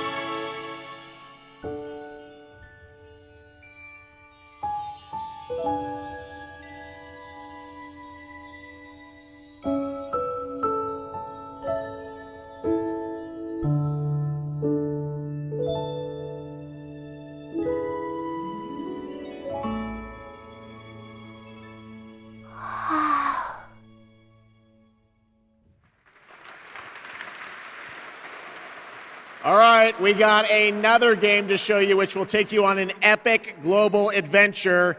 Indiana Jones and the Great Circle. Check this out. What if I told you there was a connection between ancient cultures around the world? A great circle. Does it exist? Is it the key to some lost power? That's up to you to uncover. I'm Troy Baker, and I play Indy. It's humbling playing a character that so many people, myself included, look up to. As a kid, seeing Indiana Jones in the theater for the first time was a defining moment for me. And I never would have guessed that all these years later, I would be the one wearing the hat.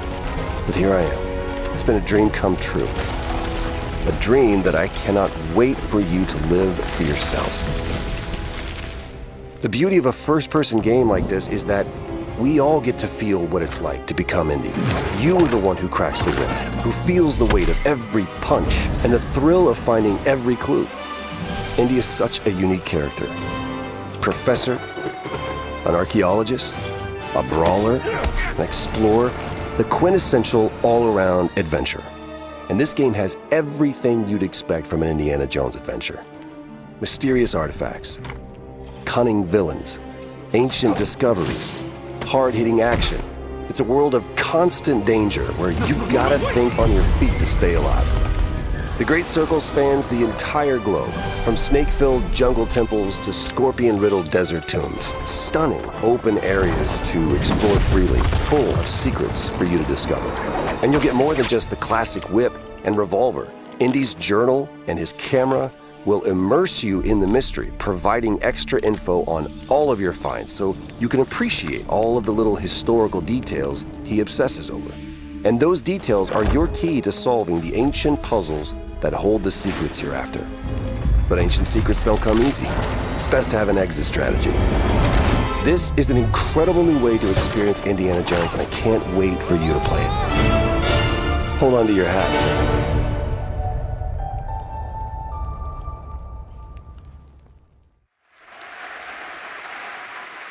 Doesn't that look great? A world of mystery to explore. But you're probably wondering when the game comes out, right? Well,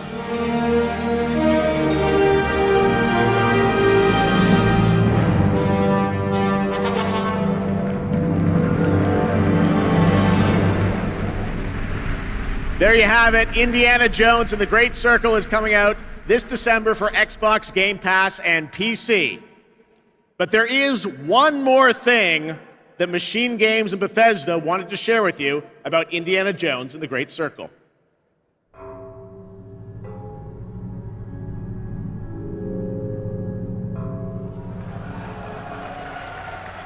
game's coming to PlayStation 5 in spring of 2025.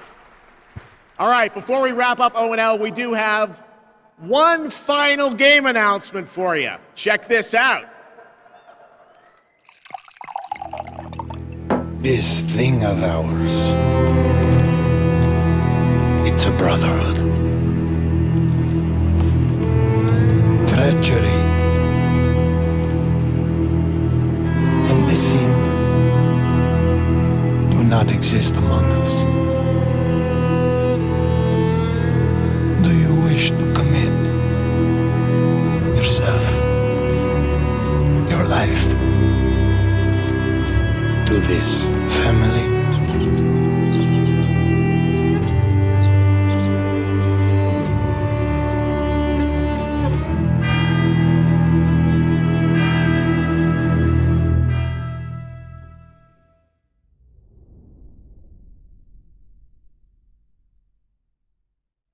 I'm Nick Baines, president of Hangar 13. What you just saw is the first early look at Mafia: The Old Country, a thrilling story set in 1900s Sicily during the origins of the Mafia. We're going back to the roots of what fans love about the Mafia franchise, crafting a deep, linear narrative with that classic mob movie feeling. Mafia's success is built on our players' passion for the franchise, and we're so proud to return to Mafia with The Old Country. We can't wait to show you all more. Thanks for watching.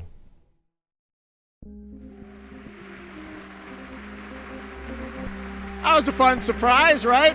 All right, well, that is a wrap on Opening Night Live from here in Cologne, Germany. And we hope to see you again this December, December 12th, when the Game Awards streams live everywhere for our 10th anniversary show. It is going to be a very special night as we give you a sense of where games are going in the next decade. We don't want to say much now, but trust me, it's going to be a very special show.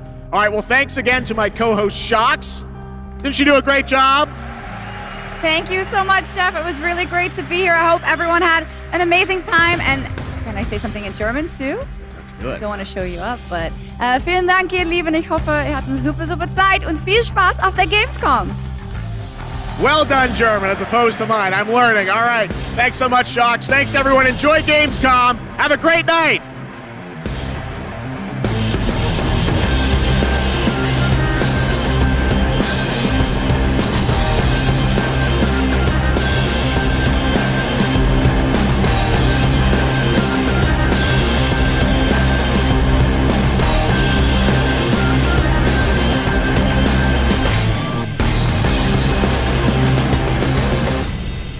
These shows, he does Summer Game Fest, he does the Game Awards, and Game Awards is clearly the one that has most of the biggest news and announcements. And I think a lot of game companies now save their stuff for that. Like, hey, maybe we can get in the Game Awards. So the fact that this does have any sort of surprises at all, along with a bunch of updates on a lot of games we already know, I think that's what I want. So yeah, I don't know, any standouts for all of you? I don't know, Bakalar, how about you? We'll start there. Yeah, I think it was interesting. Like the Little Nightmares developer got a lot of attention again this year around. I love what that Reanimal looks like, and I'm excited for Little Nightmares 3. I'm a spooky boy. Those are spooky games. I'm well served. Yeah, there were quite a few spooky games in there. It seems to be one of the themes of the show. Nikki, how about you? Anything stand out? Road crash. Yeah, let's go. Oh my God, I was just happy. This could be a mode coming to Mudrunner's Expeditions, which is a good game that came out earlier this year. I really like that game. It's a good take on the experience of, hey, you're going to be driving these trucks. They are going to get stuck, but you're going to be doing smaller missions than the fix the entire world, which is how the structure of the games worked in Mudrunner and SnowRunner. But then taking the fundamentals of those games, stripping the name away and be like, okay, what if we have these toys to play with, what can we do? What would be fun? Rebuilding the world by actually laying down asphalt and taking care of the terrain and all that stuff is such a good idea. I'm so excited. And those games are very popular as well. There's a lot of players for stuff like that. So I'm very excited about that. Sean, how about you? So as I think it was obvious, there was a lot of games and genres I just do not care about. that did get a few for me. Got some fighting game updates there with seeing my announced for Fatal Fury, seeing gameplay of Terry in Street Fighter was very cool. The various anime, whatever, is like, that appealed to me, sure. But I think the one that actually impressed me a little bit was towards the end, their first Berserker Kazan, actually looking really good, I think, and very improved over last time they showed it off. So that was pretty cool. And yeah, I'm trying to think if there's anything. There's like so many little, after an event like this, I need to like go back and really like just scrub through the video. Let me ask you real quick, because I did see when I do have a list here from GameSpot.com, a website. Actually, let me fix that real quick since this is breaking. Persona 3, the Aegis stuff, how'd that look to you? I mean, we didn't really see anything new outside of the fact that Joker is revealed to be like a bonus boss character, which, that was cool, but not like huge news. And just like all the little updates on things like Mecha Break and any of the other smaller stuff. And there's maxbomb.com. Well, of course, the highlight of the show. Yeah, 100% the top tier thing that happened during the whole show, of course. It's nuts, right? Yeah, what's that about? Yeah, we need to ask somebody what's going on there. All right, we need to get some answers, get to the bottom of that. I like when I look at this list, I'm like, oh yeah, the Borderlands 4 was announced. I kind of forgot about that. Yeah. Because there's so much stuff. There's a reason for that. That feels different, right? Well, probably not to us, but like as a moment that feels different if the movie isn't the movie and the conversation around that franchise isn't. And I think that's just this moment, right? Because the next time we see anything from Borderlands 4, it'll be big. Yeah, and it'll be the movie will be so far in the rear view mirror. I'm really curious how most people are feeling about that, because when the Borderlands movie, came out, I asked my friends, like, vibe check, because you guys like Borderlands. What do you think about Borderlands right now in general? And they're like, dude, I don't care. We played a game like 10 years ago, and I'm wondering if more people feel like that. Borderlands 3 did really well. Tiny Tina's Wonderlands seemed to do okay, if not really well. So there's an audience out there for these games. They're going back to the well again. I feel like they will hit diminishing returns, but I don't know. I mean, I know people like these games. I'm glad they can keep playing them. I have nothing against them. I think the movie's inconsequential. I really do think it is. I think if anything, it's more of just like, it's just that name has sort of resurfaced again. And I think the amount of time between the last entry and this one is that you will just get the sort of like the momentum of like the time in between stuff. You know what I mean? Where like that's going to be fine, and people are going to seek that out again. I thought Hurdling looked good. I thought that looked good too. Yes. Yeah, that's right. That's one. The Italian Souls, Enotria, whatever that's called. Right. Yeah, that's how the soul. Yeah, exactly. I want to play that. We talked about Little Nightmares 3 and Reanimal. I'm curious to try on the Batman VR thing. I'm curious to see like what that's all about. So yeah, that's those are the ones that really stood out for me going through the list we have here. Yeah, Lost Records, Bloom Rage, which is the game from the Lost. What's it called? From Don't Nod. That's a Don't Nod game. Oh, yeah. Right. That looked better than I was expecting, because I haven't played a ton of Don't Nod games, but I have a pretty like a soft spot for them, because I think they know what they're doing with the kinds of games they make, and they have a good grasp of it. So I was like, oh yeah, I'm glad you're doing your thing. And this feels like them sort of executing on that once again. So looked very good. That one's out March 18th of next year. Oh no, tape 1 arrives on February 18th, and then tape 2, I guess these are episodes for the game, arrives March 18th. Two-parter. I mean, we can't not talk about Infinity. Nikki. Hey, Nikki, what is that game? Well, listen, so, and then... It's an open world dress-up MMO. Wait, really? I'm actually super in. It's Princess me too. Peach Showtime, but anime. That's how it's been described to me. That's awesome. That sounds great. Why is that? All right. Look, I'm excited. Look, I think it's certainly carved out its own sort of spot. And listen, the team and I have really been working really hard on it. So yeah, I mean, how about what's on screen right now? Monster Hunter continues to look fantastic. Yeah, I mean, this is one where I'm like, every time I see it, I'm like, I just need to be playing it. I would be very excited if this was like one of these fall games, but it's like, okay, no, hoping it's early next year. I know you're thinking summer, Sean. Why do you think like summer? It's like, I don't know. Yeah, it's an indescribable vibe thing. Like logically, you would think that it would be early in the year, but I don't know. Something about like Capcom's release cadence maybe is what's in the back of my head. I just feel like maybe it is sort of like an April May kind of thing, and I couldn't even tell you why. I'm just kind of getting the vibe there. Dying Light: The Beast also got announced. It says here's from GameSpot. Techland showed off Dying Light: The Beast, a new 20-hour adventure set in Dying Light universe and starring Kyle Crane from the original 2015 game.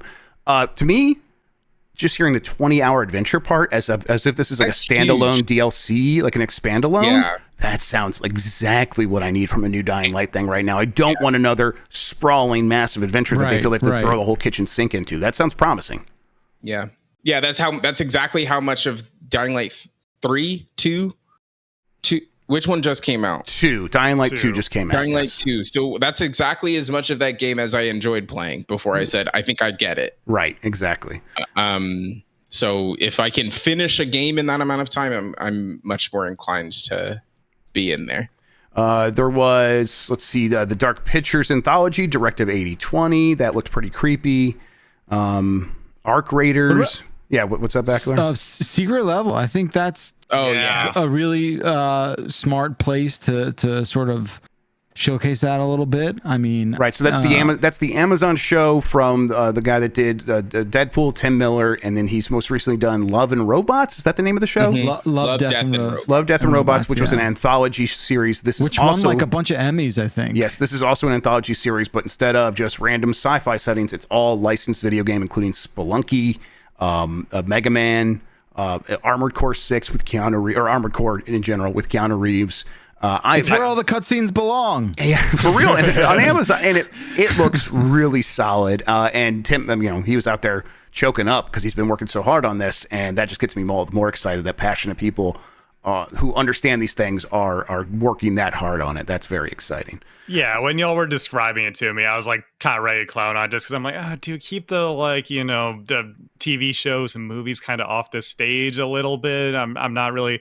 This one feels like it earned it, right? Yeah. But this one looks really good, and like it impressed me. I was pleasantly wrong on that one. It looks very cool. Yeah.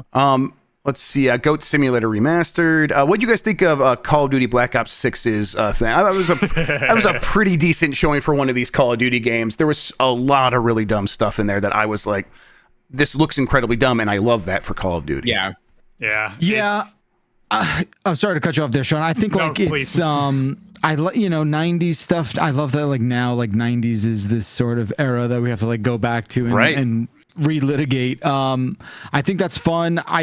For me personally, as someone who's a COD weirdo, it's like the Black Ops games have always sort of, I feel like on average, stayed with me longer than the other ones. So it's exciting to see. And I do think at this point, it is a very difficult thing to present that game at one of these and not have the entirety of the audience's eyes glaze over, and I think we had a lot of fun watching it. Right, you kind of have to do hey, let's put this guy who's wearing sunglasses indoors on an American flag dirt bike motorcycle and have him drive through and do ramps and sweet jumps and wet stunts and stuff. And okay, yeah, I get you got to put your dumbest foot forward if you're that game sometimes. Well, exactly, yeah, because Call of Duty, we know what it is at this point. It's going to be a really good feeling game to play, coated in American propaganda, and it's gonna. I like that they are over the top with it now to the point that we're like, just this shit is dumb. We know that you're not taking this seriously anymore. So let's just do this silly Evel Knievel stuff. Let's just do all this summer blockbuster Michael Bay stuff. I'm down for it. I thought Fatal Fury, City of the Wolves, and Terry. Yeah, and then Terry in Street Fighter 6. Both of those looked really excellent. Yes, so the fighting game fans eating well, Sean. Oh yeah, absolutely. I mean, they both look like their respective characters in their respective games, so not much to be said there, other than they visually look fantastic. And as Jason was pointing out, it's very important that Terry is in Street Fighter, and Mai will be in Street Fighter later, just because it's historic for Street Fighter to finally have guest characters. So it's very cool for us, I thought that Mecha Break game looked really promising. That is, there's a 6v6 multiplayer test for that closed beta test that will begin August 25th. So I'm going to try to get in there for that. That seems pretty good. You said one of our friends was playing it already, Sean, so maybe... Yeah, Christian has played, I believe. I think it's just going on. Okay. Because I just saw people streaming. That might be you know what? That seems to be the Xbox Series X and S version of the closed beta test. That makes sense. Because I think it's open on Steam right now. Like, you can do the thing where you just request access and you just like get in instantly. Right. Civilization 7, we saw that. That's out February 11th. Starfield got a car. Good for it. Turned 16. Awesome. Finally. Monument Valley 3. That looked... Yay. I'm like, oh yeah, I didn't realize I was ready to go back to Monument Valley. Amped Yeah. about that game. Yeah. Let's see here. Space Marine 2 continues to look like Space Marine 2. I think that, they're nailing the vibes. It's just like, is that game going to be, a really good B game or sort of something that suffers from them not being able to go all the way because it's, it's under the Embracer Group umbrella. Towerborn, I think, still looks pretty good. And then, of course, saving the best for last, Masters of Albion. That's right. Peter Molyneux came out on stage for some reason in 2024. That's nuts, dude. To talk about a game. I think what we saw, like, certainly, what do you do? But all you can do is like prepare for anything, right? When you're about to see what this is, and I don't know. We laughed. We thought he's never struggled to sell a video game, right? Yeah. That he's always been able to pitch them. That's the whole thing. And then we get to play the game, and then things are missing. So right now, I'm like not too shocked that he immediately found his footing again and hit the stride of, let's get back into selling people a video game that I'm working on. Here's all the cool stuff. And to be fair, in this case, the cool stuff he's mostly pointing to is, doesn't this remind you of Black and White, a game that I made before that did very well and was highly regarded?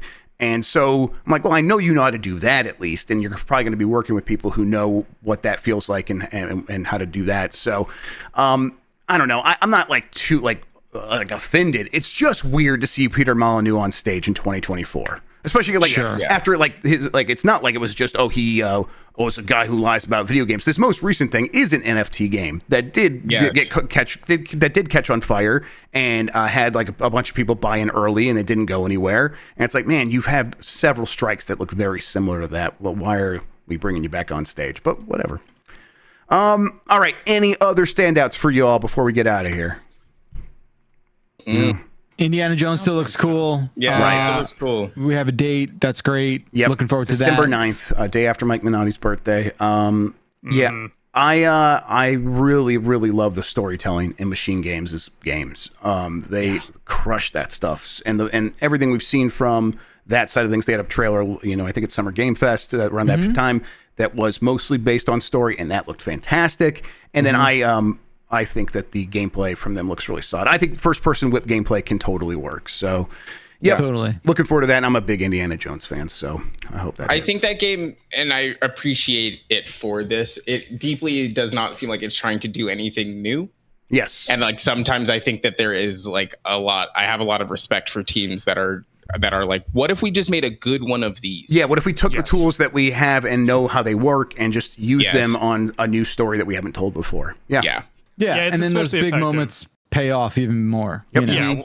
If you don't have a lot of those, I don't think a lot of people are trying to do the Tomb Raider / Uncharted style, action and adventure exploration kind of game. So I think, but thinking about the event as a whole, that kind of does bring me to what's on my mind right now, just how we feel about the event in general. Because when I really think back on the whole thing, like, it is great that a lot of developers are trying their hand at whatever genre, but it just felt like maybe there was a lot of sameness in, say, the military shooters, the like resource management genre. Like, I know that's broad, but just so many of those. Yeah, military shooter, resource management, scary. Yep. Yeah, there's a lot of that, and I do appreciate that Geoff Keighley shows do tend to be a place where like all of these games of all different sizes can all coexist on the same stage together. I do think that's cool, and I think they have improved some of the pacing of the show too. I agree with that generally. I do kind of wonder if maybe like this show could have been a little trimmed, maybe just like a little bit. He does seem committed to the 2-hour thing, and I wonder who Like, why? Is that like... That feels like you can't, if you're going to have the block, you got to keep the block. That's what it feels like, yes. Like, you got to make it work. Like, it may be as simple as we have this theater for 2 hours. Yeah. Yes, exactly. And that has to be what it is. Right, we have to make this make sense. Yeah, it probably is something related to that. So, okay. Then before we get out of here, we are the official judges of these games industry shows. They always come to us and say, hey, what is your grade? So yes. Get A, B, C, D, F. What? No E. We don't use E. We're not fools. We're not clowns. So, what is your grade for Opening Night Live 2024? Start with you, Sean. We doing plus and minuses or just like the raw Yeah, you can do letter? plus or minuses. Go with your heart. Maybe like a B- then. Yeah. Like, I'm leaning like this was a good, solid show overall. Even if there wasn't a ton that I personally loved, there were some cool announcements. I think it was a well-paced show overall, and I don't know. I think it was an overall solid show. Nikki Grayson. Yeah, I also was gonna say B-. I like some stuff that is cool, and then a lot of stuff that is not for me. Yeah. And I think that just is how that is what happens when you have a 2-hour-long show filled with 30-second long commercials. Jeff Bakalar? I'm sorry. Yeah. Go. Yeah. No, that was it. Okay. Yeah, so I grade on like I take this very seriously. So I know. I grade on the same sort of like metrics as like Olympic diving judges grade, right? Sure. Because it's the degree of difficulty and the contextual sort of like positioning of that. A B.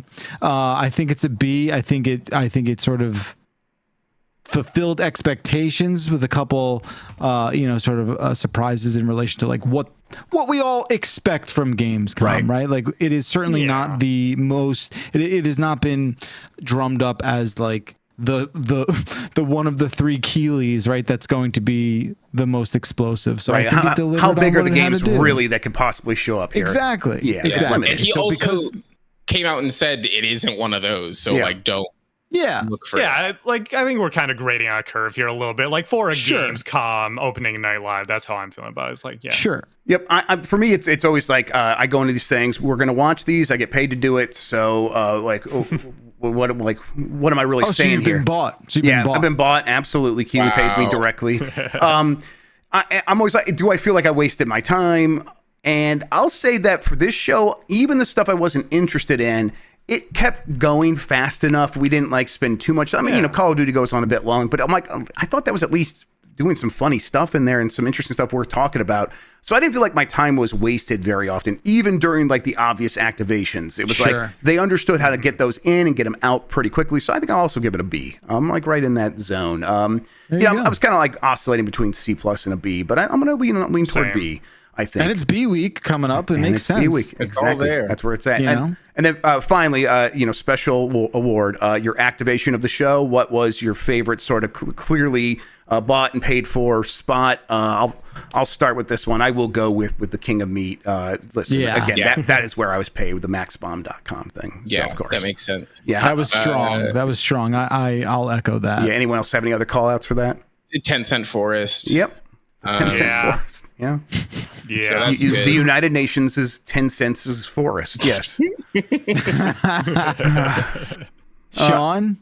I think maxbomb.com was just too you kind of can't beat that. Absolutely. We're real homers over here. All right. I think that's going to do it for us and for covering Opening Night Live. As a reminder for the crew that's still watching here on Giant Bomb, if you're wondering, hey, where's the Bombcast? They are recording it right now. We were going to call them in, patch them into this. And instead, we said, you know what? Why don't you just go take your thoughts, immediately go record a Bombcast so it's as relevant as possible. That'll be up on feeds still later today. Jan's going to get to work on that. They are in Germany, so expect more shows from Germany, including Voicemail Dump Truck. And then we'll be at home doing I guess still. If you are watching on GameSpot, which I don't know, maybe it's broken, maybe it's not, I have no idea. But if you're watching on GameSpot, plenty more coverage of Opening Night Live and all those games. I went through the rundown from GameSpot. They did a great job of giving all the information there, so go check that out. We'll be back the next time there's a big show to talk over. Until then, for Jason, for Nikki, for Sean, for Bakalar, and myself, Jeff Grubb, have a good one. Take care of yourself, and goodbye. Bye, everyone.